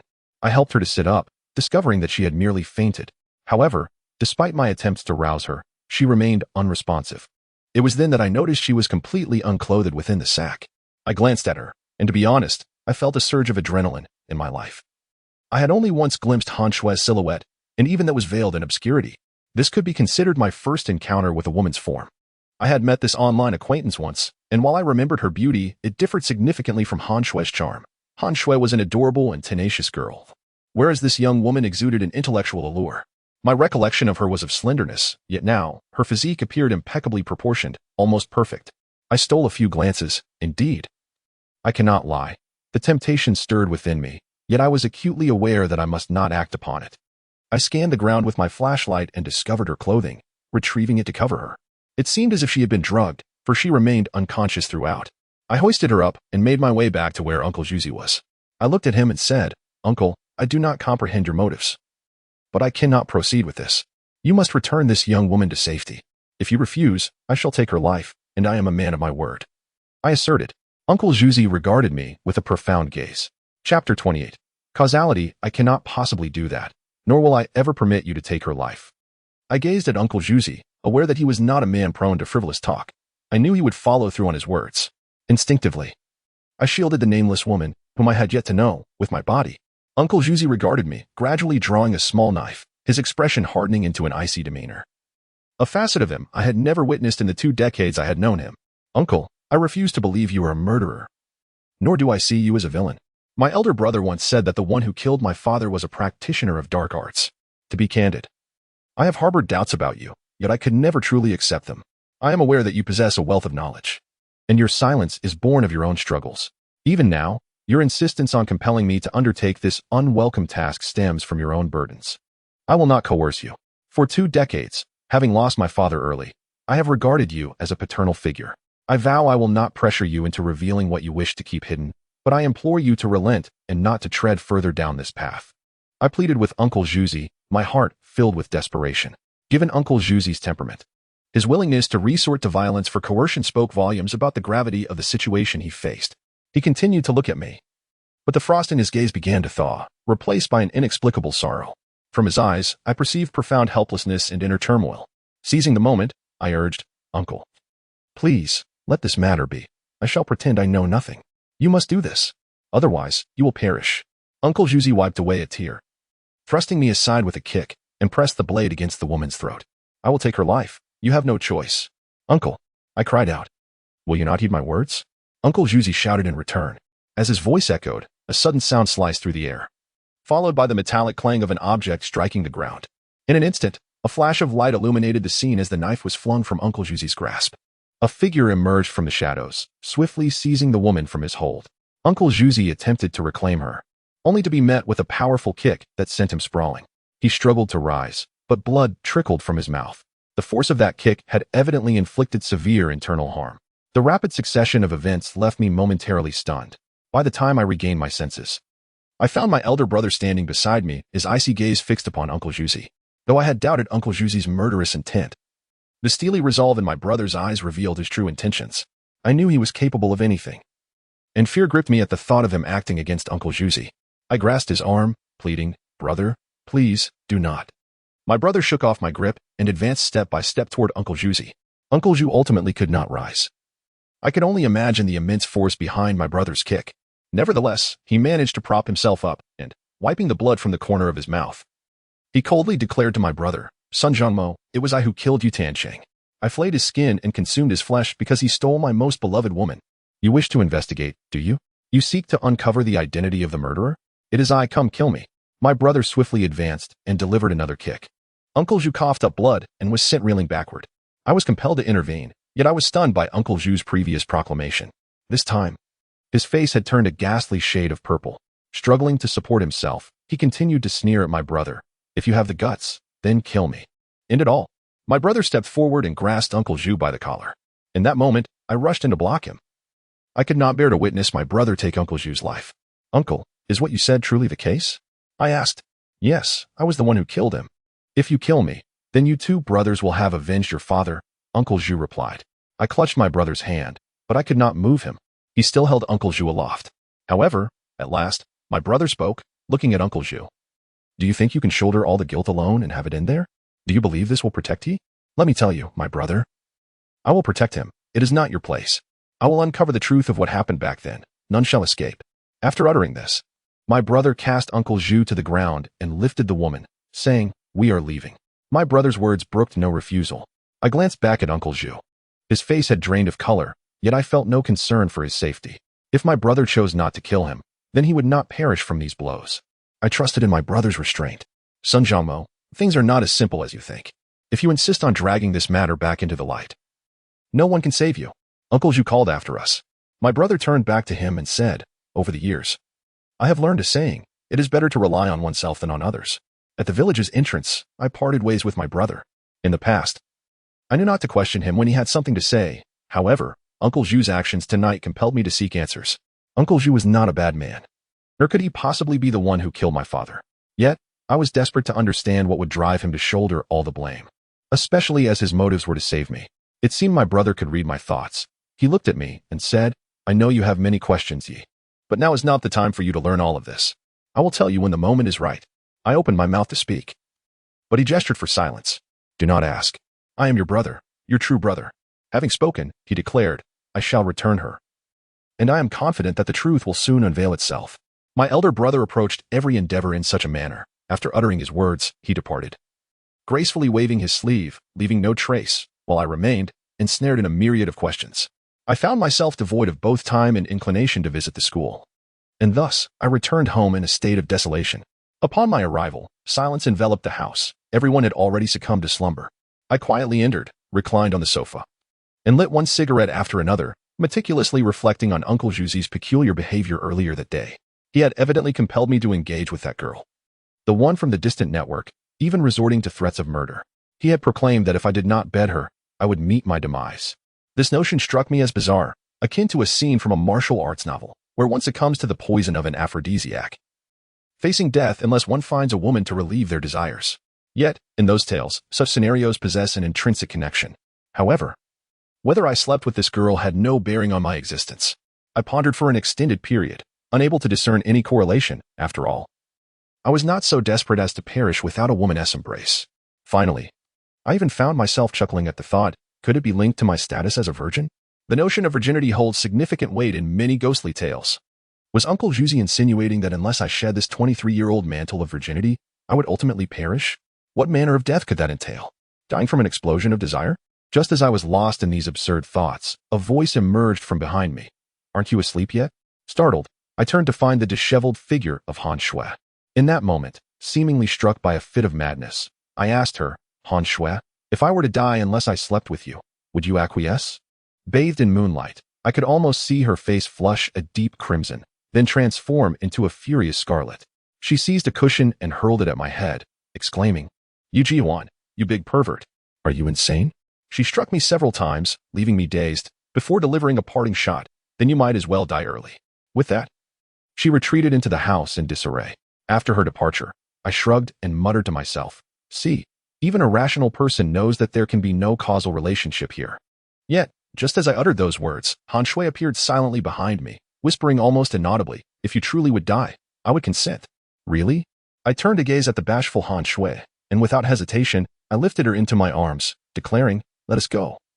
I have been afflicted with a toxin that demands release lest I perish." Although she appeared utterly mortified, she nodded and replied, "All right." My heart soared with joy. However, in the next breath, she added, "But if I discover you have deceived me, I will ensure your suffering exceeds death." Upon finishing her words, she made a gesture resembling a pair of pliers. A chill ran down my spine, causing a sudden unease in my trousers. Chapter 29, The Drought Demon Ultimately. I yielded and set Han Shui free. Little did I know, the moment I released her, she triumphantly declared, "I knew you were too cowardly to have the guts." Her words brought to mind a joke that I believe many are familiar with, a couple sharing a bed, with the woman placing a bowl of water in the middle, stating, "If you cross over, you are a beast." The man, believing the woman would not dare, peacefully slumbered through the night. However, at the break of dawn, the woman slapped him and scolded, "I never imagined you would be even lower than a beast," rubbing my hands with a mischievous grin. I looked at Han Shui and asked, "So, must I truly engage in the act to prove I am not a coward?" Han Shui stuck out her tongue and replied, "All right, enough jesting. Honestly, where did you go in the dead of night?" "I went nowhere," I replied. "Do not evade the question. I know you went out. In the dead of night, with audacity, you asked me that question. You must have experienced something. Confess freely, or face the consequences," Han Shui insisted. A woman's intuition is indeed remarkably sharp. The notion that women possess a heightened sixth sense is no mere exaggeration. Coincidentally, I was pondering something I could not quite grasp and wished to discuss it with Han Shui. I pulled her onto the sofa and said, "Come. Let me be honest with you. However, you must promise not to be angry after hearing it. Rest assured, as long as you are truthful, I will not be angry." Han Shui assured me. I recounted my midnight escapade, detailing my encounter with Uncle Zhu. Soon, I found myself paying the price for my lack of foresight. Experience has shown that a woman's promise of not being angry is exceedingly unreliable. No sooner had I finished speaking than Han Shui pinched my waist and exclaimed, "So you saw that woman completely naked?" "And no, I merely caught a glimpse." I quickly raised my hands in defense. "And how much did you see? Was she attractive?" Han Shui retorted with a cold smile. I replied, "Dear lady, we are both educators here. Can we focus on the crux of the matter? The key issue is whether I truly gazed upon that lady's body. Did I not firmly refuse? What constitutes the crux? An old rogue leads a young rascal to indulge in depravity. What else could it be? Your brother was right. He should have given you a beating. One that would have been well-deserved," Han Shui declared, her temper flaring. I realized Han Shui was genuinely upset. Yet my heart swelled with sweetness. When one is in love, intelligence seems to dwindle. I grasped Han Shui's hand and said, "Do not be angry. It was not my intention. Truth be told, Uncle Zhu has cared for me since childhood. I understand his character well. Moreover, from his subsequent conversation with my brother, it appears that the forces behind my father's demise are formidable, and I am in grave danger. In my eyes, Han Shui, while occasionally capricious, is generally a sensible girl. I believe she would comprehend the gravity of my words. However, I clearly underestimated the potency of a woman's jealousy. She remained ensnared in her turmoil and asked, "If what Uncle Zhu said is true, to secure your life, you must engage with that woman. Which will you choose?"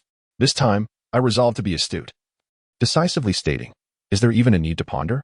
I pledge my unwavering loyalty to you." "Death. What does that even signify? Now that is more like it." Han Shui replied with a cold huff. "Pray tell, can you help me decipher what Uncle Zhu means?" I inquired. "How should I know? Perhaps you could ask Fatty tomorrow." "I sense he possesses considerable insight," Han Shui suggested. I felt as though Han Shui and I were not on the same wavelength that evening, and it was evident that we could not untangle this matter together, so we retreated to our respective slumbers. Despite having gone to bed late the previous night, I awoke at dawn, driven by an overwhelming urgency to visit the school and see third grandfather. I was desperate to ascertain whether the fool had sought him out the night before. Just as I finished washing my face and brushing my teeth, I heard my mother scream, "Han Shui," and I rushed out simultaneously to discover my mother crumpled on the floor, her gaze fixed upon an earthen jar that lay before her. This jar, with its antiquated hue, bore the semblance of an ancient artifact. At first glance, the jar seemed familiar, yet I could not place where I had seen it before. I helped my mother to her feet as she trembled, her wide eyes fixated on the jar, unable to utter a single word due to her fear. Han Shui, perplexed, approached the jar to investigate. The sense of familiarity it evoked, coupled with my mother's terror-stricken expression, conjured a vivid memory in my mind, allowing me to recall exactly where I had encountered it. "Don't touch that," I exclaimed to Han Shui. As her hand reached toward the jar, my urgent call froze her in place, her face a mask of confusion. I remembered the night when Qin Shi had stolen from me, when he had brutally cut open the fool's abdomen before my very eyes, extracting the child within and placing it into such a jar. Yes, I could now almost confirm that this was the very child. Supporting my mother as she sat on the steps, I approached the jar and kicked it open. The villagers, having risen early, were drawn to the commotion at my doorstep, and they gathered just in time to witness me shatter the jar. It spun a few times on the ground before two tiny green feet emerged from its opening. Everyone was taken aback, and Han Shui stumbled back several paces, staring at me in shock. At that moment, a brave villager fetched a stick and began to prod the contents of the jar. It was not long before some began to retch. What emerged from the jar was an unformed child, entirely green and curled up. Strangely, its eyes were wide open and remarkably clean, and affixed to its forehead was a yellow talisman. Where on earth did this dead child come from? Many murmured, while others, frightened, hurried home. My complexion shifted repeatedly, and among those present, only Han Shui and I knew precisely who this deceased child was. As the number of onlookers from the village grew, I feigned calmness and urged, "Everyone, please stand back. This deceased child has a yellow talisman affixed to his forehead. He is likely a minor zombie that has been subdued by a Taoist priest. Even if not, he may carry unknown pathogens." Upon hearing my words, the crowd instinctively took several steps back. I turned to the pallid-faced Han Shui and instructed, "Han Shui, go to the village committee and summon Fatty." Han Shui nodded and swiftly made her way to the committee. Shortly thereafter, Fatty and Qin Qinshan arrived together. Upon seeing the situation, Fatty immediately understood and exclaimed, "Goodness, where did this little drought demon come from?" The crowd, having witnessed Fatty's capabilities, felt a renewed sense of security upon his arrival. Qin Qinshan inquired, "Fatty, what is a drought demon?" Fatty explained, "It is a type of zombie. When a drought demon appears, it signifies a severe drought. I never expected to encounter one in a place like this. Fortunately, it has been subdued. Otherwise, a drought would ensue for miles around." Qin Qinshan asked, "How should we handle this?" Fatty replied, "It's straightforward. The ancient method involves either nailing it to a wooden stake or discarding it in the toilet. However, since this one is already subdued, we can dispose of it any way we wish. Let us burn it." Upon hearing Fatty's suggestion, I frantically blinked at him, thinking, how could we possibly burn it? If it truly were a drought demon, then burning it might be feasible, but this was the child of a simpleton who had repeatedly come seeking this very entity. How could we dare to incinerate it? Fatty, not one to be easily fooled, understood my concern at a glance. He addressed the villagers, "Although it is manageable, the tricky part is that killing it will release corpse poison. Breathing it in could be fatal. Everyone, please return home and avoid the spectacle. If you do catch a whiff of the corpse poison, even the mightiest immortal could not save you." Fatty's words proved effective. The villagers promptly dispersed. I escorted my mother back home, entrusting Han Shui with her care.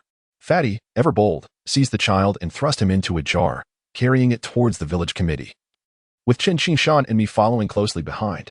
Upon our arrival, I asked, "Fatty, isn't this thing supposed to be buried beneath Han Shui's dormitory? How did it end up at my doorstep?" "You should ask Fatty. He is just as curious as you are," Fatty replied. "However, if I'm not mistaken, someone must have known we intended to unearth this thing, realized they could not hinder us, and thus delivered it directly to us. It is highly likely that it was that old man's doing." Before Fatty finished his sentence, I immediately thought of Uncle Zhu, who would be most eager for this matter to be resolved peacefully, as evidenced by his behavior the previous night. Nevertheless, Fatty's suggestion that it was Grandfather San's doing was also plausible, given that he had been guarding that feng shui site the night before.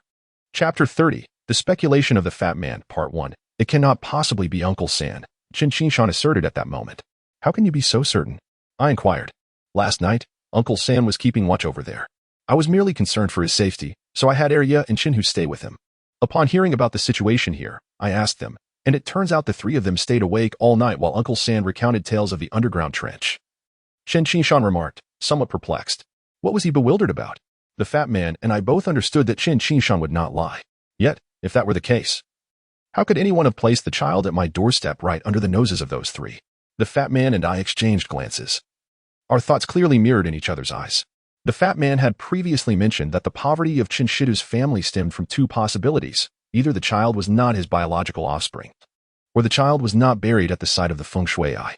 We had discussed the validity of the first scenario before, and now it appeared we were leaning towards the second possibility.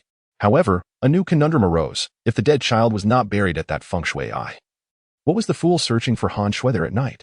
Your village is quite sinister, the fat man remarked, gazing at me with a penetrating look that suggested he had discerned something profound. I felt that dwelling on this matter was futile. Everything seemed inextricably tangled. I turned to the fat man and said, Fat master, let us set aside how this dead child came to be or who placed it at my doorstep. The important thing is that we have found the child. You are the expert here. Please advise us on the next steps. I do not know, the fat man replied. How can you not know? I asked, suspecting he might be feigning ignorance due to my apparent withholding of information. Previously, I had believed that the dead child was indeed beneath the feng shui eye, and that the foolish woman was returning for her child. That would have been straightforward, simply exhume the child and hand it over. However, it was now evident that this dead child was not buried beneath the feng shui eye, meaning it was not what the foolish woman sought. This was a mismatch. Therefore, the dead child held no significance. To prevent the foolish woman from causing a ruckus, we would need to excavate what lay beneath the feng shui eye. This was akin to treating an illness. One must diagnose correctly before administering the remedy. The fat man explained. Upon hearing this, I found a semblance of logic in the fat man's words, yet it seemed the situation had once again reached a stalemate. Let us first set aside this little drought spirit, lest it stir up trouble. You all should deal with that old man. Once you have him sorted out, everything else will fall into place, the fat man advised. Just when I thought the emergence of the dead child might herald a turning point, the fat man's words plunged us back into a deadlock, and we could not reach a resolution. We each returned to our homes. No sooner had I arrived than the fat man followed closely behind. He looked at me, his eyes filled with inscrutable depth.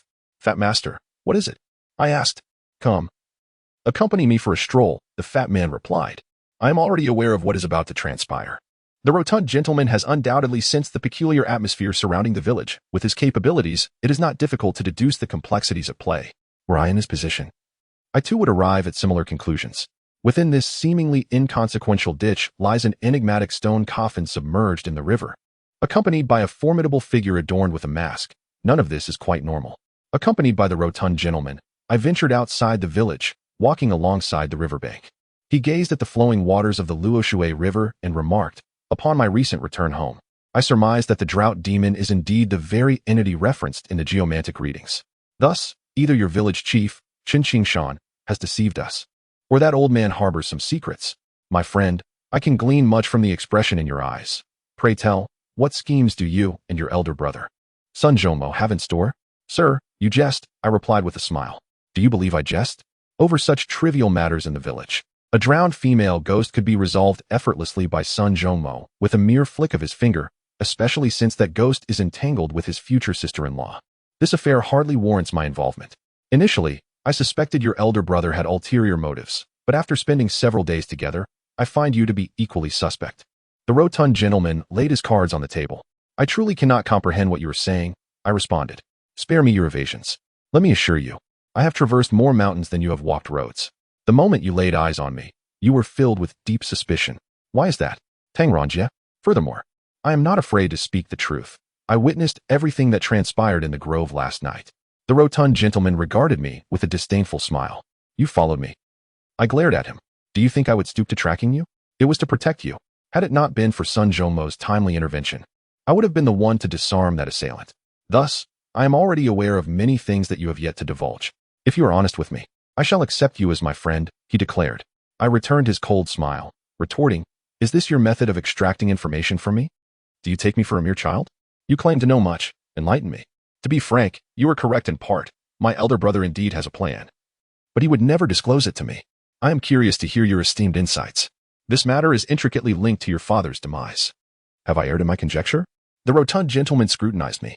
I was taken aback, but upon reflection, I realized that the news of my father's death had indeed made headlines years ago. It was hardly a secret. It was simple for him to be aware of this. I nodded in acknowledgement, indicating, "Please, go on. Your elder brother, along with you, harbors suspicions that your father's demise is linked to a certain individual within the village. I, Fat Master, am aware that your father met a gruesome fate, flayed alive. While I do not comprehend the full implications of this, I can assert with certainty that it is a manifestation of dark sorcery. I have heard whispers from my sect about the existence of such sinister rituals involving skinning for sacrificial purposes among certain malevolent factions in the western regions in the esoteric Tibetan Buddhism. Thus, both you and your elder brother suspect that the perpetrator is a yin-yang master. Your brother, Sun Zhangmo, was adopted at a tender age and only recently returned after more than 20 years, a period shrouded in mystery regarding his whereabouts and experiences. Nevertheless, it is undeniable that upon his return, Sun Zhongmo has demonstrated remarkable prowess, particularly his ability to traverse the 12 ghost caves. If my conjectures are correct, the yin-yang master responsible for your father's murder and flaying undoubtedly possesses an enigmatic connection to these 12 ghost caves. Consequently, upon your brother's return and display of his abilities, that individual would certainly be filled with trepidation. I found myself captivated by Fat Master's words. A whirlwind of recent events had left my mind in disarray, and my limited understanding of yin-yang masters rendered it difficult for me to analyze the situation methodically. Thus, Fat Master's assertions were remarkably persuasive, especially his claim regarding the killer's inexplicable ties to the 12 ghost caves, which not only had never occurred to me but struck me with a profound clarity. I understood that I must feign confidence, as revealing my ignorance would surely deter Fat Master from divulging further information. With a smile, I encouraged him to continue. You make an excellent point. Please, go on. The Fat Master before me bore little resemblance to the gluttonous figure I first encountered. His serious demeanor now resembled that of a seasoned detective. Therefore, it is plausible, or rather highly likely, that subsequent events could indeed be orchestrated by the murderer. Fat Master continued, let me analyze this for you. Typically, when a perpetrator senses a threat, they either maintain a facade of calm, continuing to conceal their tracks. This is the most prudent course of action, or they resort to eliminating you and your brother. After all, the dead pose no threat. Phantoms are not truly fearsome. Thus, if I were the murderer and realized I could not eliminate your brother, I would unequivocally choose the former option, to remain in seclusion, doing nothing, ensuring my own safety. Fat Master's analysis was both rational and intricate. Unfortunately for him, he is not the murderer, I remarked with a knowing smile. Initially, I too found it perplexing, but I quickly discerned the clues and uncovered the motives behind the killer's actions, Fat Master stated. However, at this juncture, he abruptly fell silent, and I observed his expression of bewilderment. Swiftly, I resumed my charade. Out of ideas? Stop pretending. I know you are utterly clueless. If you wish to hear more from me, you must trade something you are aware of for my insights. Chapter 31. The Fat Man's Speculation, Part 2. Upon hearing the Fat Man's words, I attempted to suppress my amusement, yet subterfuge is not my forte. And I let out a chuckle, inadvertently revealing my amusement. At this moment, it was clear that the Fat Man was merely testing my patience, to see who could endure longer. I replied, speak as you wish. If you choose to divulge, I may still have the opportunity to enlighten you. Should you wish to remain silent, then guess away at your leisure. Damn it, the Fat Man exclaimed. I have no elder to speak of. If I did, I would extend my gratitude to him on your behalf, I retorted. His exclamation, rather than offending me, fostered a sense of camaraderie, akin to playful banter between friends.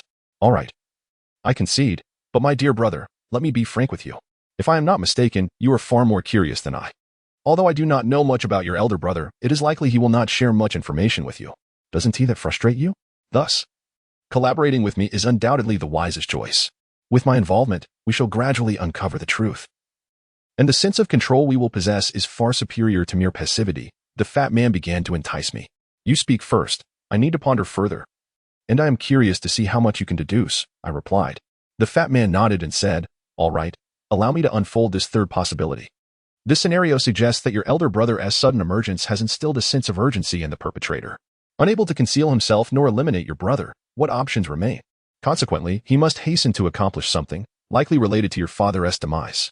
Thus, deducing the identity of the murderer is not particularly challenging. Following your brother's return and ascendance, the first family to exhibit abnormalities in the village emerges as the primary suspects. I closed my eyes, compelled to acknowledge that the Fat Man's speculation resonated with profound logic. Furthermore, I sensed that my brother's so-called breakthrough had indeed compelled the murderer into the open, aligning perfectly with the Fat Man's conjecture. Therefore, what transpired immediately after my brother's appearance, the inception of all recent occurrences, was of utmost importance. Upon reflection, I opened my eyes and declared it was Qinshu too. He returned from elsewhere with a woman. Mere days after her arrival, the fool emerged from the grave, leading to the subsequent events. I had previously sensed a connection, yet to be candid, the recent occurrences evoke a peculiar feeling, suggesting an inevitable link, though the causal relationship eludes my understanding. For instance, as you witnessed last night, Uncle Zhu compelled me to sleep with that woman, threatening my life otherwise. He also mentioned that if I did so, the matter would conclude. However, I spent the entire night pondering the connection, yet I could not fathom it. You are mistaken. What appears to lack connection is, in fact, the most significant link, the fat man observed, gazing at me with an air of enigmatic profundity. I am eager to hear more, I responded. First, share what you know. Do I strike you as one who engages in unprofitable ventures? The fat man continued, keen to extract information from me. As I observed the portly figure, I found myself reflecting on our recent interactions. If you were not a friend of Tang Ranjie, I would undoubtedly choose to befriend him, for I hold a deep admiration for individuals of his ilk. Though his words may occasionally be sharp, they lend him an endearing quality. Coupled with his magical prowess and the deductive skills he exhibited today, I would certainly place my trust in him. If my conflict with Tang Ranjie were truly a consequence of that dinner gathering, I would not be so guarded. The crux of the matter lies in my elder brother's insights. Tang Ranjie and the elderly Liu from the capital harbor ulterior motives regarding the treasures within the 12 ghost pits. It is clear that Tang Ranjie's son did not meet his demise from drowning there, although my elder brother did not explicitly state their intentions. I sensed Tang Ranjie's determination, which prevents me from fully opening my heart to the portly man, despite his assurances regarding his relationship with Tang Ranjie. The world is fraught with complexities, and lacking my brother's acumen, I must remain vigilant. At this moment, the portly man appeared somewhat vexed, inquiring, "What exactly are you apprehensive about concerning me?" I replied firmly, "Tang Ranjie's son did not drown in the 12 ghost pits. He and the elder Liu from the capital are intrigued by what lies within those depths." I fixed my gaze intently on him. Upon hearing my words, I noticed the shock in his eyes, which swiftly transformed into confusion. He scratched his head and asked, "Tang Ranjie? The treasures of the 12 ghost pits? You cannot be serious. Are you truly unaware?" I pressed on. "How could I not know? You must be jesting," he responded, clearly astonished. While I questioned whether my insights were sufficient, the sincerity reflected in his eyes suggested he was not being deceitful. A person's external demeanor can be masked, yet the truths within the eyes are inescapable. I could discern that he was genuinely uninformed about this matter. The portly man, now enlightened, nodded and remarked, "So your distrust of me stems from skepticism about my connection with Tang Ranjie? I can understand that. Were I in your position, I would harbor doubts as well. However, I must admit that your inquiries have piqued my interest. I initially believed Tang Ranjie was merely leveraging this favor for your elder brother's sake or had some peculiar connection with Qin Qinshan. Yet, it appears the situation is far more intricate. This little gutter, the foodie ditch, is bustling with activity." Despite his words, I felt a twinge of guilt. If the portly man was indeed innocent, had not accepted any monetary gain, and considered me a friend in sharing so much, was my suspicion not a tad excessive? I confessed, "I am aware of much that mirrors your understanding. Allow me to share a secret. After his demise, the fool actually drifted downstream to the vicinity of the 12 ghost pits. The figure you saw last night, Uncle Zhu, was the fool's body recovery agent." "Oh?" The portly man's interest was instantly piqued. "In the village, there exists a sage whose identity remains a mystery to me. I cannot ascertain whether this sage is the enigmatic figure known as the Masked Man. However, it is evident that this individual possesses an extensive knowledge of various matters, including the demise of my father and the unfortunate fate of the fool. Prior to Uncle Zhu's retrieval of the fool, the sage had foreseen that Uncle Zhu would encounter the coffin, thus providing him with a talisman. It was this very talisman that safeguarded Uncle Zhu as he unearthed the fool's lifeless body from the 12 ghostly pits, having previously contended with that coffin. Please elaborate," I implored. With a grave expression, the fatty began to ponder deeply. I recounted to him, in its entirety, the tale that Uncle Zhu had shared with me that day. This was my way of reciprocating the insights that the fatty had provided me earlier. "The woman from the Qin family is an online acquaintance of mine, who has ventured here to investigate this matter. Until I can place my utmost trust in the fatty, I shall keep this information confidential, as it pertains to her safety." Upon hearing my account, the fatty pinched his brow thoughtfully, pacing slowly in contemplation while muttering to himself. Recognizing his need for reflection, I refrained from interrupting him. After a moment, he exclaimed, "The stone coffin harbors a river demon of considerable power, one that even the city god dares not provoke. The Earth's energy in Luoyang is akin to a dragon vein, which elucidates why numerous dynasties have chosen Luoyang as their capital. The Luo River itself embodies a significant geomantic current, being a water dragon vein of great importance. The 12 ghostly pits sever this river, symbolically bisecting the dragon, thereby disrupting the dragon energy of Luoyang. This disruption has allowed the entities within the 12 ghostly pits to flourish.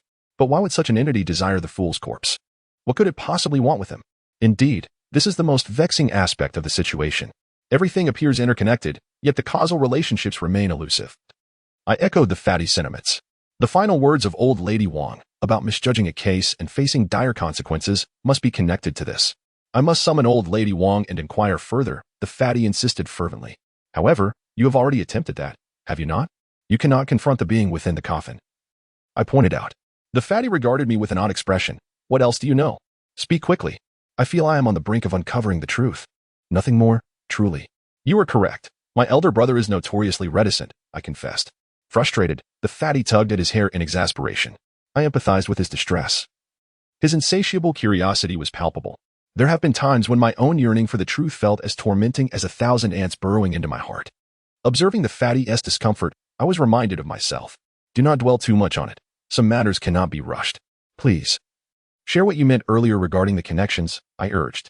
The fatty nodded and fixed his gaze upon me. What is the purpose of a man sleeping with a woman? I was momentarily taken aback, unsure of the fatty's reasoning behind such a question. After a brief pause, I scratched my head and replied, for pleasure? The rotund man struck my head with a resounding slap, jestingly admonishing, you are truly a beast, my dear fellow.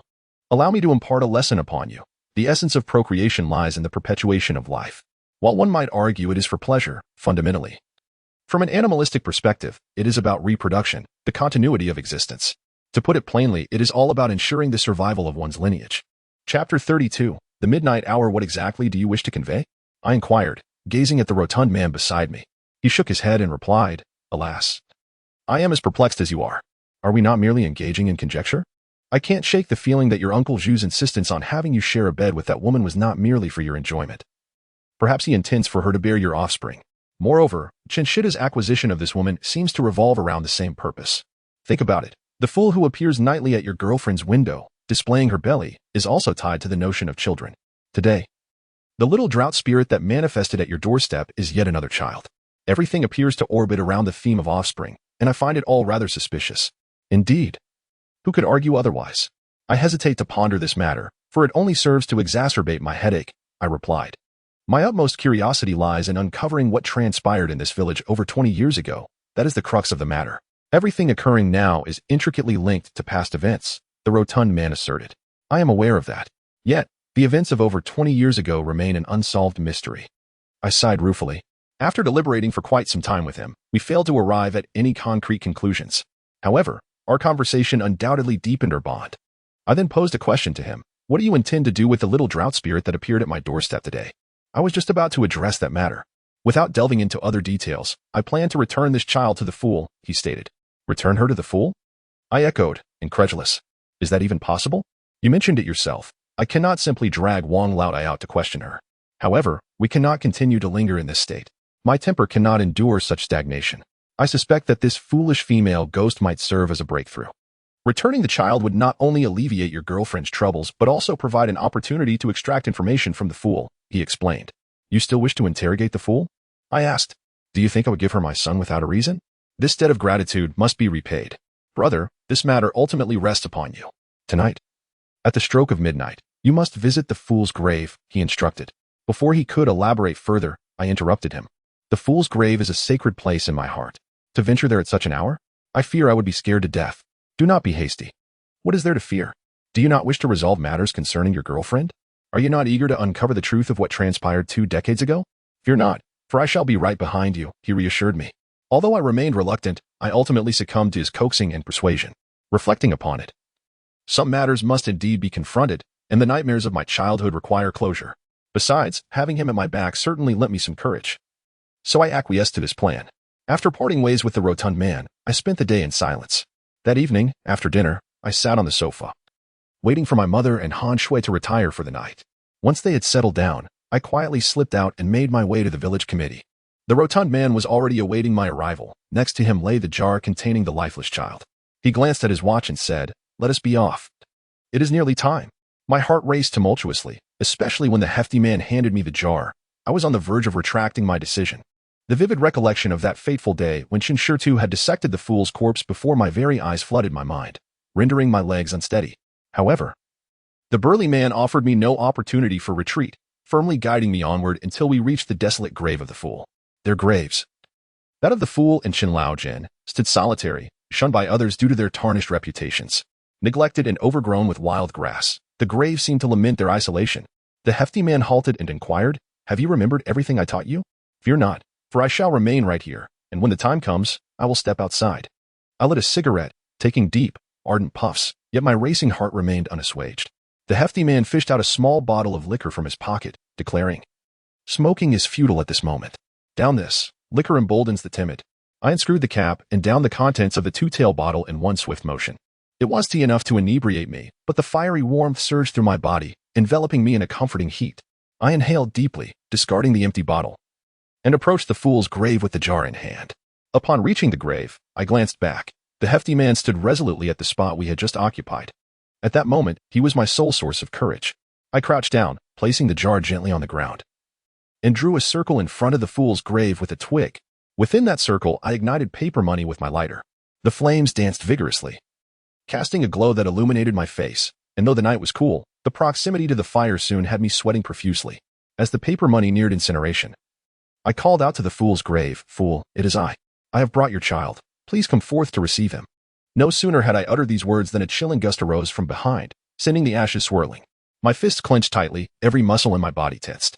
I turned sharply, only to find nothing behind me, save for the hefty man gazing from a distance. A momentary relief washed over me, but as I turned back, terror gripped me. The fool, clad in a shroud, had inexplicably appeared before me, seated by the grave, her face adorned with a serene smile directed at me. Every hair on my body stood on end, cold sweat cascading down my frame. I repeatedly reassured myself not to be afraid. Hadn't I just seen the fool days prior? Why should I fear now? I lifted my gaze to the fool and slowly retrieved the talisman entrusted to me by the hefty man. Igniting it with the flames of the paper money, I pinched the yellow talisman between my fingers and extended it toward the fool. I could see my hand trembling. Yet at this juncture, I had no choice but to place my faith in the hefty man and his talismans, which were said to summon the 4 divine beasts in the 5 sacred mountains. Once the talisman had burned to ash, I smeared the residue on my hands, then cradled the jar and extracted the deceased child from within. Removing the talisman affixed to the child's forehead, I placed the lifeless infant into the fool's embrace, stating, "Fool, I have returned your child to you. Now reveal to me what I seek to know." The fool embraced the child, casting a fleeting glance downward. Yet, in the next moment, as she lifted her gaze, her visage transformed from a smile to one of malevolence. She seized the child and cast it aside with a ruthless abandon. Then, opening her mouth, I beheld her elongated tongue and a mouthful of jagged black teeth. The flesh upon her face began to peel away in chunks, revealing bloodied white bones beneath. I was engulfed in confusion and terror, rendered motionless as I regarded the fool. I had encountered her lifeless body twice before, yet I had never witnessed her in such a grotesque state. Suddenly, the fool lunged toward me, her skeletal hands tightening around my throat, choking the very breath from my lungs. This was not how the rotund man had orchestrated events, according to his plan. After I relinquished the dead child to the fool, she would owe me a debt of gratitude. In the realm of spirits, the principles of cause and effect are paramount. She owed me a debt and was thus bound to provide the knowledge I sought. But who could have anticipated such a horrifying turn of events? I struggled in vain, gasping for air, my body starved of oxygen. In a moment of desperation, I recalled the elder's words, that blood from the tongue could dispel evil spirits. In that dire moment, I bit into my own tongue, and blood sprayed forth toward the fool. Miraculously, it had an effect. She loosened her grip slightly, and the spot where my blood landed began to smoke. Yet, she was poised to lunge at me once more. Seizing that brief opportunity, I turned and shouted for the rotund man, "Are you not coming to my aid? Do you wish to witness my demise?" In the next instant, despair washed over me, for behind me lay nothing but emptiness. There was no trace of the rotund man. At that moment, the fool advanced yet again, her fingers tightening around my neck, her face a mask of resentment, with only her eyes visible. My mind began to blur, and I was engulfed in confusion. I still could not comprehend the situation. I had merely returned her child to her, yet she sought to take my life. Chapter 33. The riddle. Just when I felt that I was doomed to meet my end, an unexpected surge of heat enveloped my forehead, as if a fiery blaze was searing into my skin. This intense heat soon transferred to the fool who had been choking me, causing him to release his grip in pain, thereby granting me the precious opportunity to gasp for breath. "Yezi, wake up." At that moment, I heard my brother's voice calling out to me. I opened my eyes to see him crouched beside me, his torso bare, revealing a physique sculpted with strength and perfection. In the next instant, I realized that my own hands were tightly clasped around my neck. Frantically, I loosened my grip, bewildered by the sudden turn of events moments ago. It was the fool who had been strangling me, yet now it appeared as though I was the one inflicting harm upon myself. "Brother, what is happening?" I inquired. "Stay put and keep still here. I need to check on the fat one," he replied, his expression grave. I longed to inform him that it was indeed the fat one who sought to bring about my demise. However, before I could utter a word, my brother dashed away with urgency. Shortly thereafter, the sounds of a struggle erupted behind me, stirring an anxious curiosity within me. Despite the excruciating pain in my neck, I felt remarkably well otherwise, though the heat on my forehead persisted. When I touched it, I discovered blood, yet I could not identify the source of the injury. I rose to my feet and gazed into the darkness behind me, unable to see anything clearly. Panic enveloped me as I turned in circles, uncertain whether my brother was engaged in combat with the fat one or someone else entirely. I desperately hoped that the fat one had encountered an unforeseen predicament and that my brother was rushing to his aid. For I could scarcely believe that the very person I had just considered a friend would turn against me. Before long, the sounds of fighting ceased, and I heard someone moving swiftly, followed by the fat one's voice. "Sunjungmo, stop chasing. Be careful of Yezi." Soon after, I saw my brother supporting the fat one as they approached me. I hurried towards them, and upon closer inspection, noticed a gaping wound on the fat one's leg, oozing blood. My heart filled with concern as I asked, "What happened?" It was that masked individual. "I noticed the situation here was amiss and attempted to assist you. But that scoundrel ambushed me," the fat one explained. "Brother Thief King, I am fortunate that your brother arrived in time. Otherwise, I would have found it impossible to clear my name, even if I jumped into the Yellow River. Let us not dwell on that now. Are you all right? Do you require a trip to the hospital?" I inquired, apprehensive about the severity of his injury. "It's a minor issue. I am not so delicate. But let me not encounter that wretch again. If I do, I shall surely twist his head off," the fat one declared defiantly. "Enough of that. Come. Let us return and tend to your wound," I urged him. The hefty man was no longer able to walk, and I could not carry him alone. Given the late hour, we decided to go to the elder brother's house. I had already cut open the hefty man's trousers with scissors, and I must admit that his legs were indeed quite pale, albeit rather stout. Faced with the injury on his leg, I felt utterly helpless. The elder brother fetched a bedsheet and bound it above the wound. Then he took a large needle and lit a candle. "Sunjungmo, can you handle this?" The hefty man gazed at the needle in the elder brother's hand, astonished. "There is no anesthetic. Can you endure it?" the elder brother inquired. The hefty man gritted his teeth and replied, "Fine, let us get on with it." The elder brother lit a candle, sterilized the needle, and began to stitch the wound on the hefty man's leg. The gruesome sight was too much for me to bear. I dared not look directly. I noticed beads of sweat forming on the hefty man's face, yet he remained remarkably resilient, not uttering a sound despite the harrowing procedure. The elder brother worked swiftly, and once finished, he brought over a bottle of liquor. He opened it and poured half of it directly onto the wound. The hefty man, who had endured in silence for so long, let out a blood-curdling scream akin to that of a slaughtered pig. "Damn it, could you not give me a heads up?" he exclaimed. The elder brother ignored him and handed the remaining half bottle to the hefty man, saying, "Drink up." The hefty man took it, perhaps overwhelmed by pain, and downed the entire half bottle in one go. Afterward, he burped and exclaimed, "Good liquor, refreshing. Zai Wang, come give me a cigarette." I reached for a cigarette, only to find it dampened by my own cold sweat. The elder brother silently produced cigarettes for both of us and lit them. Thus, the three of us, being stout men, silently indulged in the act of smoking. After finishing his cigarette, the hefty man extinguished the butt, gritting his teeth as he said, "I can understand that bastard attacking me, but why did that fool suddenly assault Yezi, even disregarding the life-saving grace from years past? After burning the Durin talisman and then handing the child over to her, that was not uncalled for." Upon recalling the earlier scene, I felt a lingering unease and said, "I just handed the child to her." She glanced at it and immediately transformed into that state. "That child was not even the one extracted from the fool's womb," the elder brother remarked. "What do you mean?" the hefty man exclaimed in shock. After speaking, he slapped his thigh, only to cry out in pain the next moment, cursing, "No wonder. I was wondering what the hell was going on. The child you gave her isn't hers. It's no surprise she went mad." However, the hefty man continued, "Zai Wang, it seems evident that someone is playing tricks on us, intending to make us return the child to the fool. Just thinking about it sends chills down my spine. Had it not been for your elder brother, we both might have met our end today. This person is truly sinister. I absolutely cannot let this go."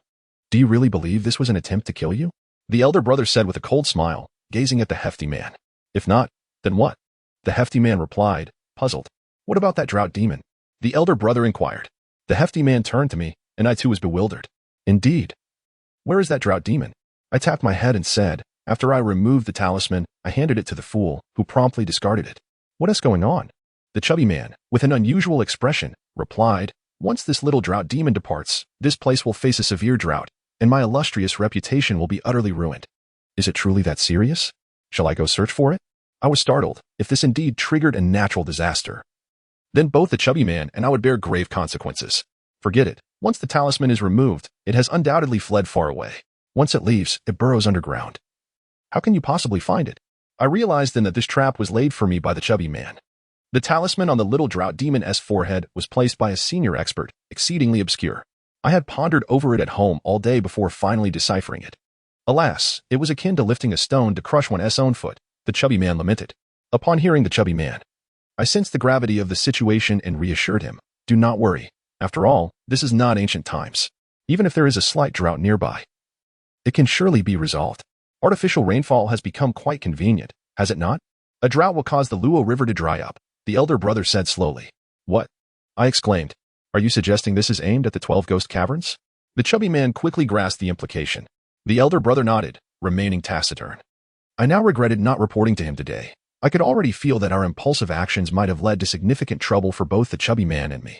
The chubby man looked at the elder brother and asked, is it truly troublesome?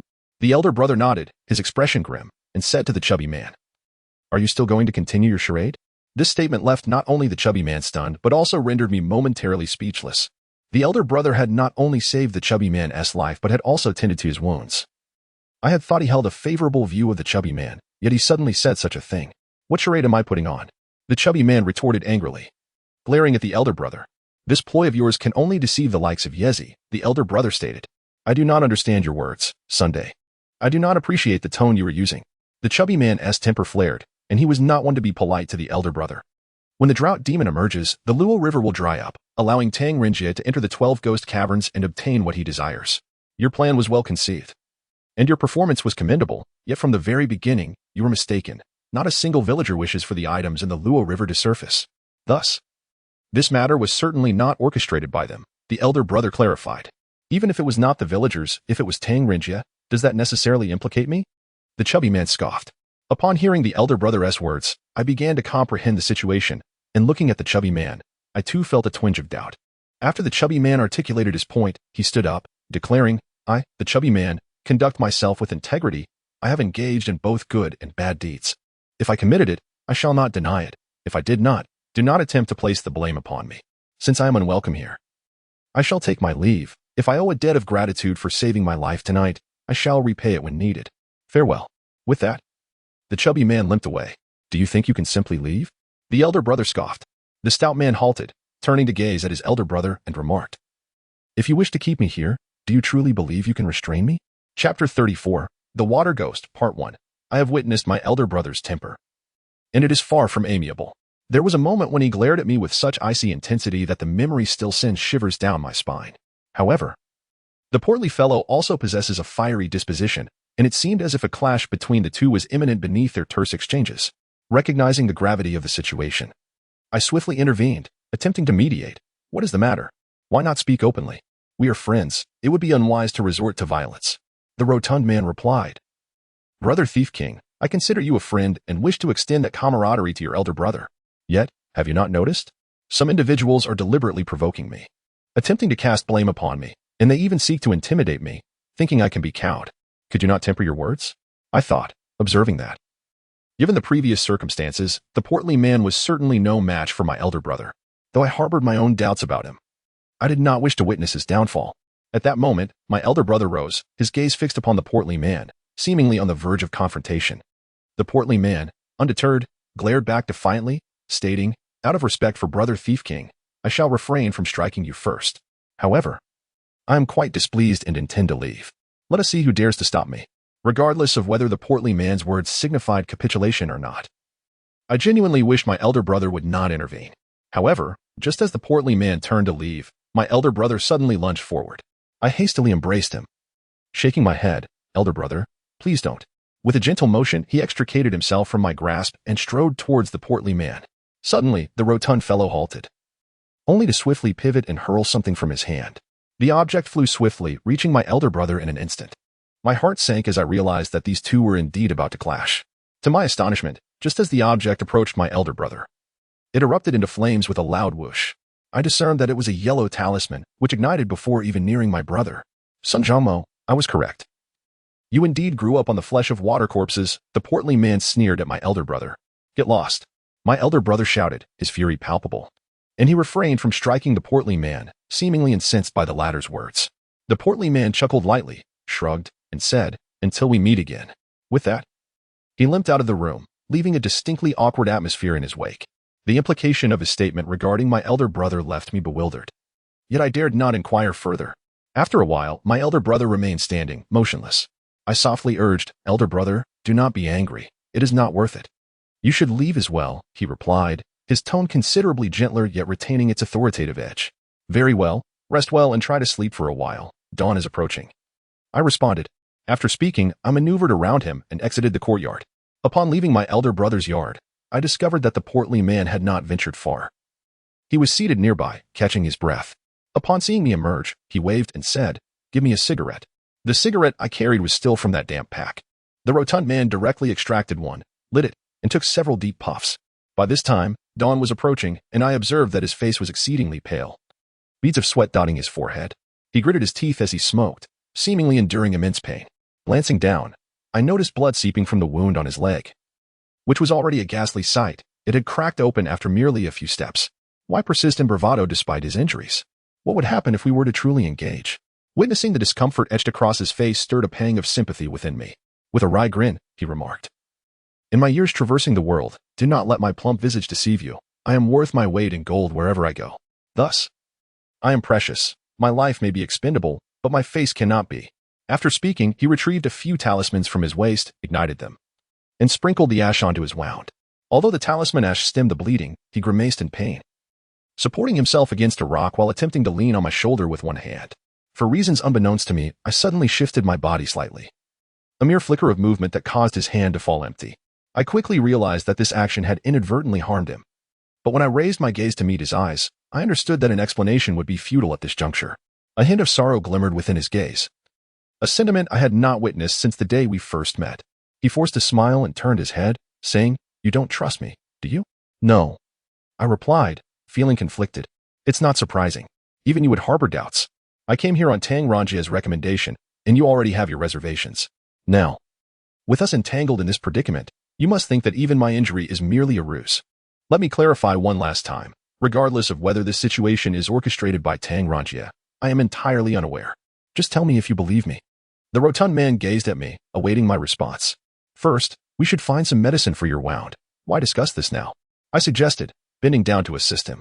Yet, he abruptly shrugged off my hand, exclaiming, Do you believe me or not? What difference does it make? Do you think I possess such keen judgment? If I believe you, it means I consider you a friend. If not, then it matters little. I realize this sounds foolish, and you likely do not care whether I am your friend. He continued. I studied his face, peering into his eyes, before nodding and affirming, I believe you. He turned his head, his gaze resolute as he declared, From this day forth, you, Thief King, are my friend, Lu Paozi. Hearing his words warmed my heart. Truth be told, having lost my father at a young age under mysterious circumstances, I had few friends. Throughout the years, I encountered many acquaintances over drinks. Yet the gravity of the rotund man's words imbued a sense of camaraderie akin to that of sworn brothers. Let us return. Do not overexert yourself. I know you cannot walk much further. I bent down, signaling for him to lean on my arm. This time, the stout fellow did not refuse, however. His considerable weight made it quite arduous for us to walk together. As we trudged along, he muttered curses. Your elder brother is exceedingly cunning. He wishes to confront me when I'm not at my best. Is this not taking advantage of my vulnerability? That day, when I faced the coffin submerged in water, you claimed that expertise plays a role. Yet today, that masked individual managed to inflict such harm upon you. My elder brother, on the other hand, could have easily driven him away. Thus, even if you two never exchanged blows, the disparity in skill is evident. It is utterly pointless to maintain such bravado. I chuckled. That is not necessarily the case, the stout fellow insisted stubbornly. Enough of this. The talisman just now was cast before my elder brother. You remarked that he grew up consuming the flesh of drowned corpses. What does that imply? I inquired, sensing that my brother was exceedingly angered after the stout fellow's statement. I have heard of the 12 ghost pits. While I am unaware of the presence of that stone coffin within, I know that countless corpses are amassed inside. Water is associated with the een, and corpses emanate an overwhelming aura of death, rendering that pit a veritable graveyard. Any ordinary individual who ventures inside would surely not return. Therefore, when Tang Renjie mentioned that your elder brother could enter, I suspected he might be a water ghost, the stout fellow explained. A water ghost? I echoed, taken aback. The stout fellow nodded. I had never had the opportunity to observe him closely before, and I dared not make assumptions. However, being nearer today, I sensed the palpable aura of death surrounding your elder brother. When I cast the talisman upon a living being, it was akin to tossing a scrap of paper. Logically, it should only be effective on the deceased. Your elder brother is not a corpse. He was raised on the flesh of drowned bodies, suffused with the essence of death. And only in water could he subdue the restless dead. Surely, you do not mean to suggest he consumed the flesh of drowned corpses? I asked, a chill running down my spine. Indeed, that is precisely what I mean. Consuming such flesh from a young age, for a full 18 years, transforms one into a water ghost, the stout fellow asserted. I found it difficult to accept his characterization of my elder brother, though deep down, I sensed an unsettling acceptance. If that were not the case, why would my brother be so enraged after the stout fellow spoke those words? Do not spout such nonsense. You are the one who consumes the flesh of drowned corpses. I retorted. Do not be incredulous. Your elder brother is a flag bearer, a collector of corpses. Perhaps you are unaware, but in the past, water ghosts were indeed collectors of corpses, though they differed significantly from ordinary collectors, the stout fellow continued. The more he spoke, the more I felt my brother resembled the description he provided. A friend of mine once recounted tales of ancient times, marked by perpetual warfare, coupled with plagues and famines, leading to numerous shipwrecks along the Yellow River, where countless bodies drifted. Yet, much like today, it was typically fishermen who were responsible for retrieving the dead. The regulations surrounding corpse recovery were far more stringent than they are now.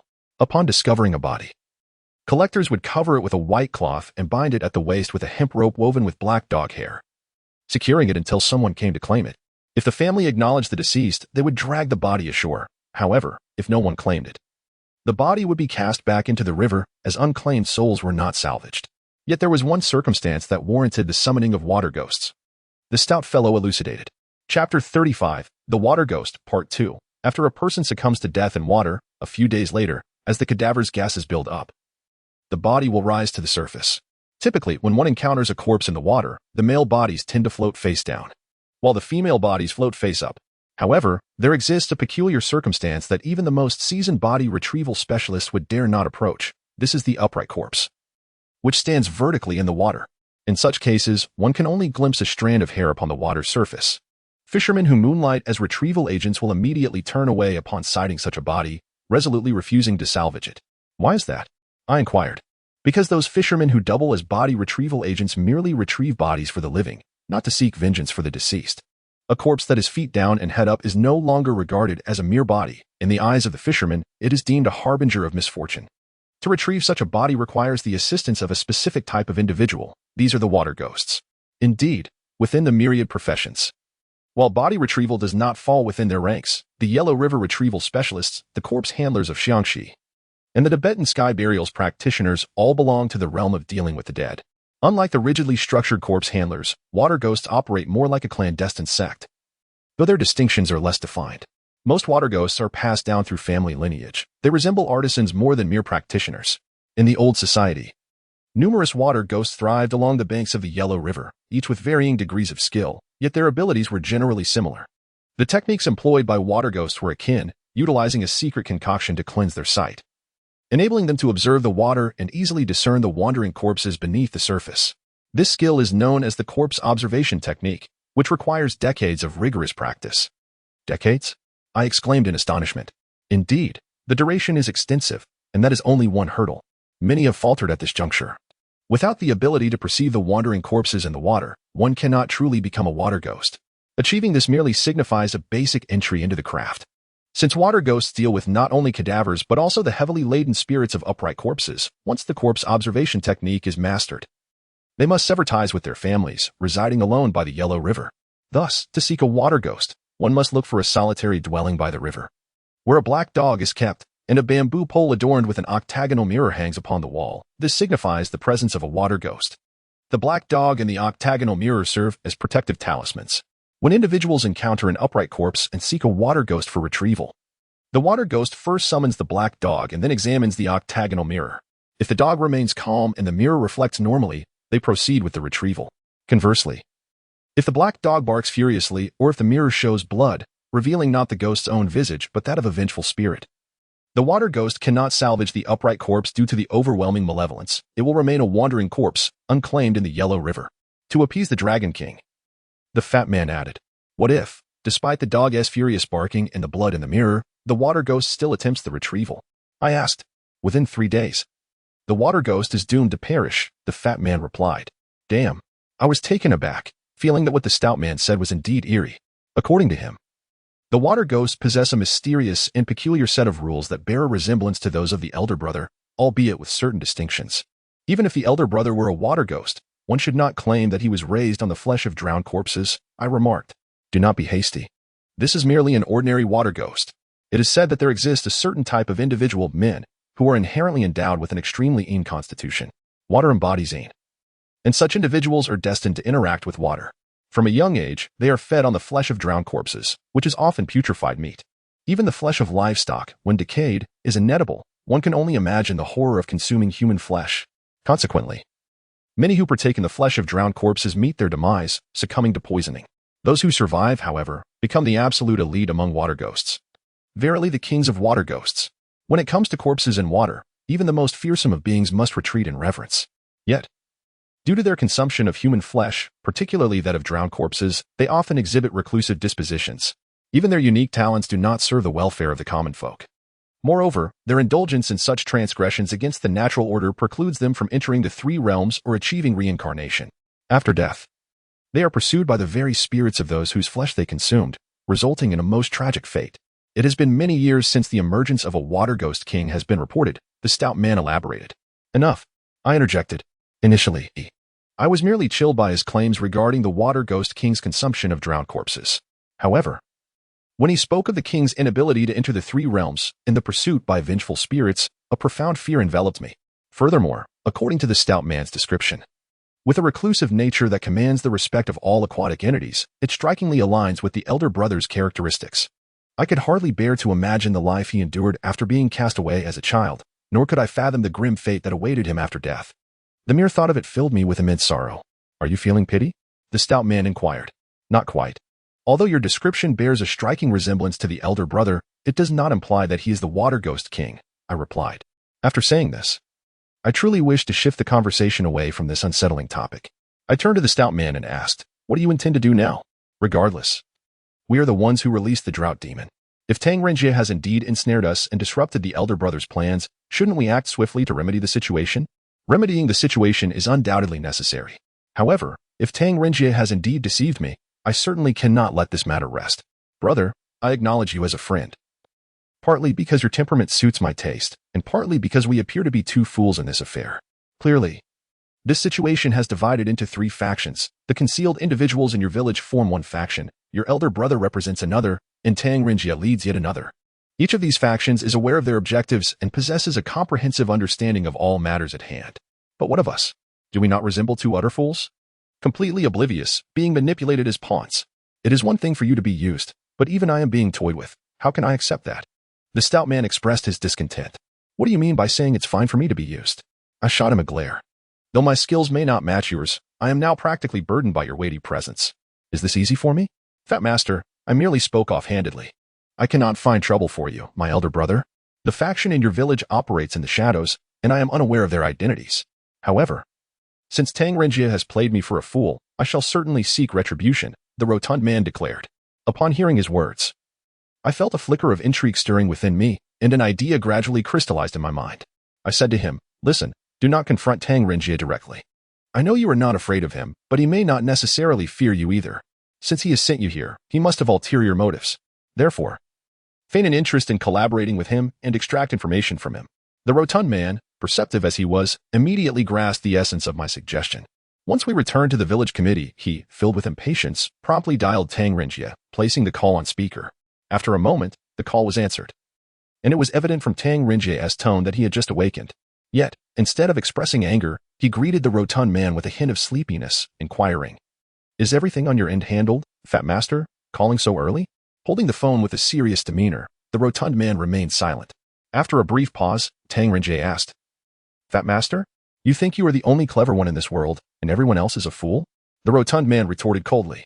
Tang Rinjie chuckled. "What do you mean by that? I don't quite understand. You are aware of the complexities surrounding foodie ditch, aren't you? Is it merely a matter of a foolish woman returning from the dead? You desire something from the 12 ghost caverns, don't you? That little drought demon was deliberately sent to me, wasn't he it?" The rotund man replied, unabashedly. "What? I truly do not comprehend. Isn't just an ordinary ghost haunting?" Tang Rinjie questioned. "Tang Rinjie, I owe you a favor. If it were merely a case of ghostly disturbances, I would handle it and consider our debt settled. However, you have thrust me into this murky situation without any preparation. Isn't that a bit too cunning? I wish to be straightforward. Now that I am entangled in this matter, you know my temperament. I cannot be at ease until the truth is revealed. Do you truly consider me a charitable soul or merely a beggar? Is an ancient tome worth my life? I nearly lost a leg last night," the rotund man asserted. This was the narrative we had crafted together. I knew he would not say much when questioning Tang Rinjie. Yet demanding compensation would lead him to believe that he could manipulate us. Individuals like Tang Rinjie possess a certain arrogance, having seen many serve him for monetary gain. They generally hold the belief that anything achievable through wealth is trivial. Those who sell their loyalty for money are held in contempt. And only when they underestimate you will they lower their guard. As anticipated, Tang Rinjie paused before responding. "What will it take to resolve this matter, Fat Master? Name your price. You may determine my worth, but remember that knowledge of both oneself and one's adversary is key to victory. Are you truly prepared to send me into battle unarmed without providing any resources?" The rotund man countered. "Yi Jihuan is by your side, isn't he?" Who knows that Tang Rinjie suddenly made a turn and asked this question. Chapter 36. The cunning of Tang Rinjie. The plump man and I exchanged glances. Our lips sealed in silence, yet my mind raced with thoughts. Suddenly, Tang Rinjie posed a question that left us pondering its implications. Was he attempting to deceive the plump man? Or was he aware of my presence alongside him? I had previously speculated that there were undoubtedly Tang Rinjie's men lurking around us in this village. Otherwise, he could not have fortuitously placed that small drought spirit at my doorstep. Indeed, it was precisely because we had just conjectured that the fool was searching for that child. And at the moment when third grandpa obstructed our excavation, the deceased child was left at my door. Thus, both the plump man and I reasonably deduced that this might be a compromise among certain factions in the village, with no one considering the angle of Tang Rinjie. Therefore, his followers were concealed in the shadows, aware of our actions and our needs. From the moment Tang Rinjie uttered that question until now, a full 30 seconds of silence had elapsed between the plump man and me. A heaviness settled in my heart. I realized that we had already exposed ourselves. The plump man did not respond immediately, and given Tang Rinjie's intellect, he would surely discern our current state. I understood that we could no longer conceal the truth. Addressing the phone, I said, "Boss Tang, I am here. I apologize for the previous matter.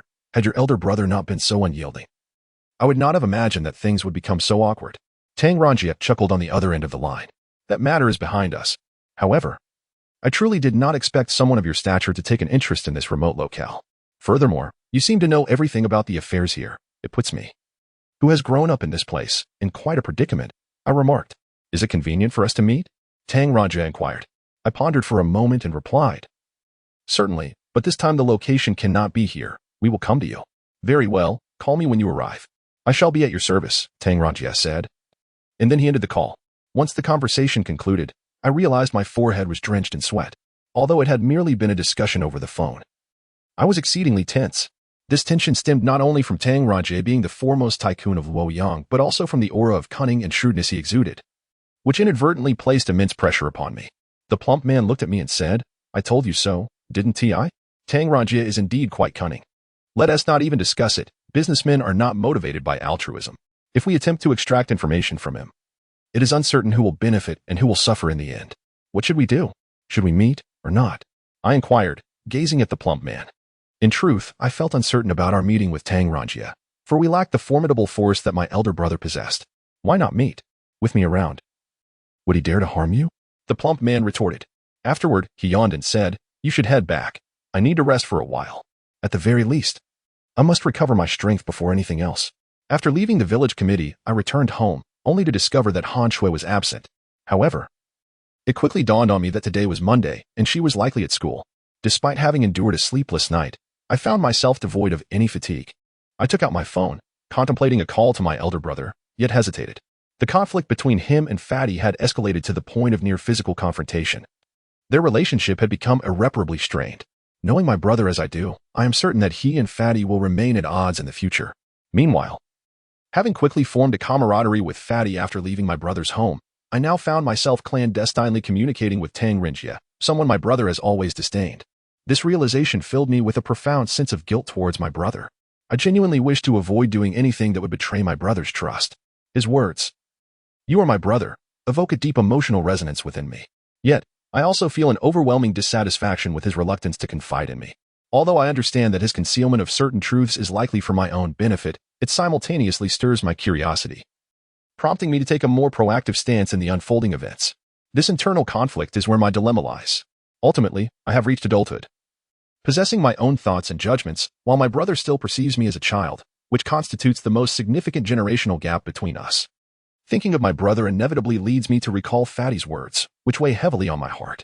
For over 20 years, I have been aware of my brother's existence. Yet my feelings towards him have fluctuated like a roller coaster. Before his return, I felt guilt, as it was his sacrifice that allowed me to grow up alongside our mother. He made my upbringing possible. However, upon his return, he revealed his remarkable prowess, becoming a legendary figure in my eyes. Although I never voiced it, a twinge of envy crept into my heart. How fortunate it would have been if I had been the one sent away, for then our fates would have been entirely reversed. The wise and formidable hero would have been me. What a splendid notion. Today, Fatty recounted the trials my brother endured to attain such strength, further intensifying my feelings of dread and guilt. After being given away, my brother was forced to consume human flesh, including the bloated, decaying corpses submerged in water. Could I have survived such horrors? As I pondered this, my mother approached, playfully kicking me and inquiring, "Yezi, what are you lost in thought about?" I glanced at her and asked, "Do you know anything about the family that took in my brother?" Her expression shifted to one of unease, as she seemed to evade the question. "Why do you ask?" She replied. I merely sought clarification, saying, "I suddenly wondered today, for my brother to become so formidable, he must have endured immense suffering. Yet, you once told me that the family who took him in was well off and had no male heirs, implying he lived a life of comfort." My mother picked up the garments and, after a moment of silence, spoke. "The family that your elder brother was adopted by is a friend of your grandfather. Thus, their affluent circumstances are all attributed to your grandfather's words. Initially, I was quite reluctant for your brother to be adopted so far away. It was not that I wished to recognize them, but rather I thought it might be bearable to visit later when times were better. However, your grandfather is rather obstinate." "Grandfather's friend?" I was taken aback, for this was news to me. "Perhaps this is why your grandfather never mentioned changing your brother's surname when your brother returned and declared himself Sun Zhangmo. You cannot imagine the pain it caused me. He ought to have been Yu Zhongmo." My mother's eyes began to glisten with tears as she spoke. "No, mother. Please do not be upset. You mentioned that the Sun family are friends of grandfather. What kind of friends are they, and how close is their relationship?" I inquired. "Indeed. The old man who came to the village to take your brother away was surnamed Sunday. I have never seen your grandfather drink, yet on that day, both were quite inebriated, and their smoking pipes were identical," she recounted. After hearing my mother's words, I turned to glance at my grandfather, who sat on a small stool by the door, waiting for his pipe. His eyes were clouded, and his hearing was somewhat impaired. Despite our proximity, he did not acknowledge us or engage in our conversation, for he could scarcely hear our words. Observing my grandfather in such a state, I was suddenly struck by a sense of incredulity. A rapid cascade of thoughts surged through my mind, nearly overwhelming me. I finally tapped my head and murmured to myself, "My nerves are frayed. I must be going a bit mad, perceiving abnormalities in everyone." With that, I stood up. Just before entering the house, I turned abruptly to glance at my grandfather once more, only to find him watching me. His face, etched with wrinkles, and his cloudy old eyes evoked a strange and inexplicable sensation within me, particularly his expression, which felt both odd and unfamiliar. I found this feeling quite unsettling. I managed to smile at him, and he returned a strained grin, which only deepened the sense of significance in that moment. "Stop overthinking," I admonished myself inwardly. And with that thought, I stepped into the house, opened my bedroom door, and without a second thought, collapsed onto Hanchua's bed. I longed for sleep, desperately yearning for it, yet every time I closed my eyes, my grandfather's peculiar expression loomed in my mind, and I could not understand why I felt a twinge of fear. Grandfather was not a benevolent figure. To me, he was merely a grandfather. If I were to add an adjective, it would be that he was a grandfather who loved to smoke. Throughout my childhood, my impression of him was that he spent his days in the courtyard smoking his pipe. Due to his poor health, he never engaged in farming or any other labor, and my mother would only bring him a bowl after preparing dinner. He would rise at the same time each day to sit by the door and smoke, then return to his room after dinner to sleep, coughing in the first half of the night and sleeping soundly in the latter half. His room was permeated with a heavy scent of smoke, mingled with the distinctive aroma of the elderly. Were it not for my mother's diligent routine of washing his sheets, clothes, and even the floor every couple of days, the stench would undoubtedly be far more unbearable. He is an utterly ordinary rural elder. I found that no matter how hard I attempted to dispel my wandering thoughts, the ideas that had just flitted through my mind lingered obstinately. I sat up, then reclined back on the bed, lighting a cigarette.